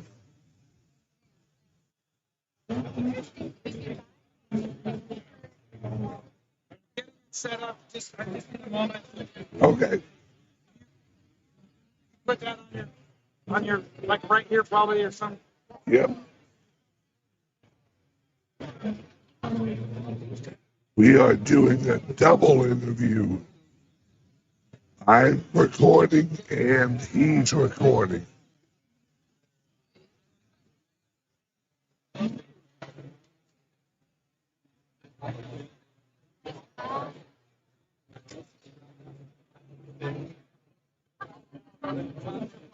Fun.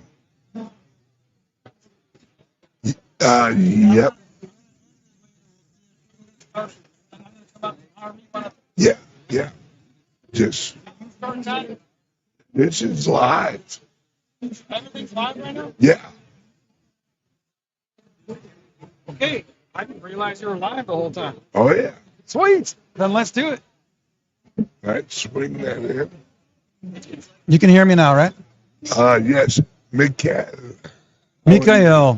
Yes. I know, it's all right. Ben, it is good to see you, my friend. Yesterday this guy, as soon as I saw him, we jumped in each other's arms, man. Yeah. Big bear hug. Yeah. last I saw you was at Folk Fest. Yeah, I think we got to hang out for the weekend there, several days. You were in your RV. Yes. I think I still owe you a battery pack if I remember. Oh, that's okay. Oh yeah. I think I told you to keep. Oh, okay, you did. That's right. Anyways, you did. I remember that now. Oh, he's got a phone call. It's live. So if you, I'll let him take the phone call or not. But for my camera and stuff, obviously Mikhail Woodward, also known as Kilted Crypto, and Beer Money Show, and we're coming to you live from. Well, maybe not live. Mine's going to be recorded, but we're coming to you from Nashville, Tennessee, for the Bitcoin 2024 conference. Today was kind of crazy getting in, not the expo hall, but to get in, all the security. Oh my God! Secret Service and everything. Yes. RFK Jr. is here today. Yeah. And Snowden is here today. Yes. Yeah. I think Snowden is actually zooming in. You think he's zooming in? Yeah. Oh, it's a Zoom call? Yeah. Okay. Yeah. Well, I know RFK Jr., Robert Kennedy Jr., he's here. Yeah. And you already know by the presence of the metal detectors and them searching all your bags and pockets. And so it's going to be even crazier, I think, tomorrow with Trump. Oh, absolutely. I think that the level of security, because of everything that has happened in the last 2 weeks, is that it's justified, and it's really required in this environment right now. Yeah. I mean, let's talk about it. You brought it up. There was an attempted assassination on the former president, who's also running for president. I think it's just, I mean, it was a miracle that he survived, but watching the way he, like took it, and then he was like, fight, and get up. I think it just sparked more energy and everything for, I mean, look at all the MAGA people here. Yes. Like Asians wearing MAGA here. Oh, I know. You know what I'm saying? It's really just like make America great. Yeah. And really, how I view it is make the world great. Make the world great. I mean, it's what Bitcoin does, right? Fix the money, fix the world. Exactly. Because unless you have a truly honest global currency, yes, then countries lie. That's it. It's the dollar's a lie. The euro's a lie. Yeah. The Australian dollar, it's a lie. Yeah. It's all a lie. And the Bitcoin fixes that. Yeah. My Uber driver today, he was like, so what backs Bitcoin? Energy. And I'm like, that's a good answer too. I said, the people. Yeah. I said, every other fiat you have, I said, the fiat you have now, the US dollar's not backed. It's not gold backed, because that's what he's getting at. Right. I said, you mean, I said, he goes, so what's it give as a value? And I'm like, well, the fact that it's a limited supply makes it valuable, but also that you and I can sell it to you, you can sell it to me, or we can tip each other. So it's person to person or peer to peer. But the fact that I told him it's the network. Yeah. The fact that it's decentralized in the network, that's what makes it remember my shirt, the people's money. It's the people's money, my friend. Yes. The energy of it all. Yeah. And it's so important that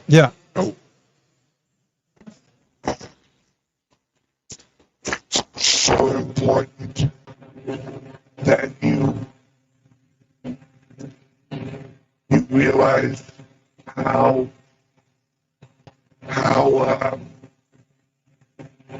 revolutionary this is. Yes.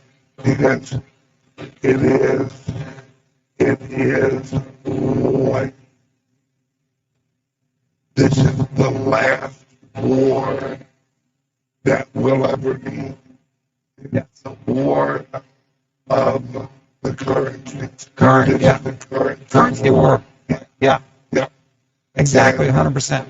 And really, here comes Bitcoin leading. Here comes. We have Trump. We have RFK. Yep. We have what the people. We're so large now that the politicians can't ignore. They can't, I know.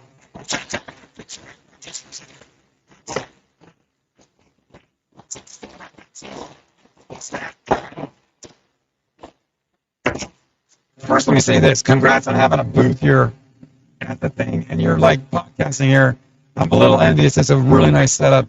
But if you look at the difference, I've been going to the Bitcoin conference in 2021. Yeah. And Michael Saylor right now is on stage.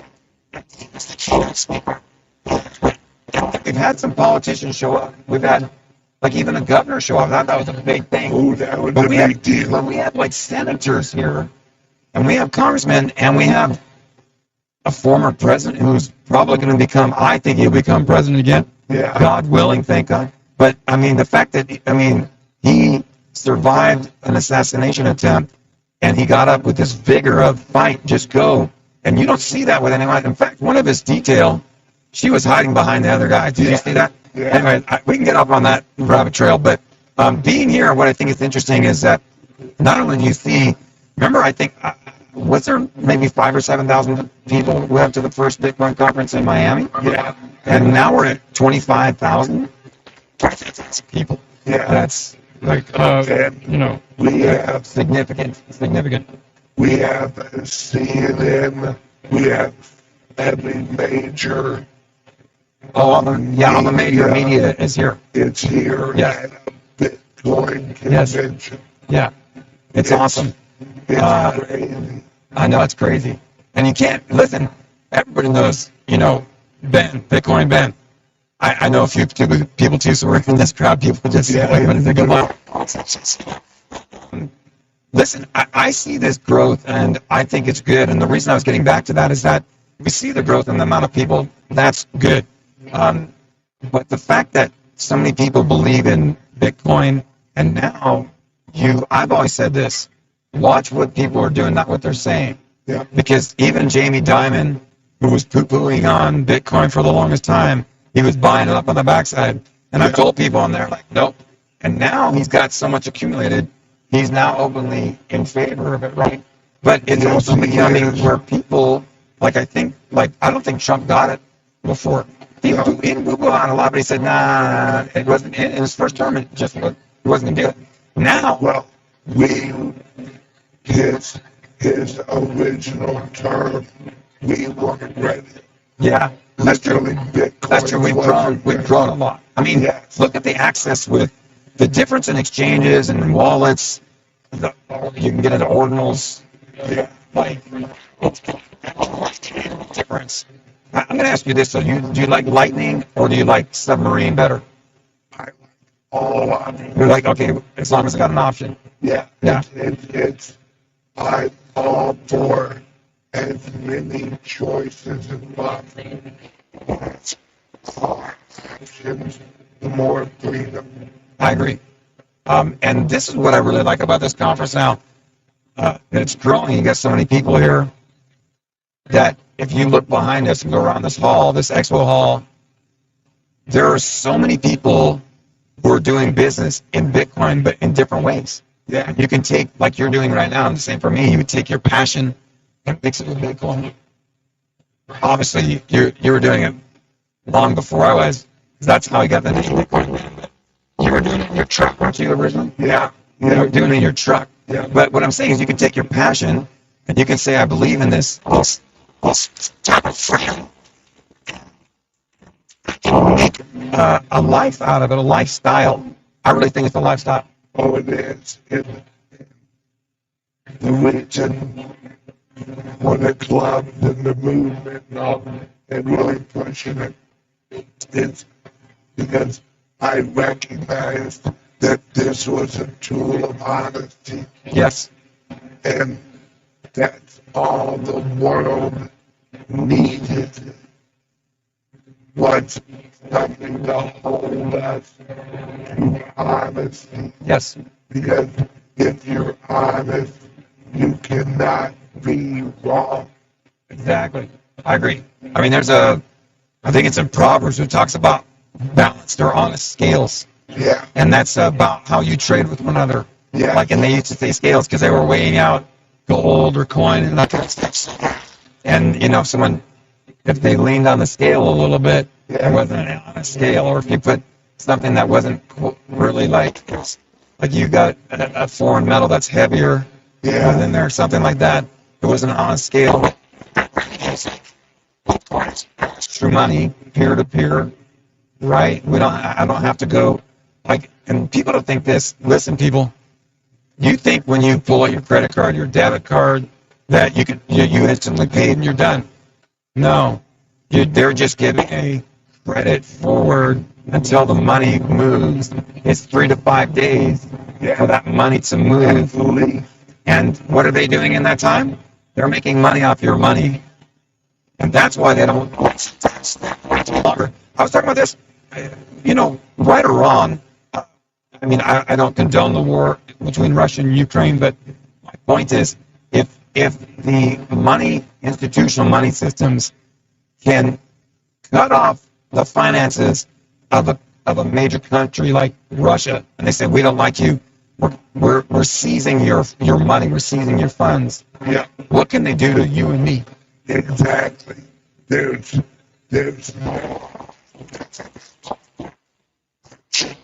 people who actually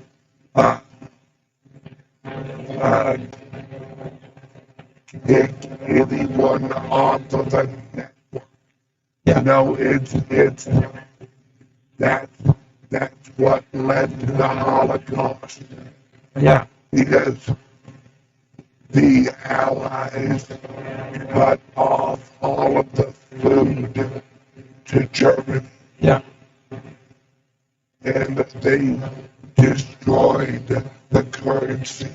Well, they did. I mean, but that's not the only part of the Holocaust. It was just a bunch of hate and people trying to blame someone for what their problems were, right? Yeah, but it was a money financial thing because that's from World War I.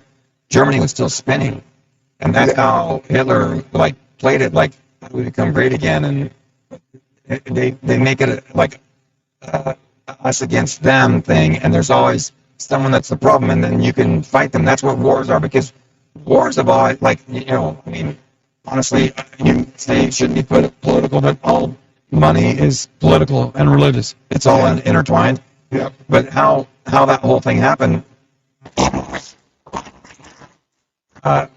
and the 2 wars that he started, Trump never started the war, but almost every other president started the war. Why? It brings in finances.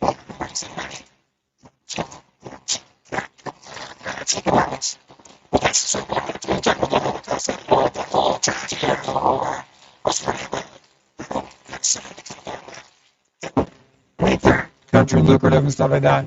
But back to Bitcoin, it fixes that kind of stuff because it doesn't have to be a winner and a loser. Yeah. Yeah. We can all be mutually growing together, right? Right. We all. If I can't interfere with your rights, that's a good thing. Yeah. That's called freedom. That's called liberty. Yes.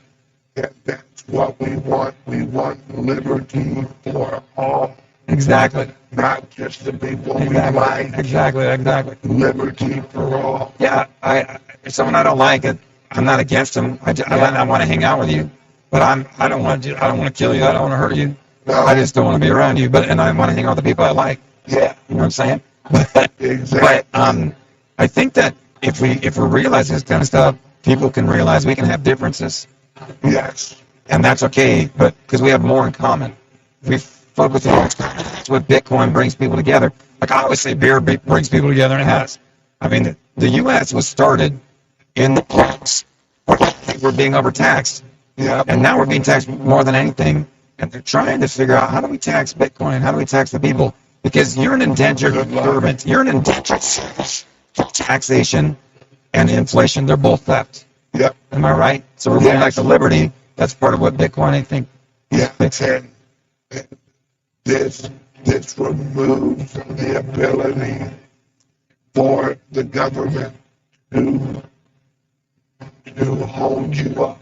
Yeah. You know, hey, give me your money. Yes. Well, fuck off. Exactly. You know? Like you're the highwayman, right? Yeah. I mean, if you know what a highwayman, they would stand on the highway and they're like stand and deliver basically, you need to give me your gold or I'm going to kill you and you can't continue on this road.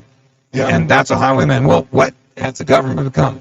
The government's like, we have all these people, all these guns, and whether it's the military or the local, and I love law enforcement and the military, don't get me wrong. Yeah. I love them. And I have many friends who are in law enforcement. We're in the Marines. I love that we protect our country, and there's only three things that the Constitution really provides for the government to do. But it's like provide for the common defense and make sure that commerce continues. And I forget that, but it's like three things. But now we have like, I don't know, hundreds of thousands, or things and all these three-letter things. But agencies, I should say. But bringing it back around, it comes down to the banks and the governments like power, and they control the money, and so you're technically an indentured servant.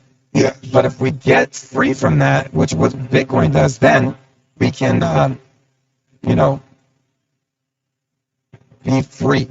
Yeah. We're not slaves anymore. We now have a system that is freedom at its core. Yeah. And that way, you're free, I'm free, he's free, we're all free. Because it is decentralized as it should be. And that's what America was founded on. Yeah. Was a decentralized structure where you cannot interfere with someone else's choices, property. You know, it's and that's how it should be. That's how it should be. Yep. Exactly. I love freedom. I'm all for freedom, I brother. love freedom. All right, we got to wrap this up. We're gonna wrap it up then. Is there any? Well, like, listen, it's been really good seeing you again, being with you. I always like hanging out. Oh, where can people find you? So if you go, you can look up Mikhail Woodward on Instagram. I have 3 channels on Instagram. You can look up Mikhail Woodward, which is Miykael, but look for Beer Money Show. This will be on their Beer Money Show. You can also go to my other one, The Beer Ambassador, but go on. Mostly you're going to find me on Instagram. Yeah, I am changing up where I'm going to be finding some kind of way to host a podcast like you. Maybe we should talk about that more. And then, but I'm working on some filming and stuff, but that's probably the easiest way. I mean, you can find me on LinkedIn under Mikhail Woodward. You can find me on X, which formerly Twitter, as Mikhail Woodward. And then if for my fans, Bitcoin Ben, how do they find you? Because remember, my camera's going too. Just hop on like Google. Just usually type in, Bitcoin Ben. I'm everywhere. Bitcoin Ben will come up. Yeah. Before we quit though, like you and I used to drink a lot of beer together, and I'm hoping we still have a beer, and I started that, I was talking about that because I believe beer is freedom. I believe Bitcoin's freedom. For me, guns and kilts are freedom, right? Yeah. So, but we've seen so much growth. What do you think really besides President Trump, when do you think maybe we're going to finish commercial adoption and get into mass adoption? How soon do you think we're into mass adoption? I think 2025. Do you think next year? Yeah. It's really massive. I think we're really pushing it, and I think we're going to see new all-time highs for sure. I agree. I'd say end of year we're sitting at 125. You think so? Yeah. I was hoping that 3 years ago, but it didn't happen. But we'll see. I do think especially if Trump's elected and he's here speaking now. I think he's gonna make some kind of Bitcoin reserve something. Yes. I'm pretty sure. Really, there's not much left out there. I know. There's very little Bitcoin. I mean, That's why you need to stack sats, my friends. Stack Yes. sats. yeah, And you think it's expensive, but I was telling my guy, like, if you think $65,000 is expensive, wait till it goes to 100,000, 500,000 to a million. You'll be happy that you have. Right now, if you had a tenth to a quarter of a coin, you'll be in the top 1% of the world. Yep. Now the whole coiners, that's probably the top 0.5% of the world, right? Oh yeah, absolutely. So you're sitting next to a really rich whole coiner right here with Ben. But Everyone, have a great day. Love you guys. hey, it was great being on your show. Thank you, my friend. And thanks for being on mine. Yeah. Like every time I see you, it's just an amazing time. So, all right, we're gonna have some beers right now. I'll take off this. I'll take this microphone. Okay. You're the best, brother.